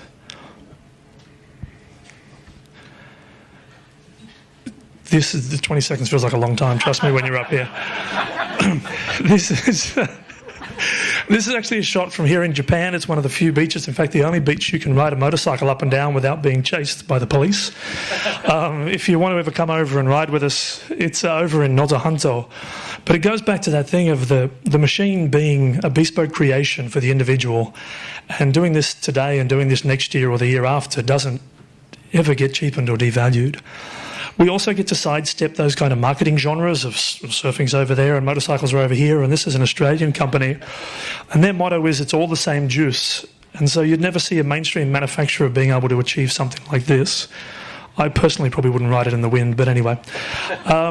Some of us are simply setting out to realise the original designer's intent before it was value engineered into mass manufacture. This is Cafe Machine producing a beautiful Moto Guzzi. And for them, it's just that attention to detail. The mainstream manufacturers haven't all been caught napping. with this. BMW and Yamaha have actually commissioned some of the kind of up-and-coming builder houses. This is a concept for the R90 for BMW, penned by Roland Sands Design. So it's nice to see that kind of cross-pollination happening. This is one of ours, and it's almost the end of my spiel tonight. The Catalina Special by Speed Tractor. When we stepped into the design space for this, the goal was simply to create the essence of bike. What my 4-year-old daughter and my 90-year-old grandfather would probably both draw if I gave them a pen and said, "What's a motorcycle?" And last but not least, if any of this tonight has invoked any kind of emotion in you at all, go out and get on a bike, because you're going to have experiences and meet people in inventive new ways that you haven't had before. And in this kind of digitally saturated age, to do something that doesn't need, a social media. Oh, we got cut off there. Whoops, sorry for that. Sorry for that. Not sure what happened there, but there you go. There's a taste of Speed Tractor design. Oh my goodness, Matthew is just oozes supremely cool vibes, man. I just love those motorcycles so much. And I think actually, Matthew's presented 3 or 4 times at various kinds of events, and I'm not sure if that was the one. They're all good, and I'm not sure that was the one that I was particularly thinking of when I was thinking about that. It really didn't matter which one I picked, because they're all so good. But I encourage you to hold on a second. Here's what I'm going to see if I'm going to do. Yeah, I remember watching them in Super Deluxe. We had 3 huge screens there, and it was so impactful seeing those fantastic photographs of the parts and the bikes and things. But the reason they're all so good is because you can feel the love for the bike coming through, and it's the design, it's everything, it's the noise, it's the smell, it's the whole dirt thing around it, it's the whole kind of an animalistic sort of part about the bike. Yeah, and there's a great example of a profile page if you've got presentations. So you can find all about Matthew here, his Twitter, his Facebook, his links, and his 6 fantastic presentations he's made. Yeah. So what an amazing resource PechaKucha is becoming for people to share their work and their presentations. Yeah. Thanks for pulling that up, Brian. That's awesome. Yeah. Oh, I love going back and revisiting those presentations anytime. Yeah. I hope Matthew comes. And I'll say real quick, he is working with our friends, Will. They've made a movie called The Roost, and it's about Japan's custom motorcycle culture, and it is cool. It's super, super cool. Wow. The cafe racer, if you've heard this term before, cafe racer, Astrid probably knows better than me, but I think the Moto Guzzi that he referred to, like there's a culture of driving from cafe to cafe in the Italian Alps or whatever, and like just park it outside and have it casually at the table, and oh, that's mine. And if you have less is on the bikes themselves, it's like they take off everything that's not needed. You take off the fenders, you take off the muffler, you take off everything that's unnecessary. And, when somebody says, "How do I get the thing on you?" You're like, no, that's not the point. The point is less is more. And I'll say, I think a lot of people buy these bikes to, you think when you buy a vehicle like this, you think about like resale value. But when you start to take apart a bike and you sort of forgo the notion of resale value, it can really become a beautiful canvas, just like a painter's canvas, I guess. I mean, I'm finding that out. I'm seeing there's so many, as you can probably imagine, in Tokyo, it's a mecca of these, cool Japanese dudes they've all brought bikes from all over the world here, and they're so supremely cool. We should call them sculptors, actually. Yeah, really. Sculptors, yeah. Yeah, that's what they are. It's true. So much love and passion goes into it. It's phenomenal. They do it more for me than the ripped guys, actually. Bikes over ripped guys anytime. Yeah. Okay. Well, I think that got us to the end of the hour. So we are venturing into Dun, da, da, dun. 23. 23. 2 more to go. 23. Sorry. So, where are we off, Brian? Where were we? We were in Guatemala, City, and we're heading off to, let's see. We're going back down, not back down to Bogota, but we're going to Lima in the house. Oh, look at that. Beautiful. Hello. Hello, Hey, guys. Gonzalo. Welcome. Nice to see Welcome. you. Welcome to Lima, Peru. Nice to see you. Brian, let me just Hi, give a shout out Brian, to Mark, Peter Exley, Ashley. who's watching us. Yeah. So I Okay. just wanted to say hi to Peter, who's in a dark bar somewhere. Thanks, Peter. Sorry. Back to Lima. Okay. Hi, guys. Hi, This is guys. your, Welcome back. your final part of the quest. We're getting there. We're getting I there. really congratulate you guys. This is amazing what you are achieving. For I think this is the second time. Actually, last year we had the same topic, but this is not the second one. You've made a lot of this, and we are very proud to form part of this. And Well, it I wouldn't be just wanna possible. Congratulate you guys. Yeah, it wouldn't be possible without cities like you and the dedication of organizers from all around the world. So thank you for all your passion and dedication. No, Gonzalo, you're how are you in Lima? Did you hear we had Gabriel on a few hours ago? He gave a great presentation. Yeah, did you manage to catch it? He might be. Is he still on? Let's see if he may be dished out. Okay. Well, anyway, you'll have to. I just connected. I just connected when he was finishing and say goodbye. I was like, "What? Gabriel was on it," and that's amazing. That's really cool. We'll get we'll get his presentation online. We'll get it online for you to review. Okay. Okay. Yeah. Nice. Well, what have you got for us planned tonight? Today. Well, we have two amazing presentations for you guys. Great. And one is from Nico Kisik, and the other one is from Manuel Bernales. Is everybody online here? Nico? Yes, right now they are here. Yeah, Nico's just... Yeah. Hi, I just Nico. want to give Nico an introduction. He's a friend of mine from our childhood. We've formed part of a crew we used to row together, and Cool. he's always been a very hard worker, and a very calm person. Now he lives in Bali. Now he has had to wake up at 8 in the morning for being with us, and this is a tremendous effort, and I'm very glad that he's made it. He's going to talk about his journey and explain us why is he in Bali living now, and his topic is from the problem to the purpose. So without further ado, please, Great. Nico. All right, Nico, are you ready? Nico. Thanks for Yes, getting hi, up everyone. so early. Hi, everyone. Thank you very much. So my name is Nico. First, I want to talk to you about what's a problem. You have a problem when you have an intention and then a counter intention, something that works against you.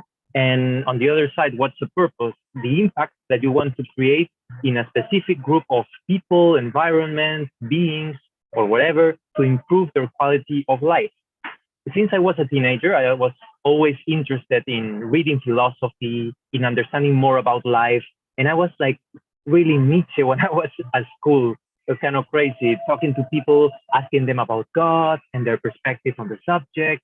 And I wanted to know how to have an interesting life.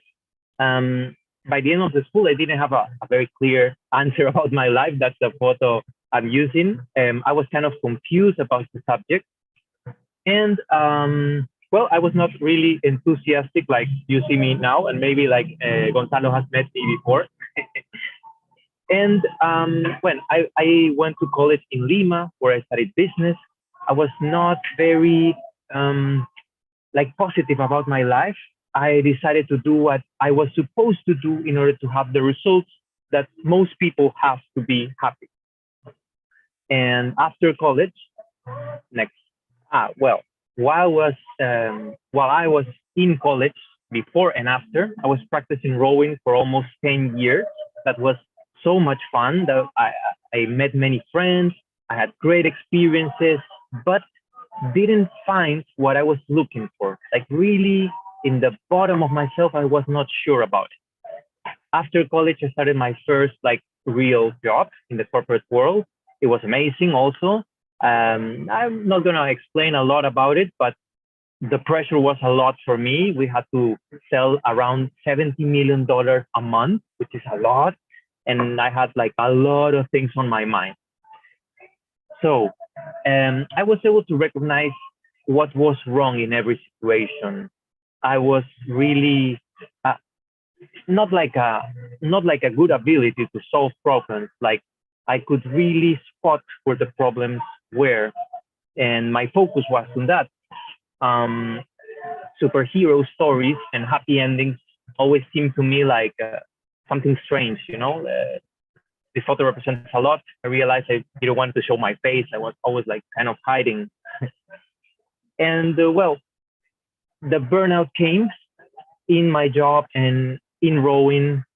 This is a photo I took in the elevator going out of the company, like 3 a.m. in the morning, so tired because I didn't know what I was doing it. And that's the thing where we get to purpose. After this, I decided to quit my job. I also quit rowing. I stopped rowing and I went traveling for some months. It was around 5 months traveling the world, first in Peru, then in Bolivia, then in Europe. That's the last picture. And I met a lot of people that worked in different fields and that had different life experiences. That was a lot to digest, but very, very useful. And I remember at some point in Peru, meeting a fisherman, going fishing with him like at 6 a.m. in the morning. He was so calm. He was so confident, like so happy. And I was like, okay, I want this, but is this because he's a fisherman or what? Anyways, after this long time traveling, I had like this introspective experience where I recognized the following. I want to contribute. I'm not sure how, I'm not sure when or why, but the thing is I need to contribute in some kind of way. And that's where yoga kicked in because I love yoga. I was practicing yoga for a while and then I said, this sounds good.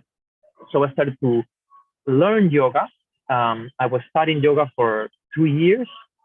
And well, I built up my first company, which was called The Yoga Journey.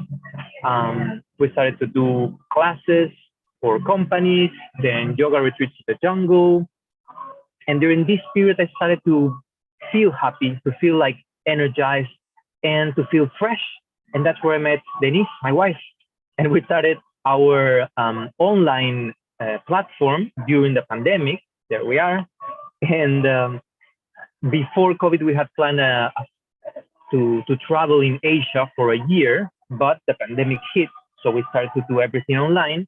And after some months, we decided to keep our business going, to keep doing our purpose, but on a different place. So we moved to Bali. It's more than 1 year since we're here. This is an example of a class. We love our community. We love the people we're teaching yoga. We're very close friends with most of them. And well, after a year working from home, we realized the most important values that we are based on for our growth are the following. Love your clients, which means make friends with your clients, be friends, be willing to help them anyway. Keep it simple, like really focus on your purpose and that's it, and get things out of the way. And 3, everything you do, make it the best possible. Like really, if you have your purpose clear and you want to help people, everything else is just like a distraction. You can go and have fun for a while, but your purpose is your main thing. And well, this is Pali, this is Denise and I. We're going to be parents soon. And create your purpose and follow your dreams because life is happening now. We're so happy to be here today and to share this knowledge with you. Thank you very much. I hope you enjoy. And yes, you can contact me here at my email or follow us on Instagram. It's the Yoga Journey Peru. Thank you very much. Love to be here. Thank you, Nico. That was great. Yeah, brilliant, Nico. So happy that you are happy now. It sounds like an amazing place where you are. I heard the birds singing, chirping while you were talking. So that's really lovely. So why Bali though? Is it warmer? Well, Bali is actually one of the centers of spirituality and the yoga now in this side of the world, and it's also very modern. Like we have a lot of facilities to work online, lots of expats living here, so it's a perfect place to what we wanted to do, and also to start a family. Nice. Yeah, Congratulations on that. Yes, in the Thank big you. belly, that looked really beautiful. Have you seen that Bali's beginning to heal as well due to the pandemic without having so many tourists there? Yes, that's the thing. When we moved last year, it was super, super quiet. Then the country was closed. Actually, this is also a fun story. The borders closed 7 days after we got here. Everything's closed and there was no planes for months. So we enjoyed a very quiet Bali. Yeah. And now it's beginning, everything's open again and people are beginning to come back, which is also nice. Great. That's awesome. Beautiful. So, Nico, it was a lovely story that from the struggle to your purpose. And yes. I can imagine, like me included as well, a lot of people could feel like connected with your story. I don't know if it happens to you regularly that you are now in the people business, like trying to get engaged with the persons and the people. And I don't know if they could see you as calm as you saw that fisherman at that moment. Yes, and as I always say, it's not about leaving everything and going to an island and doing nothing, because it was not like that. It was a transition where I realized, why do I wanted to do this? And when I realized, now I'm working more hours than when I was in the corporate world because I love what I do, you know?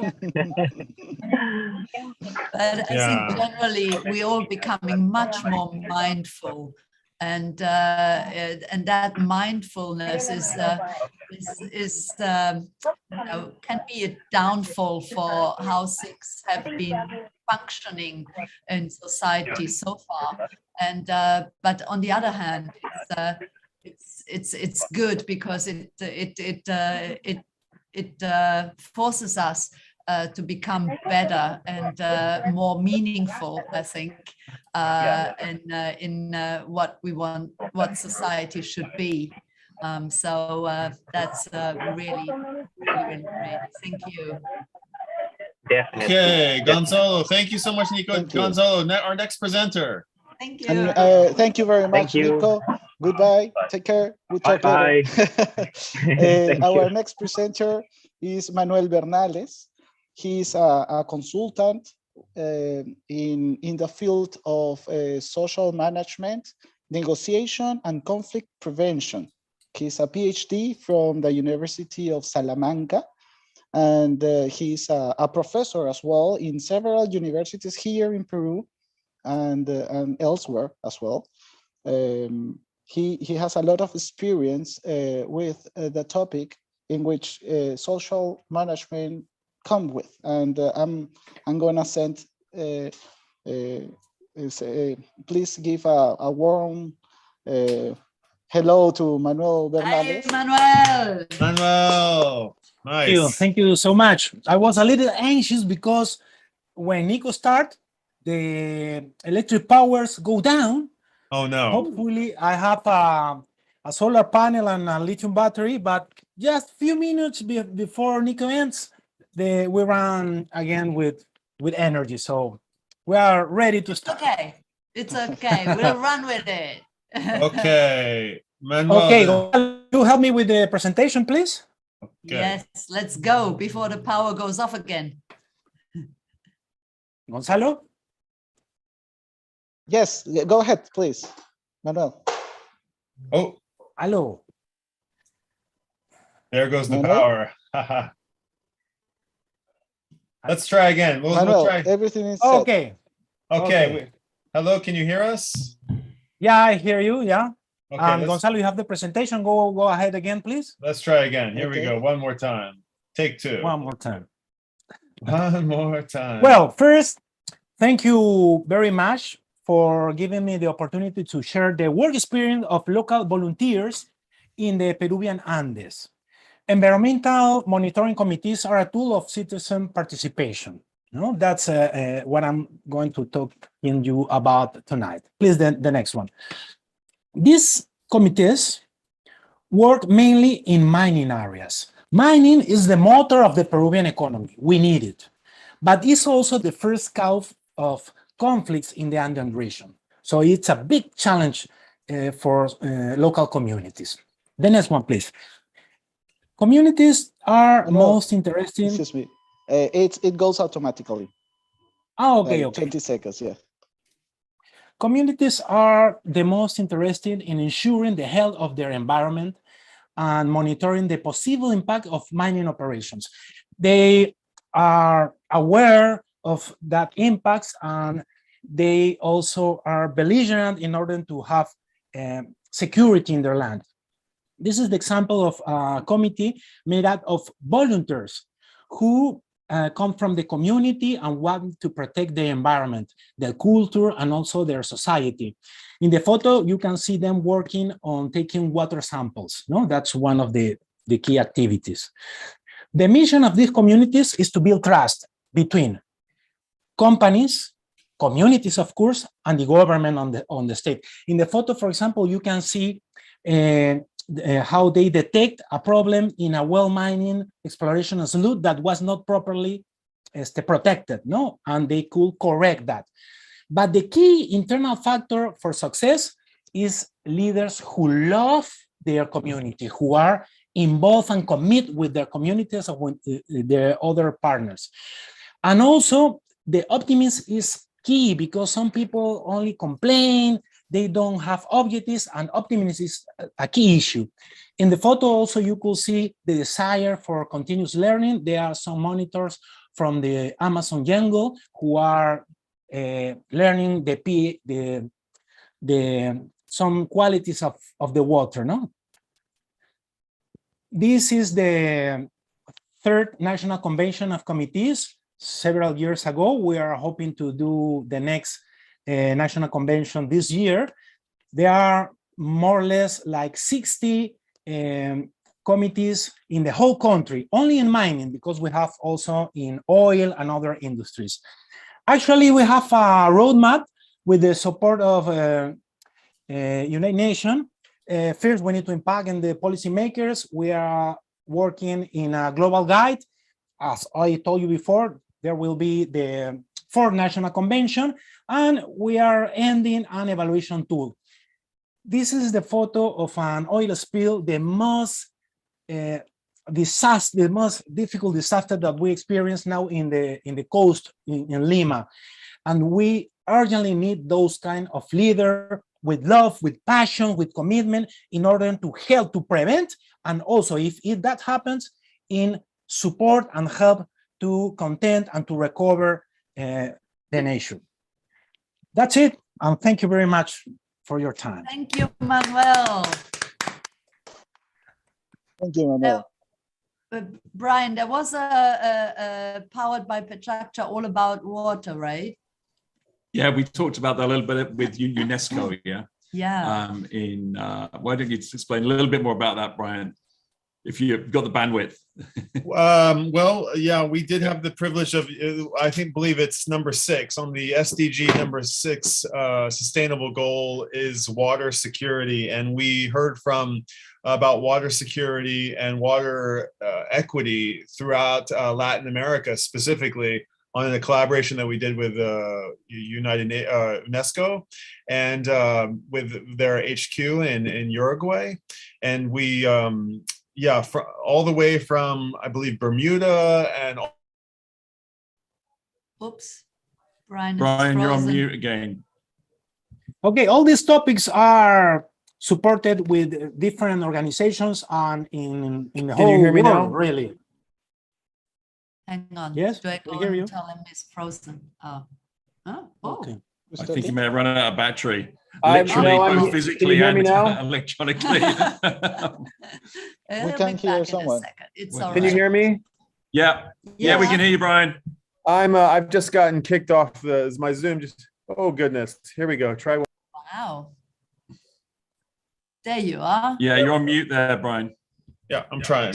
Great, man. Okay, lovely, There we go. lovely. But no, it's- do I need to chime in here? Anything else? No, we're all good. We So know I you. just wanted to say that, water is absolutely necessary and essential in life. And so I think it would almost be a topic in school. There should be all these elementary school curriculums need to be totally revised, I think, in this day and age. They're so out of sync with what people really, there's all this knowledge, but it doesn't get transferred. Instead, we're still kind of teaching things that are not necessarily relevant today. So I think people would feel so much more useful and part of the community and society if they could find their place. Much easier. I like water. I can get into that, and I can kind of I can make this my purpose. So a bit earlier in the 24 hours, we had a whole session about COP26 because we were lucky enough to go there. And before that, we worked with a group of schools in Scotland, and they all made PechaKucha presentations with a hashtag "Get On With It," and it was about young kids trying to tell world leaders about how they should get on with it and what was on their mind. And we had 3 or 4 amazing presentations from kids who were 10 or 11 that they made online as a school project, and many of those are around water. And it was pretty amazing. I mean, I came away from Glasgow really excited because we were working with the school kids who were actually outside of the security zone, but our project was really powerful, and all the kids were really they really understood the issues at hand, and I think the world scene is in good hands going forward. We also had Michael Johnson, who designed the COP logo. So it was great to have him on, and obviously that's green and blue for water. And what was lovely with the COP logo is, although it's a globe, it's an abstract globe that swirls like clouds and water. And one of the reasons for that is that they didn't want to have a country on the globe, because obviously there would be England there and Italy, and when they took the shot, so it's like this abstract globe, and it was really beautiful. So we've had a lot of environmental and water-based things today. So and rightly so. So yes, let's stick with loving our water. Thank you, Manuel. Thank you. Thank you, Manuel. And Gonzalo, thank you so much, and to all the Lima team, and for running such an amazing event for so many volumes. And we're so proud to be in Lima, and we know you guys have so much passion there. We saw some of it on this hour. We saw some of it on the hour a few hours ago. And so thank you so much for being a part of International PK Day for 2 years in a row. We hope you come back for next year. And thank you. Hello to Da and the rest of the team. And we're going to say goodbye for right now and stay on the hour. We're going to jump to another Bye, guys. Bye, Manuel. Bye, Nico. Thank you so much. You guys stick around. I do. I just want to highlight a project that we did earlier this year. We worked with the World Press Photo Organization, who awards photojournalism every year. They recognize photojournalists every year on hard-hitting all different kinds of stories, from people who are in conflict zones to personal projects. This was an amazing opportunity for us to collaborate with this very prestigious photography organization based out of Amsterdam. We had a 2-night series where we were recognizing their finalists and winners of this year's World Press Photo Award. And we've selected a few of the great ones that we saw to share with you for right now. So I don't know if we're going to have a chance to play all of them, but I would like to play one right now by you're going to love this. Jérémy Lepin. Astrid, help me out there. Come on. Can I get my, I've got to move my friend. Lampin. Jérémy Lampin. With Dr. Peyo and Mr. Hassan. Now, Dr. Peyo and Mr. Hassan, you may not, you may think, well, I'll let the presentation play. It'll speak for itself.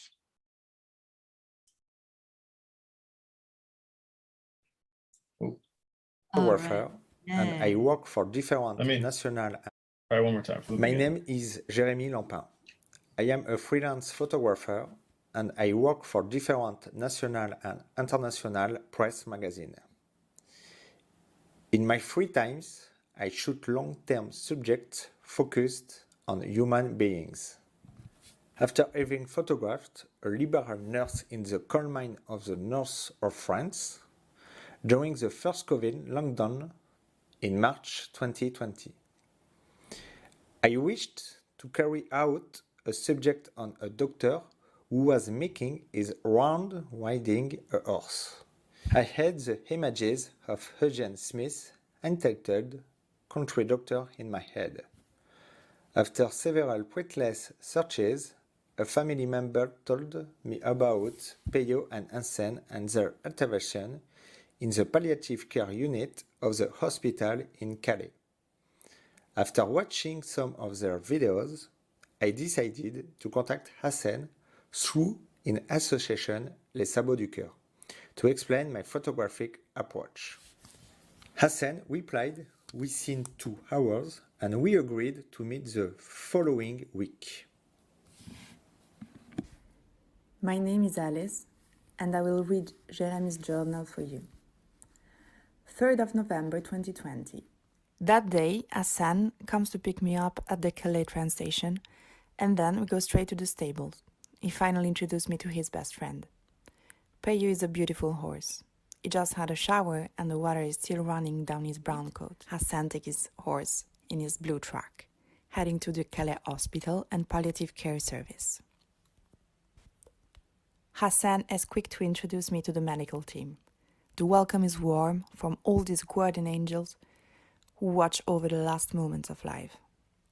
After a tour of the ward, lunch and a change of clothes, Hassan finished preparing Peyo. With his expert's hand, Hassan braids the tail before doing the same with the neck. Then he rubs disinfectant wipe on his head and nose to protect him from possible viruses. Peyo enjoys this pampering session. The contact of the wipe on his nose makes him close his eyes like a child whose face is being washed. Ready to go and meet death, white as a saint, Peyo walks down the corridor of the palliative care unit. While Hassan follows in the background, Peyo decides who he goes to see, passing in front of the doors of the rooms and stopping when he feels he can help. It seems that he comes on tiptoe, says to me the husband of a patient who is terminally ill with cancer. Yes, Peyo, I knew him. He's a real star in the region, but I would have liked to meet him somewhere else, confided this woman. 18th of November 2020. Today, Amandine's 9-year-old son, Isaac, is having a snack break. Peyo is particularly teasing and tries to steal the little boy's cookies. Once the snack is over, Hassan suggests that Isaac gets on Peyo to go around the service. After 4 or 5 laps around the corridors, Isaac and Peyo come face to face with Amandine, who is coming out of the operating room. Exhausted, she smiles seeing her son so happy and proud to be on the back of Dr. Peyo. Peyo is very important. We are happy to see him.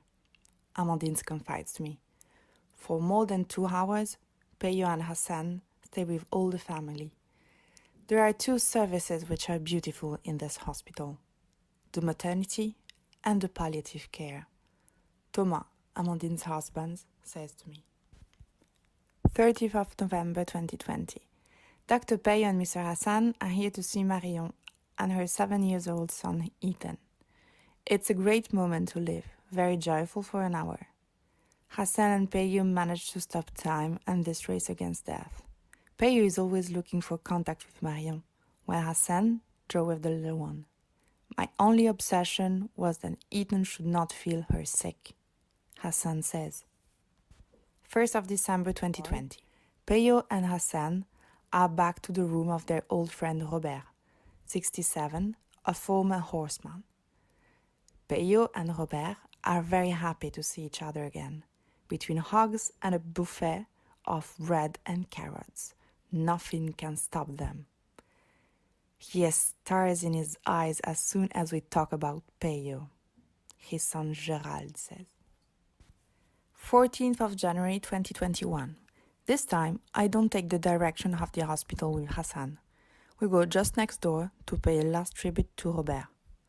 The weather is gloomy, and the wind is not there to warm up the atmosphere.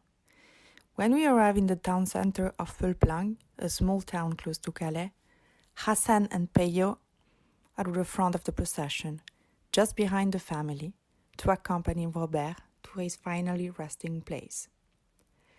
The church is too small to accommodate Peyo with the number of people who has come to pay tribute to his friend. But once the mass is over, he returns with Hassan to greet him one last time. Dr. Peyo and Hassan are not people. They are angels, says Gerald, Robert's son.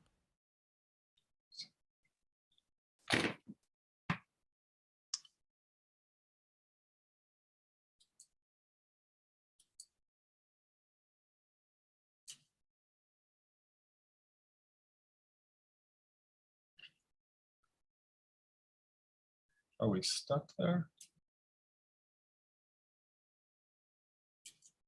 Oh, that's strange. The audio didn't come all the way through. I think that's how it finishes, Brian, yeah. Okay. So, yeah, it's a really moving presentation, yeah. It's a bit difficult to talk after that, to be honest, but yeah, we're really happy that... Yeah, it's triggering, all right. But it's really cool that this exists. I mean, who would have thought a horse in a hospital, in a hospice? Come on. Yeah, well, animals kind of know. You know, That's great. And it's incredible, yeah. Anyway, we're kind of taking advantage of our tissue box here. So why don't we play another one, Brian? Because they are fantastic, yeah. And let me preface this one. This is the I don't know what the award's called. This is the World Press Photo of the Year award. Mads Nielsen has won twice. I believe he won 2 or 3 or 4 years ago. And his photo, The First Embrace, will also take your breath away. So without further ado.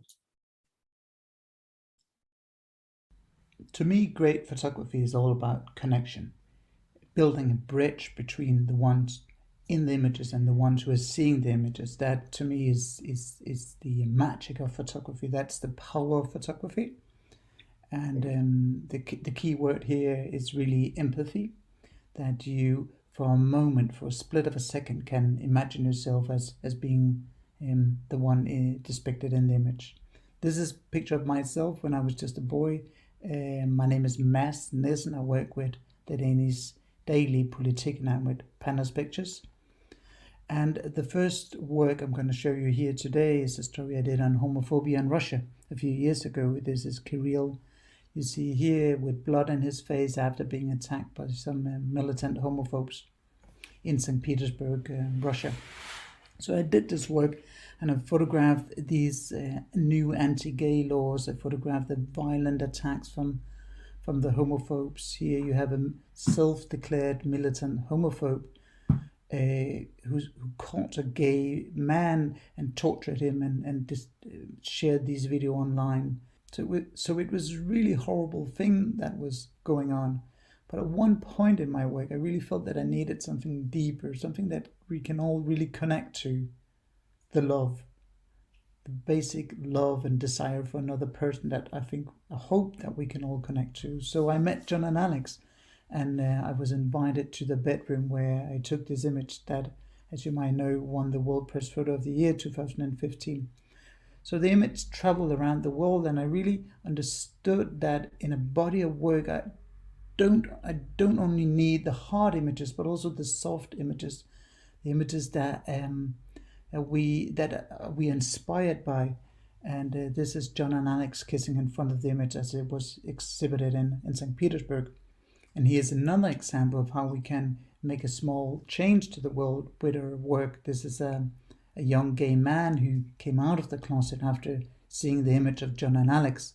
And on this Instagram picture, he's posing with a signed print I sent to him once I heard about his story. So that's what I've been trying to do, trying to show both sides of the coin. Like here, you have a man sick and dying from hunger in South Sudan, but on the other side, you have this man holding a baby, and it reminded me of my own daughter and how I missed her. That's why I actually took this picture. Here, this is for my work in Colombia in the Civil War. You have fields of marijuana, of coca for cocaine production. And then you have this again, a young girl, Sara Manuela, 2.5-year-old, sleeping next to a gun. And obviously it also reminded me of my own kids when I saw her. And here we have the Osorios at their family cocaine laboratory in Colombia. And also here I am trying to show the normality, the image that we can relate to, even though we might be so far from each other. So this example here is a personal project I did on the Amazon. And again, what I'm trying to do is not to romanticize it or to blame people who are destroying the Amazon, but rather to look inwards and look at how I and we as human beings are treating one another and the nature. So I guess that what I'm trying to do is to find the image that really connects us, that despite our differences has something universal within them. Maybe you cannot relate to a cat or a monkey, but in fact many people have come to me after seeing this image and started talking about their own relationships, like I'm the cat and he's the monkey, or however it might be. So the next work I would like to show to you now is the work I did in Brazil last summer, and hopefully some of the things that we've been talking about so far makes some sense now. As you might know, the situation was really, really bad. You had a president who in many ways neglected the whole problem, and so like many other photographers, the first thing I did was to go to the cemeteries here in São Paulo and try to get an idea of the scale of this crisis. I went to the hospitals with the ambulances again to document the pain and the suffering of this, the seriousness of this crisis. But as I tried to explain to you earlier, I was also looking for the other side, the yin and the yang. And I heard about these elderly homes where people could finally get a hug through a plastic curtain for the first time in 5 months. So I heard about it and I thought, like, this is amazing. This is something magical, something that brings hope in a dark place, love, solidarity, humanity, all the right things, right? All the things the emotions we are looking for. Well, this is what I got. Bad light, bad play, I couldn't really move around, a horrible background. It wasn't good in any way. I think, it's so frustrating sometimes. The emotions are just right in front of you, but you just cannot photograph it. So later I visited another elderly home, the Viva Bim, it's called, just outside of São Paulo. And again, the emotions were amazing here. People were so happy and joyful to finally get a hug. And thankfully the light was a little bit better. This is where I took this image of the nurse Adriana and the 85-year-old woman, Rosa Lucia. So thank you for listening today. I hope you got the opportunity to feel some of that connection and empathy that I've been talking about. And I also hope that, or let's not forget that these images are taken on a very dark background. In the case of Brazil, more than 300,000 people have died from COVID-19, very much due to the irresponsible President Bolsonaro. So thank you everyone, and stay safe. Wow, To me, great photography is all about another remarkable presentation. The archive of that section, there were two, as Brian said, there were two events. One of them is from Beirut, just a moment after the terrible explosion there. It's an incredible story. But to have these in the PechaKucha archive is really humbling, in fact, yeah. And we hope to do more with them in the coming year. So please take a look, just look at worldphoto.com. Sorry, World Photo in our search. In fact, there's I think there's a channel, Brian, yeah, for that.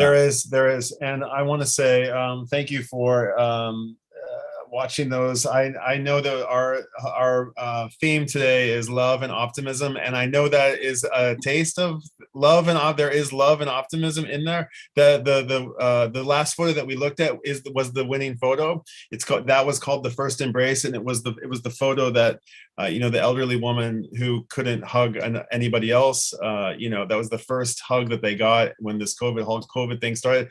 And even though this was a quite heavy presentation, I realized, and I know that maybe there could have been another choice, but I'm so moved by this hug and a few other loving moments, even though there were some challenging ones in there. But let's move on, and thank you to the World Press Photo for collaborating with us. We're looking forward to collaborating again, and we love photography, and we love that this is what we like. How many photos are on our website, Mark? I don't know if there's got to be a gajillion. Yeah. So yeah, we're about 100. I think we're at 85,000 presentations. And speaking of our archive, hang on.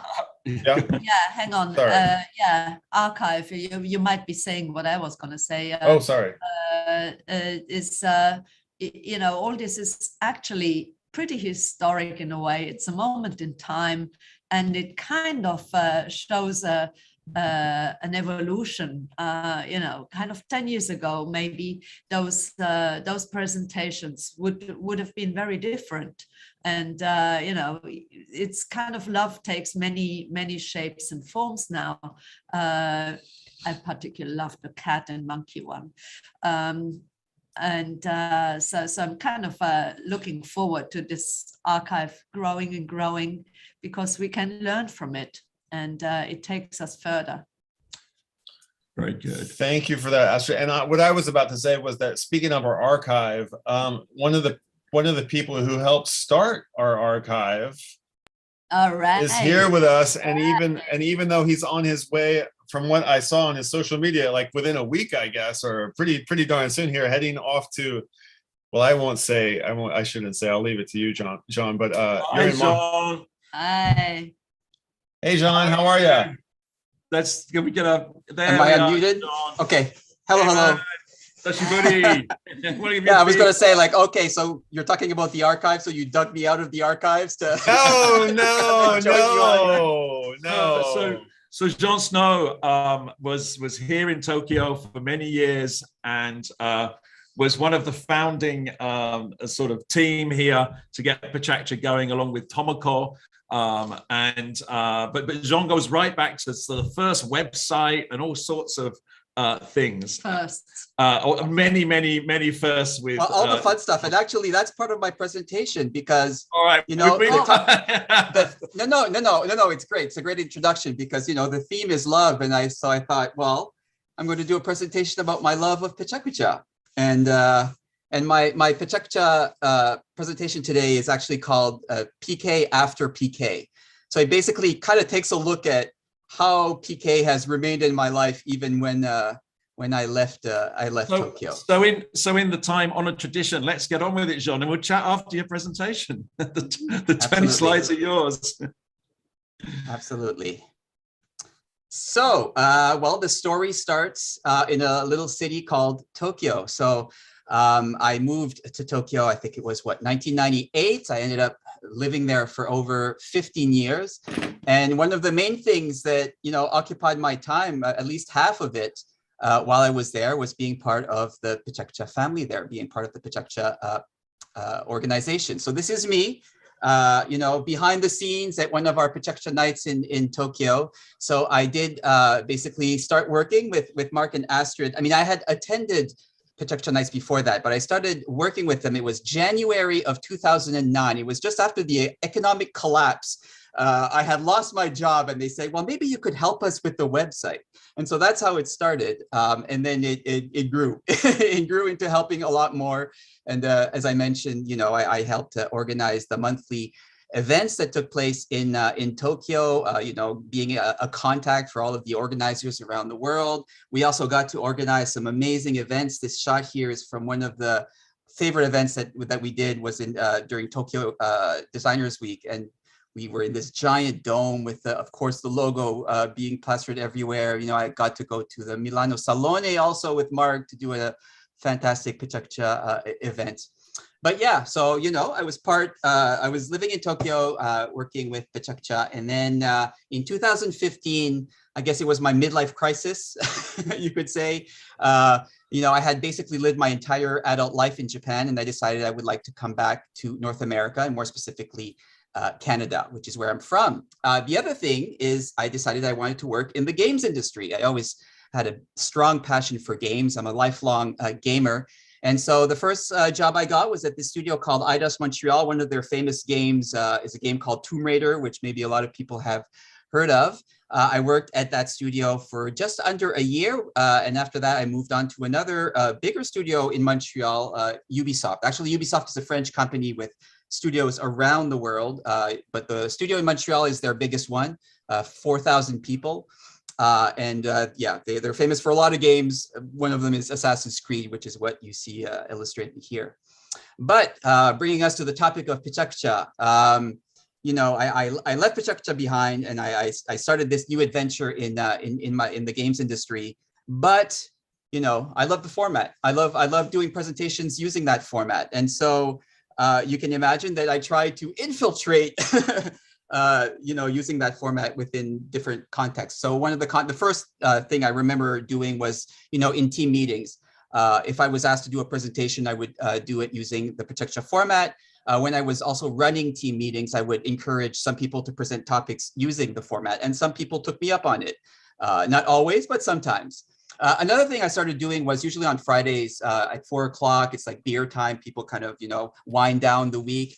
And I decided to try to make it a bit more interesting. I was in a team called Harbor. So I came up with the Friday Fluke. And the idea was to drink and get somebody to do a PechaKucha presentation about something they're passionate about. So I did that every week, every Friday. People loved it. They got to know each other better. And then usually we keep drinking and then play more games and have a lot of fun on Fridays. So the Friday Fluke was quite popular. Unfortunately, it kind of winded down with this thing called the pandemic. But I continued online with the PechaKucha presentations actually for a while. So that continued. Another context was at Ubisoft. Every year they organize something called the Ubisoft Developers Conference. Now it's actually their 13th edition this year. And a few years ago, because I was kind of getting known as a PechaKucha person, they asked me to help organize these lightning talks, an event that was like comprised of lightning talks, 5-minute presentations. And so as I started organizing it, I was hosting it. You maybe see me in the background there. I encourage people to use the PechaKucha format as well. I gave presentations on how to do a good presentation. A few people took me up on it. Every year, I still try to convince people to use the format, and some people do. Another thing that happened was when the pandemic started, the community team at Ubisoft wanted to kind of organize these streams. They contacted me. They said, "Hey, can you organize these PechaKucha presentations? Do it within the company." And so this was actually me doing a presentation talking about Mark and Astrid, probably presenting PechaKucha. But that brings us to now. And so, yeah, I've been here in Montreal for close to 7 years. And well, the adventure bug has hit me again, is itching. And so we decided that it was time to go somewhere else. And that other place is actually Shanghai. So I'm still working at Ubisoft. I actually ended up finding a super great role at the studio that Ubisoft has in Shanghai. And I actually started working at that studio last summer. We thought I would be able to move at the end of summer, but of course, you know, the world is complicated right now in terms of moving, and you can imagine also in terms of getting visas to move to other countries. And yes, it's finally happening. 2 days ago, I finally got my visa. Yesterday, we booked our flights. And we're not moving next week, it'll be in a month, but towards the end of March, we're flying over to Shanghai. And we're very excited about that. This I put here because actually, of course, I joined the studio in Shanghai, and one of the first things I did is I did a presentation to the entire studio about PechaKucha to try to get them to improve their PechaKucha skills. And now I'm also starting to do some sessions within my team. I lead a team of about 120 people, so I'm trying to get them to get the bug too. The other thing I've done is I've gotten in touch with the organizers of the PechaKucha Night series in Shanghai, and I'm going to be organizing with them future events. So that's something I'm also very excited to do. I didn't get to do it in Montreal. I tried a little bit, but that's another story. Maybe that's another presentation, but I'm very excited to get things going in Shanghai with the team that's already there once I'm there. And of course, I'm also excited to, you know, get the chance to visit other PechaKucha Night cities and to attend events. This is a picture, I believe, from one of the Guangdong events. So I look forward to connecting again with different organizers there. And so that's the presentation. This is my little love letter to you, Mark and Astrid, about PechaKucha. Oh, that's amazing. Wow, it's just like old days. Cheers. Cheers. Cheers. From the merch store. Oh, thank you, Jean. That was a really, really lovely presentation. I'm so happy. I knew you got your position in Shanghai, but it was obviously the COVID had restricted that. But so great you're actually finally going. And obviously, we'll try and come out to Shanghai, but you're very close to Tokyo, and I know your first trip will be. Absolutely. I mean, that's one of the things that I'm also most excited about, is to be able to then go to Japan regularly. The plan is, once things open up again, to go at least once or twice a year. And of course, I'm waiting for you both to visit Shanghai as well. Mark has already promised. He promised me, and he promised my wife, so he better come. Well, we have maybe a job in the works. So you know, perfect. Yeah, sooner than you think. But that's great that you're the PechaKucha ambassador within Ubisoft, and it's in the blood. It's in the blood. It's like well, when you sit there watching a terrible presentation, you think, oh, why don't they use PechaKucha? You know. So thank you for that, and thank you for getting in touch with the team in Shanghai, and I'm sure you'll bring a new spin to that as well. I hope so.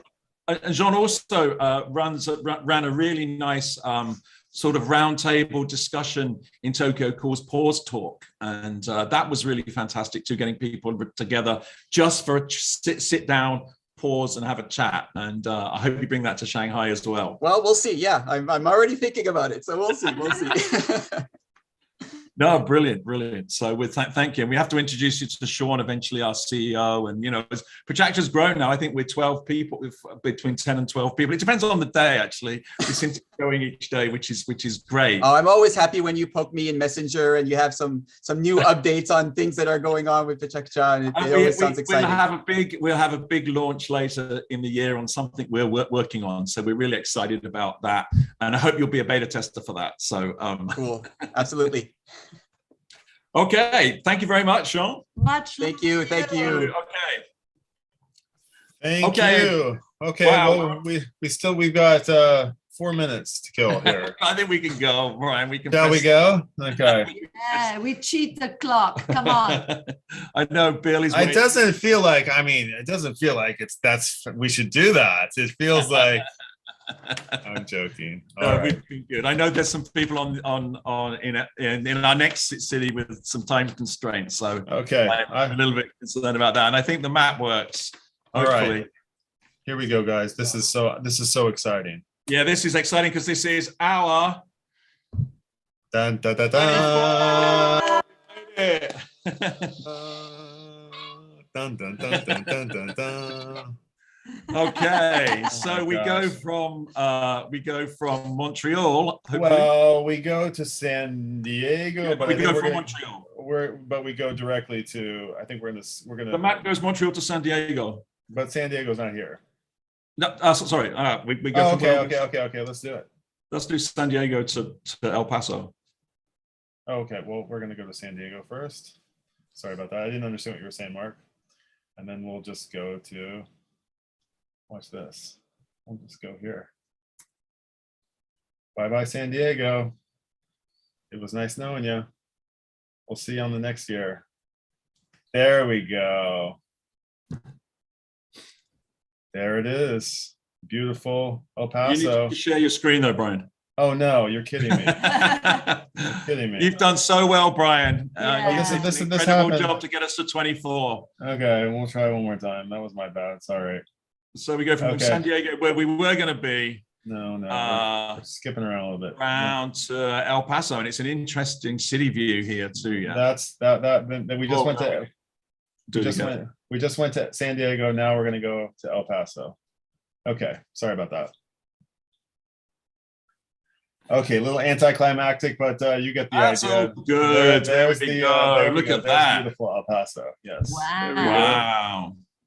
Get Hi, that Bill. patch in there. Hi, Hey, El everybody. Paso. Hi. Hi, Bill. We finally made it. To the final hour. That's right. But maybe the final half hour, I think. I think the way we're going. Yeah, the final.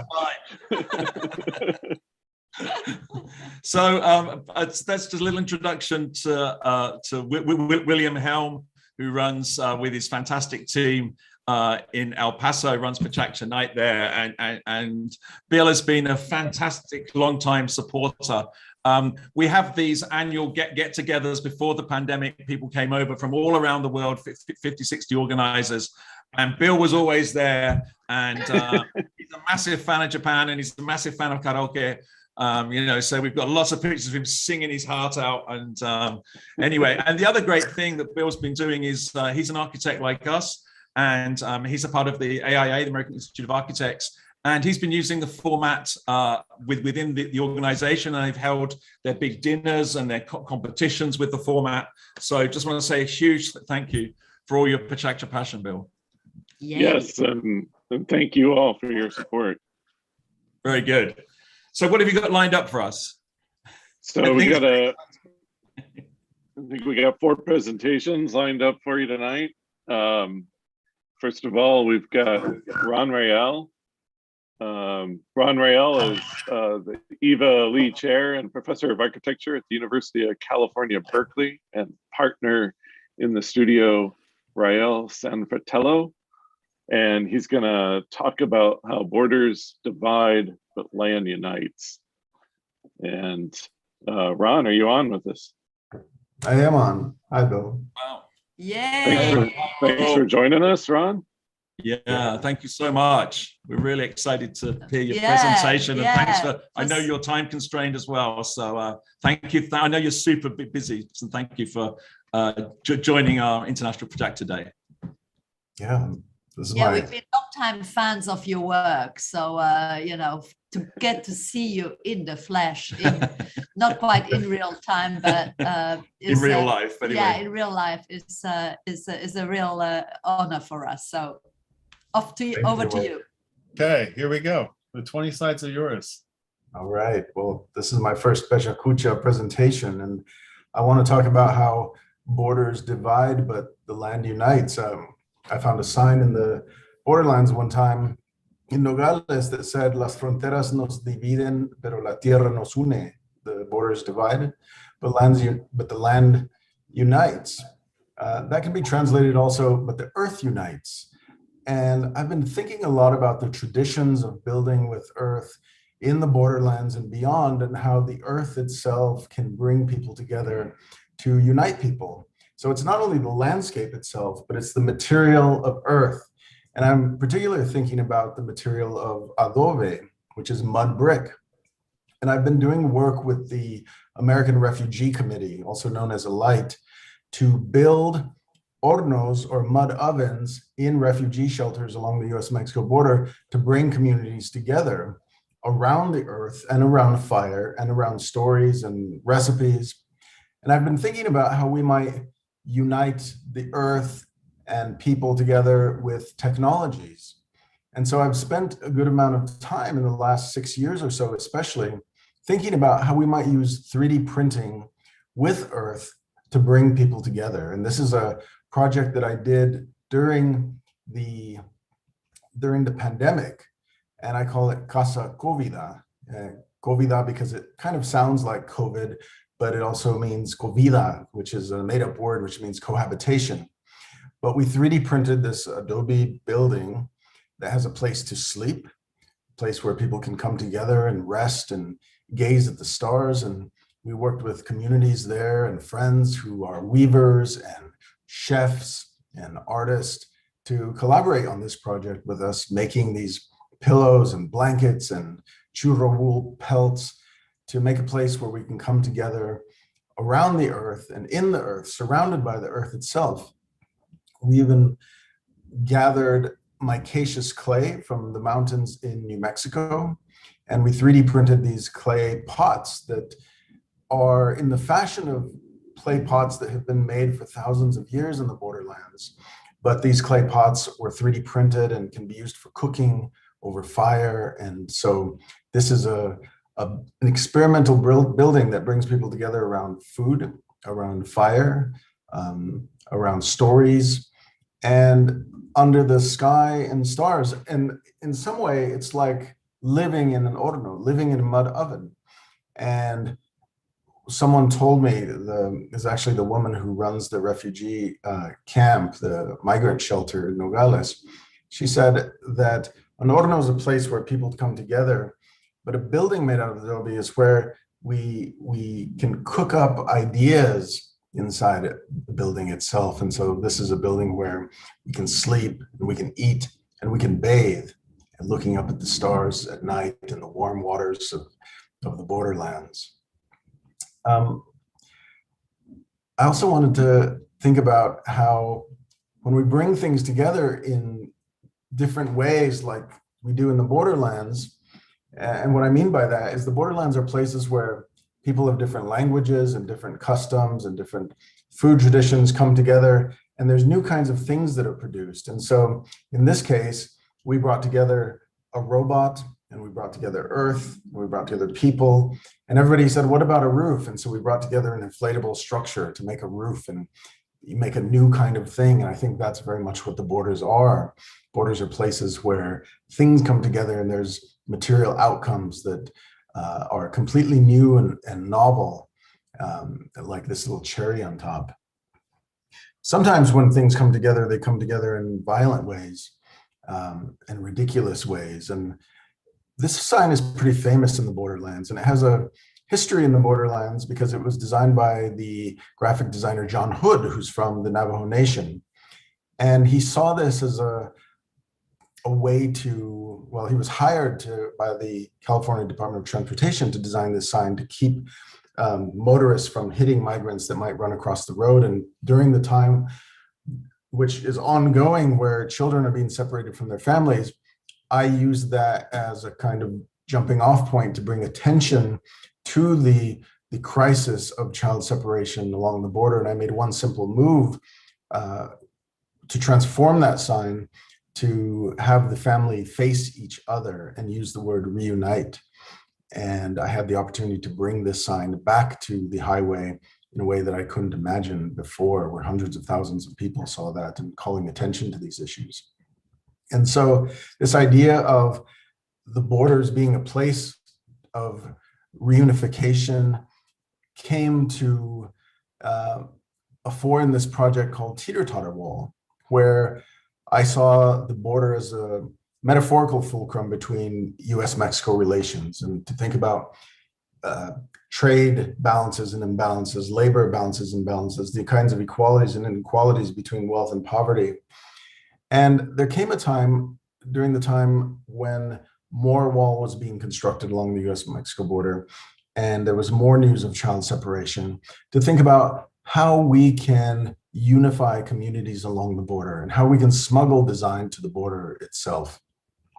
And so using the same material that's used to build the wall itself, steel, I collaborated with Colectivo Chopeque from Juarez, and we made these teeter-totters out of steel and inserted them into the wall to have an event with mothers and children and families one day for 40 minutes, bringing those communities together from Juarez and Sunland Park, New Mexico, to tell a story of reunification and to show how important it is to think about the land as being a land where we can bring people together and that borders do not have to divide, and to remember that the land can unite.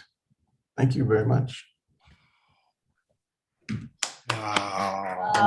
Thank you. Thank you so much. It's a really great love presentation, and I like these. Of course, the seesaw project. It's so iconic and so full of symbolism, and so yeah, love it. But also the newer printed cone houses, Covida houses, they are open to the sky, right? And that's why sometimes you put an inflated that was a very clever trick, yeah. Pink bubble on top. That's so cool. Yeah, and it doesn't take much, does it, to build these? What was interesting with them is they felt like they would. I've seen a lot of 3D printed projects, but they felt really lovely, and they felt like they were knitted. It was something really fabric about them, which I hadn't felt before with, and I thought it was very clever that knitted essence came through with about that, it. But also kind of printing the pots to go with it. That's lovely. You can have a house with the pots. With the seesaw project, was that like a guerrilla thing? Obviously, did you have to plan that at all? Well, we planned it because there was a lot of logistical issues. Right, sure. We didn't ask permission to do it. Obviously, we only asked permission of the communities and see if they wanted to get together one day. Right. No, it's really, as Astrid said, a fantastically iconic project. Is it still there? No, it was only up for 40 minutes, and many people say, well, why did the Border Patrol take it down? But really, the children got tired of playing, just like they do in any park, and so the event ended, and we just put them away. It's like an ephemeral thing, it's like the cherry blossom here. It's right. I think it actually gains from that in a sense, and the pictures really say everything. And it would have become too much of a destination, I think. A new monument that you go and visit on your pilgrimage. Well, anyone can see them now at the National Building Museum in Washington, D.C. if they'd like to go and see them and write on them. Right. Okay. Cool. Very cool. Yeah. But it's been great. It's been great working with Bill in El Paso, because he's been running PechaKucha nights both sides of the border. Yeah, Bill.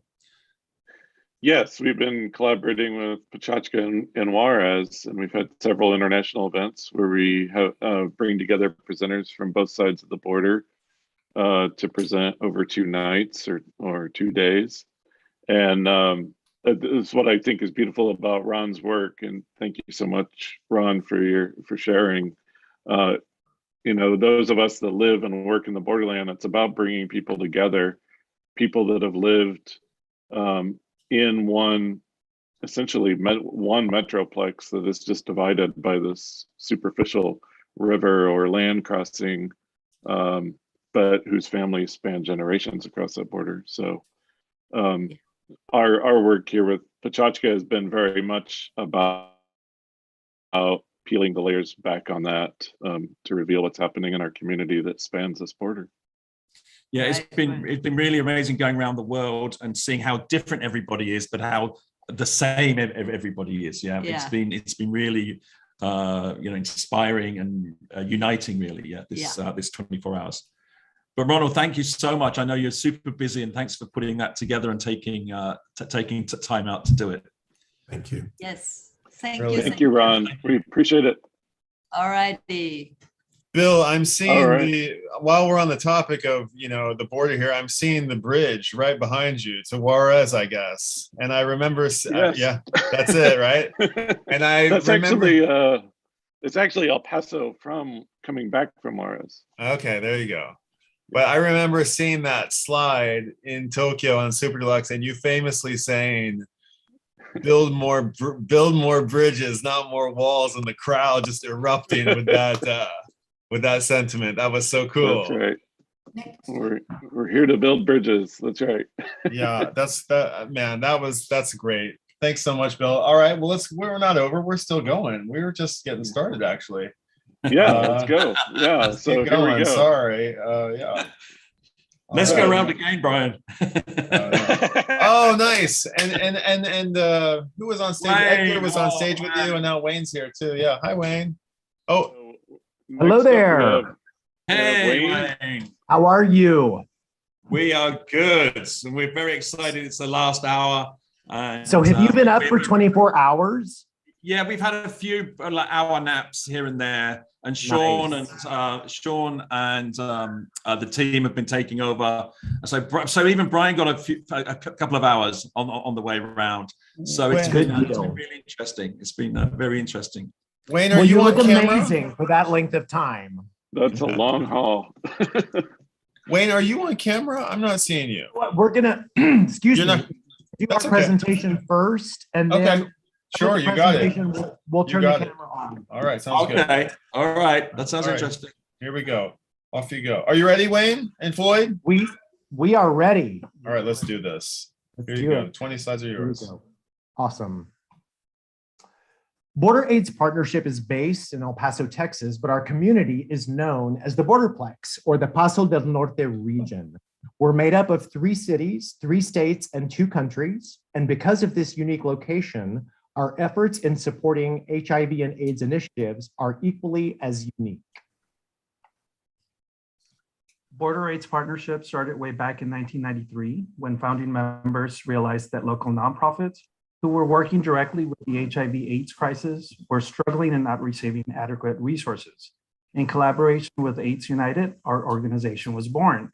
Since 1996, we have distributed over $2.3 million to support local initiatives. Border AIDS Partnership has gone through many transitions since our inception in 1993. Just as these images represent Border AIDS Partnership past and present, as the AIDS epidemic and HIV issues have changed over time, so too has our approach to support. Essentially, this is why our organization exists. Every year we get together, actually around this time of the year, and read the request for proposals. We rate each initiative and basically decide how much we award. Some of the programs we have supported work directly with women, youth programs on both sides of the border, and have worked with the homeless, immigrants, refugees, and trans people. In a typical year, Border AIDS Partnership fundraising strategy centers on 4 annual events. We do Dining por Vida, El Paso AIDS Walk, the Red Gala, and the Spotlight event, which is a silent art auction. These events not only raise money, but strengthen our ties to community support. Our year typically starts off with an event in April called Dining Out for Life. Locally, we now call it Dining por Vida. It is a time when participating restaurants donate 25% of their food and beverage receipts. We basically ask that if you are eating out on that day, that you do so at the participating restaurants. These images from Dining por Vida are examples of the El Paso community at large getting behind one of the Border AIDS Partnership's signature events. We engage people from all demographics, including community icons and national leaders such as Congresswoman Veronica Escobar. El Paso did not have an AIDS Walk for a few years. When we realized this, we took it upon ourselves to start it up again. Our very first walk occurred in 2018. We hope to continue this tradition in the upcoming years. The design of the t-shirts is by a local architect who is now part of our advisory committee. El Paso AIDS Walk proudly bills itself as a family and pet-friendly effort. The AIDS Walk route is consistently through residential neighborhoods and boasts itself as one of the most diverse and all-inclusive annual events in the Borderland community. Another event that we host is a fashion show. It is a time that we get to dress up and wear red. Red is a theme. In the US, the red ribbon is a symbol of solidarity of people living with HIV and AIDS. A lot of local boutiques get to participate with local models and designers. Once again, community engagement is key. The Border AIDS Partnership annual Spotlight event has become a community tradition that is looked forward to by both artists and collectors alike. The Borderlands creative community comes together and both raises money and continues to raise awareness of the HIV and AIDS issues our region faces. So for about 10 years now, our Spotlight and Silent Art Auction event has a theme of Dia de los Muertos, or Day of the Dead. We wanted to take the time throughout the year and remember those we have lost to AIDS. We have ofrendas, mojigangas, catrinas, and a really cool skull decorating competition. A great example of how our community engages to support BAP is artist Linda Haynes. Linda was in New York City during the onset of the AIDS epidemic and has dedicated her support through the donation of multiple artworks every year, as well as joining the Border AIDS Partnership Board of Directors. The artwork is very well curated and is also juried. We have received artwork from all over the world. These pieces are from Bonita Barlow. She's from New Mexico, an artist from Tucson, Arizona, Victor Navarro, a couple of El Paso artists, Jason Brewer and Kristen Apodaca, and an LA artist, Dano Hernandez. PrEP, or pre-exposure prophylaxis, is a once-a-day pill that prevents contracting HIV by up to 94%. PrEP has been instrumental in the reduction of the spread of HIV, and BAP is proud to have partnered with Centro San Vicente in opening the first PrEP clinic in El Paso. This is Wayne and me at the ribbon cutting for the PrEP clinic. We were able to attract Senator Jose Rodriguez and County Judge Ruben Voigt, some local politicians. Dr. Travis Cosman and Dr. Jose Luna, who were very instrumental with the success of the PrEP clinic, are also present, and a few of our board members. These figures exemplify the increasing rates of HIV infection in the borderland and show how El Paso remains to be one of the communities with the highest continued rate of infection. HIV and AIDS are still prevalent to our community, validating the importance of Border AIDS Partnership's work. Like most everyone in the world, the pandemic has affected our organization for the last 2.5 years. In 2020, we were only able to host one event, which was our silent art auction. This is us hosting our virtual board meeting sometime in April of 2020, Wayne hosting our live event in 2020, and our hybrid event that occurred last year in 2021. In 2019, there were approximately 35,000 new cases of HIV in the US for a total of 1.2 million people living with HIV and AIDS. BAP will continue to follow the Getting to Zero initiative, which pledges to get zero transmissions of HIV by 2030. Joining multiple communities nationwide, we will continue to raise money that will be used to support organizations involved in testing, treating, and preventing the spread of HIV. This is our contact information. If anybody has any questions, we encourage you to reach out to either Floyd or I. We welcome interest and look forward to getting your feedback. Thank you so much. Thank you. Wow. Thank you so really, much. really important work. And, Yes. Great job. Yeah, well done, well done. But also, what I thought was amazing is that art always helps the cause, and it's always an important part in kind of getting the message across. And it's I don't know, it seems to be always this sort of creative people and artistic people who kind of take it further and volunteer and take up the cause, and you know, it's kind of yeah. It's interesting that you would say that, because in all the work that we do, and you know, some of it's very technical, and you know, with the logistics of running a nonprofit organization, you know, there's all of those challenges there. But exactly what you just said, our spotlight event, which focuses on art, that's always kind of like the umbrella of everything that we do. You know, when we're doing the AIDS walk or the Dining por Vida or the other activities, it's all almost, it's all like on a trajectory towards the art portion of our organization. And so, and plus the art community is so supportive, people get involved, and everybody has different ways of giving. And it's really interesting when people give from the heart and create works to go for our cause. So, and I think that's one of the aspects that strengthen the community aspect of what we do. Because, again, the way it is with nonprofits, it's not just raising the money, it's keeping people interested, because that's what perpetuates everything. I think, to be fair, I think food is another big part. Actually. Absolutely. Well, and alcohol also. So. And alcohol.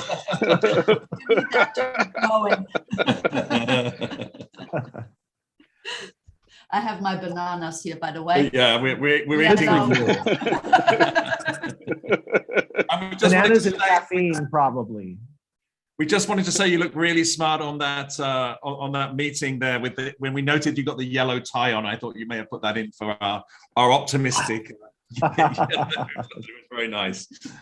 Well, thank you guys so much. Thanks for the opportunity of being a part of it. It's lovely. It's been. I just want to shout out hi to Leslie. It's so fun watching all these names. Yes. Bottom, and it brings back all we're these going to have memories. Leslie on a little bit later. When we get to the end, which is, I think we're one presentation away from the end. Let's all come online and we can have a chat with everybody. So, excellent. Great. Thank you so much for Sounds right. good. Thanks again, guys. Thanks, Two Lloyd more. and Wayne. Two more. Okay, great. Two more. So Lovely. next up is my good friend David Morrison, who is a real live desert monk who lives in community in the deserts outside of El Paso. And David has participated in PechaKucha back in 2017, where he shared through his own written haiku the beauty of the desert. And so I asked David to come back again tonight and talk about the beauty of our desert again through the form of haiku, which is an art form that started in Japan, just like PechaKucha, and has spread around the world. In the same sentence. Thank you. Okay. Well, shall we do this? Hi, David. David, are you on? Hello, everybody. Hey. I don't know if I'm on, but I'm here. Yeah. Yes, you're definitely on. So the 20 slides are yours, David. Whenever you're ready, give it the O sign. There you go. Yeah, so this is just a simple contemplation of the desert landscape, because there's a beauty that can be experienced in the scarcity of the desert if we come to it with contemplative eyes. And by contemplation, I mean, for example, the original Latin means to gaze intently on something. Ancient astronomers would lie in a field and gaze at the stars all night. They would contemplate. And so I'm saying it's possible to walk in a desert landscape and witness its emptiness. And then once you witness its emptiness, a stunning beauty can arise and you become a witness to that. And then this beauty begins to gaze into the beholder, and one is transformed forever. In the Irish language, to contemplate means to place oneself at the edge of waiting. So the desert is a liminal space on the edge of what's familiar, and it draws and enchants those who dare to walk in its kenotic embrace. And it's here that ancient songs are heard. All the religions of the world were forged on the sun's anvil, so to speak. And even haiku, the form of haiku, even though Japan and the desert may seem so contrasted, the haiku is a minimalist expression, just like the desert, and it conceals and reveals the beauty, just as the desert and that kind of verse does. And so, what I'm presenting right now is the photos are not professional. They're taken with a contemplative eye. And the verses that I'm going to read are not literary. They're just my simple experience as being a lifelong desert walker. And then to sum it up, Mary Oliver, the poet, she said, every day I walk out into the world to be dazzled and then to be reflective. And so I'll just take the presentation out with the reading of some haiku. Morning light streaming, illuminated window, eternity sits.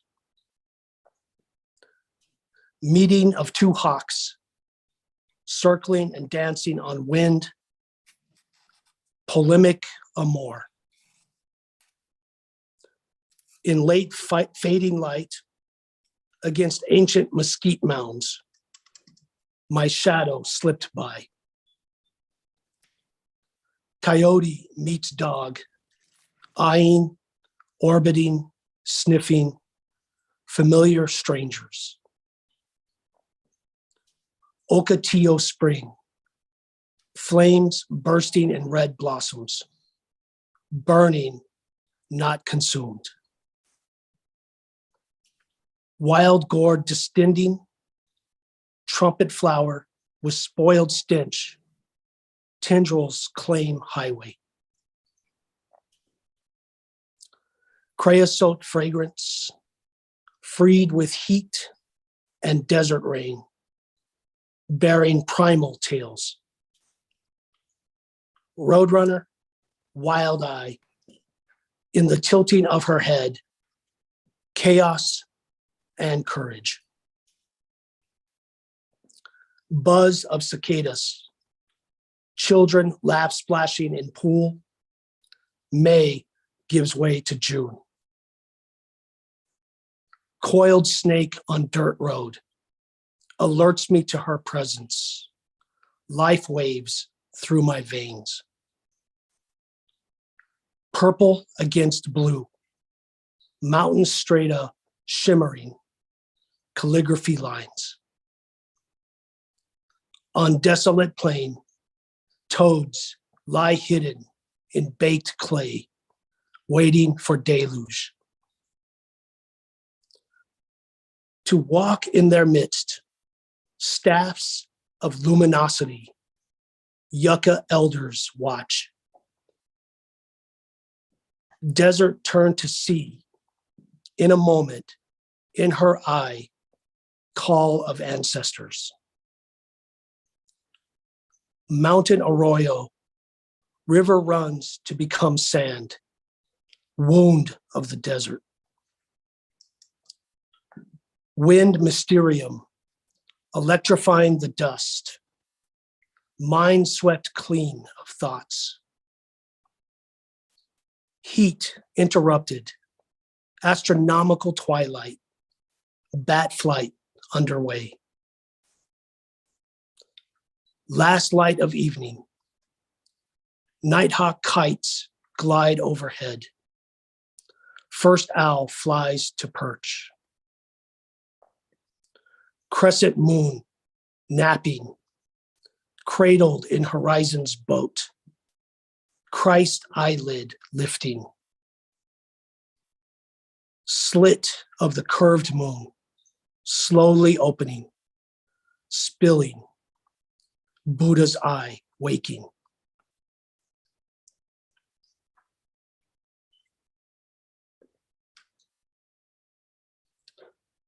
Thank you. Wow. Thank you, David. Thank you all. It's great connecting with you. Thank you, David. Yes. Yeah, Christina, she's from San Diego, and she said in the comments, I can feel the desert with your words. So amazing. Well done. Well done. Thank you. David, I've never heard haiku read repetitively like that before. I've only heard it, one or two at a time. I'm sure that all the masters do read it and write it with it to be heard that way. but hearing it in that with the tempo suddenly made me realize like I could get into, I might not even have to try hard to work out the syllables, and it might become sort of like a mental muscle memory mantra. That's, I like that. Wow, there you go. Yeah, no, but that was really nice, and a nice little meditation for me. I really enjoyed hearing them back to back. I think I'm gonna maybe get a book of haiku, and It was so calming as well. right. Yeah. And it was something about the like da da da da da da da. I'm not even doing it right, but it was this mum mum mum mum mum. It had that cadence that, I don't know, I was hearing that above the words themselves. Totally covering all the life that is in the desert as well. Yeah, exactly. It was all came together. All Beautiful. Well done. Desert monk is definitely a beautiful description. Very much so. Thank you. Wow. Okay. Well, ladies and gentlemen. One more presentation, no? That's right. That's it. One more. So we've come to the end of the line here. Well, only until I guess tomorrow, or I guess Monday. But and it's Sunday here already. So. Right? But wow, this has been a remarkable run, and it's really nice. Again, Bill, you closed out the 24th hour with us last year. I think we are past the half hour. I think I'm going to count that as an official. Yes. Let's see. I'm sure we'll get all the way there. And Bill, I recognize this name. Yes, Christopher Esper contributed to the AIA Awards in 2020. And how did that work? How did the awards? Was it the awards ceremony, or was it the actual judging itself, or both? It was all of the above, and it worked because of you all, and especially you, Brian, running the show for us, because we were really struggling with, in the middle of the pandemic, trying to figure out how we were going to do our annual design awards for our local AIA chapter here in El Paso. And you all had started, doing the Zoom events, and so we decided to give it a shot that way. And we asked Astrid and Mark to be our jury, and Christopher Esper here is presenting one of the winning designs, and this is recorded from that actual broadcast in 2020.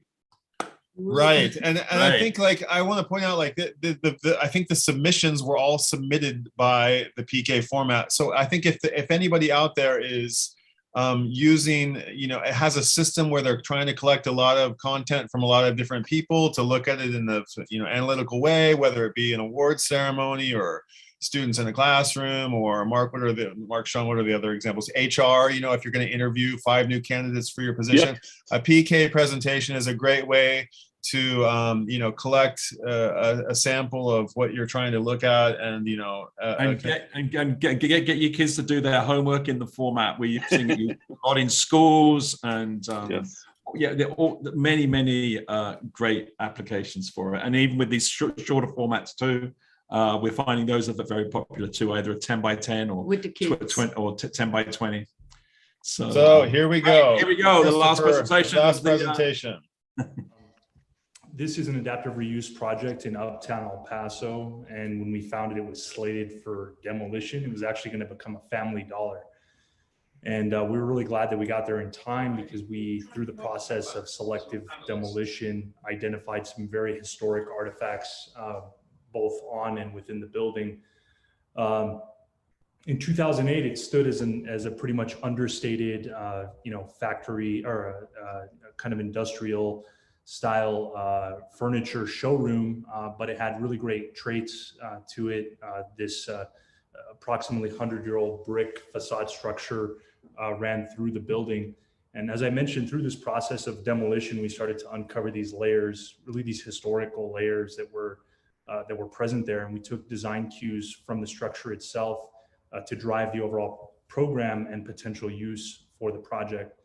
We always knew we wanted to try and execute a multi-use, mixed-use project in this part of Uptown, which is right on the edge of downtown.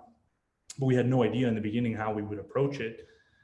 So we, as a develop, design, build type of approach, took the building under control, and essentially started to envision what kind of an Art Deco of the Southwest might look like, or a fusion of different styles for this building, at least from the outside, and really peel away layers or look at approaching different windows as viewports into potential activity within the building itself. We wanted it to be a public building with a public use, so we looked at certain types of innovation, specifically as they concern office buildings, and we saw public, shared, and private functions for the building. And essentially we propose a new type of workspace for the 21st century, being that a lot of people work virtually, and especially in time of COVID, remotely. But when pre-COVID and hopefully soon after we get through this, a lot of the way that people meet for professional purposes happens in cafes, it happens in restaurants, it happens on the verge of going to and coming fro, and in all these very dynamic ways. So we thought about containing all those dynamic ways that we do extra work activities, be they meeting, be they presentations, on demand, areas to pop open a laptop. And the driving force behind the aesthetic and the overall approach was new meets old. So this old building, once slated for demolition, that has historic qualities that we couldn't necessarily restore. How do we bring 21st century touches, but really with a focus on craft, with a focus on history, not trying to undo or completely cover up what was once there, but re-enhance it and reshape it for a certain type of future that we envisioned. We tucked part of the corner of the building back to create a patio, to create a zone that mediated between the public and the private.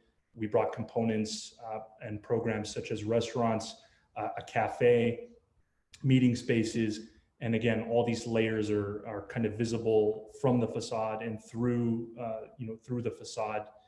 Deep into the building, and during different times of the day into the night with our beautiful sunsets that we have here, we're able to highlight these certain unique moments that go on in the building. And this has certainly become kind of an activator for this Uptown area, which was otherwise kind of blighted and relegated to the edges. We're bringing back a new kind of more true, sincere, from material aspect type of project that is accessible to all manner of professional services that we have in El Paso, and certainly for those who come and visit us for a short period of time for professional types of activities. The building is a private office building, but with a heavily public component. It invites the public into a coffee shop.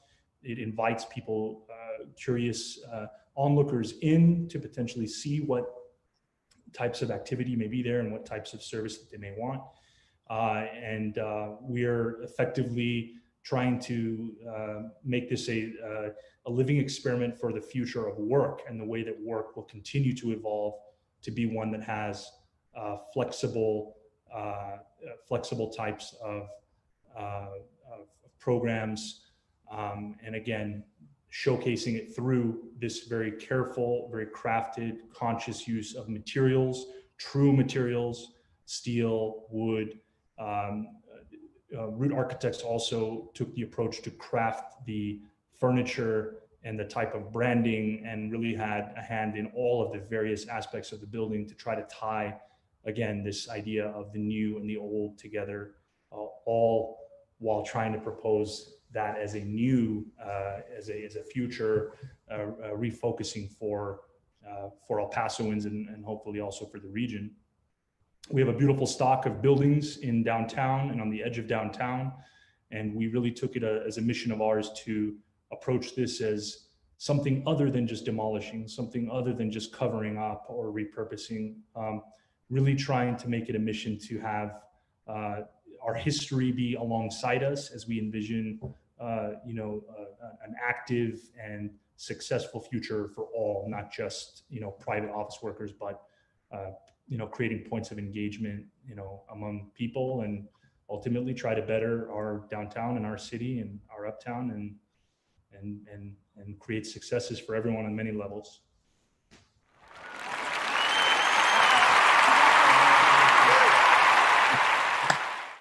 Very good. Yeah, it's lovely to end on an architectural presentation where PechaKucha started, really, and it does prove that architects can keep to concise presentations, just 400 seconds. You can get quite a lot in, yeah.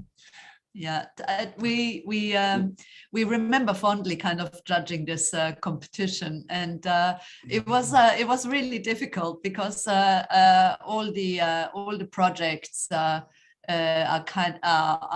so nice, and we know all the efforts that architects put into their projects. So how can you elevate one over the other? But hey, that's what competitions are, and we had to choose one.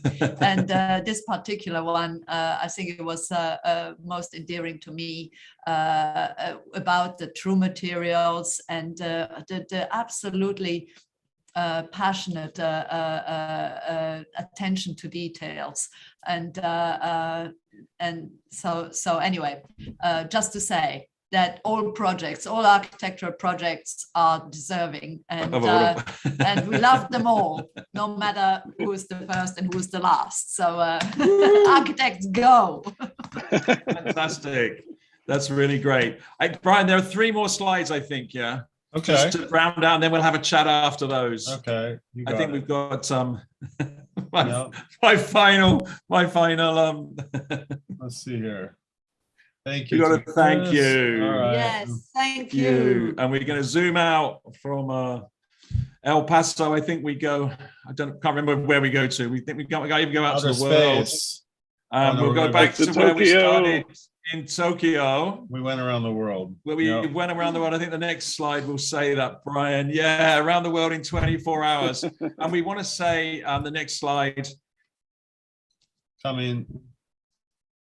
We love you. We really do love you and the whole community and everybody that's helped put on this 24 hours. It's been a labor of love. Oh God, that's a good idiom there. Sure. It's an absolute labor of love, but we love it and we love you, and the passion that's come across and the energy. The reason we can go for 24 hours is the energy we get from all of you and all of the cities and all of the presentations. It's remarkable. So thank you also for Tom to come on again. So why don't we go full screen, Leslie, Brian? And why don't we Leslie. drop the presentation, then we can see everybody. And just want to do a shout out to Pavan, who has been with us for 24 hours and commenting non-stop on every presentation. So what a fan. What a fan. Remarkable. Really great comments too. So hi Tom, give us a wave, Tom. Tom's over in Guangzhou. And Leslie's over in Tainan. I want to try something real quick. I just want to see where are you? Got to close that down. Hold Hi. And Nikki, come on, let's be real. Oh, sorry, you have 2. That's right. Okay, got it. Sorry. Oh, here we go. Let me try this. I have a little idea. This is going to work, actually. Give me a second. I got an idea. If I do this. No, we look like more people like that. Hold on. If we do this, then I can do one other thing. I can do this. Yeah. Nice. It worked. Hey, Brian, you got your thing. Yeah, I'm ready. Let's do it. 3. Happy birthday, PechaKucha! Thanks for today. Yay!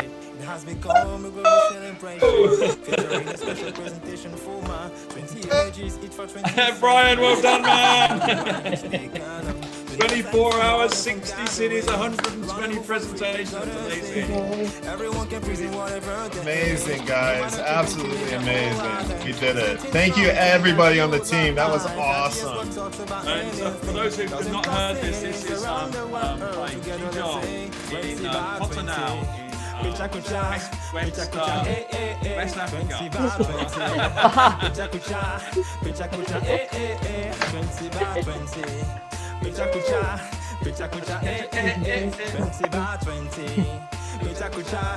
Oh my God.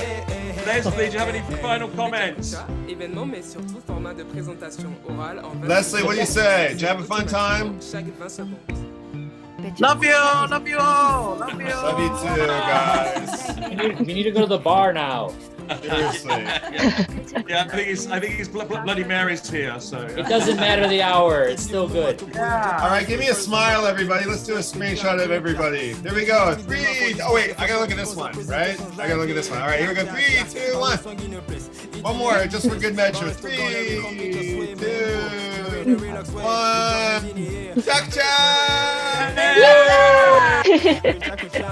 God, we did it. Well done, Mark and Astrid. You really curated and brought us together. Thank you. And a massive call out to Brian. Without Brian, nothing would be possible. He's done an amazing Some job hiccups. again. Sorry, guys. You do your best. And Tomoko and Chihiro and Christina and Ryan and Nikki and Nicholas and everybody. Tom and all the organizers and everybody who just rallied. It was amazing. Like, you know. Bravo. Yeah, amazing. This was insanely fun, insightful, joyful, like amazing. Right? A big thank you to all the organizers, of course. Yeah. And last tissue for me. And of course, all the presenters without whom there would be no PechaKucha. And so our love goes out to you. Woo! Okay, bye guys. See you next year. Bye. Okay. See you next year. Bye, everybody.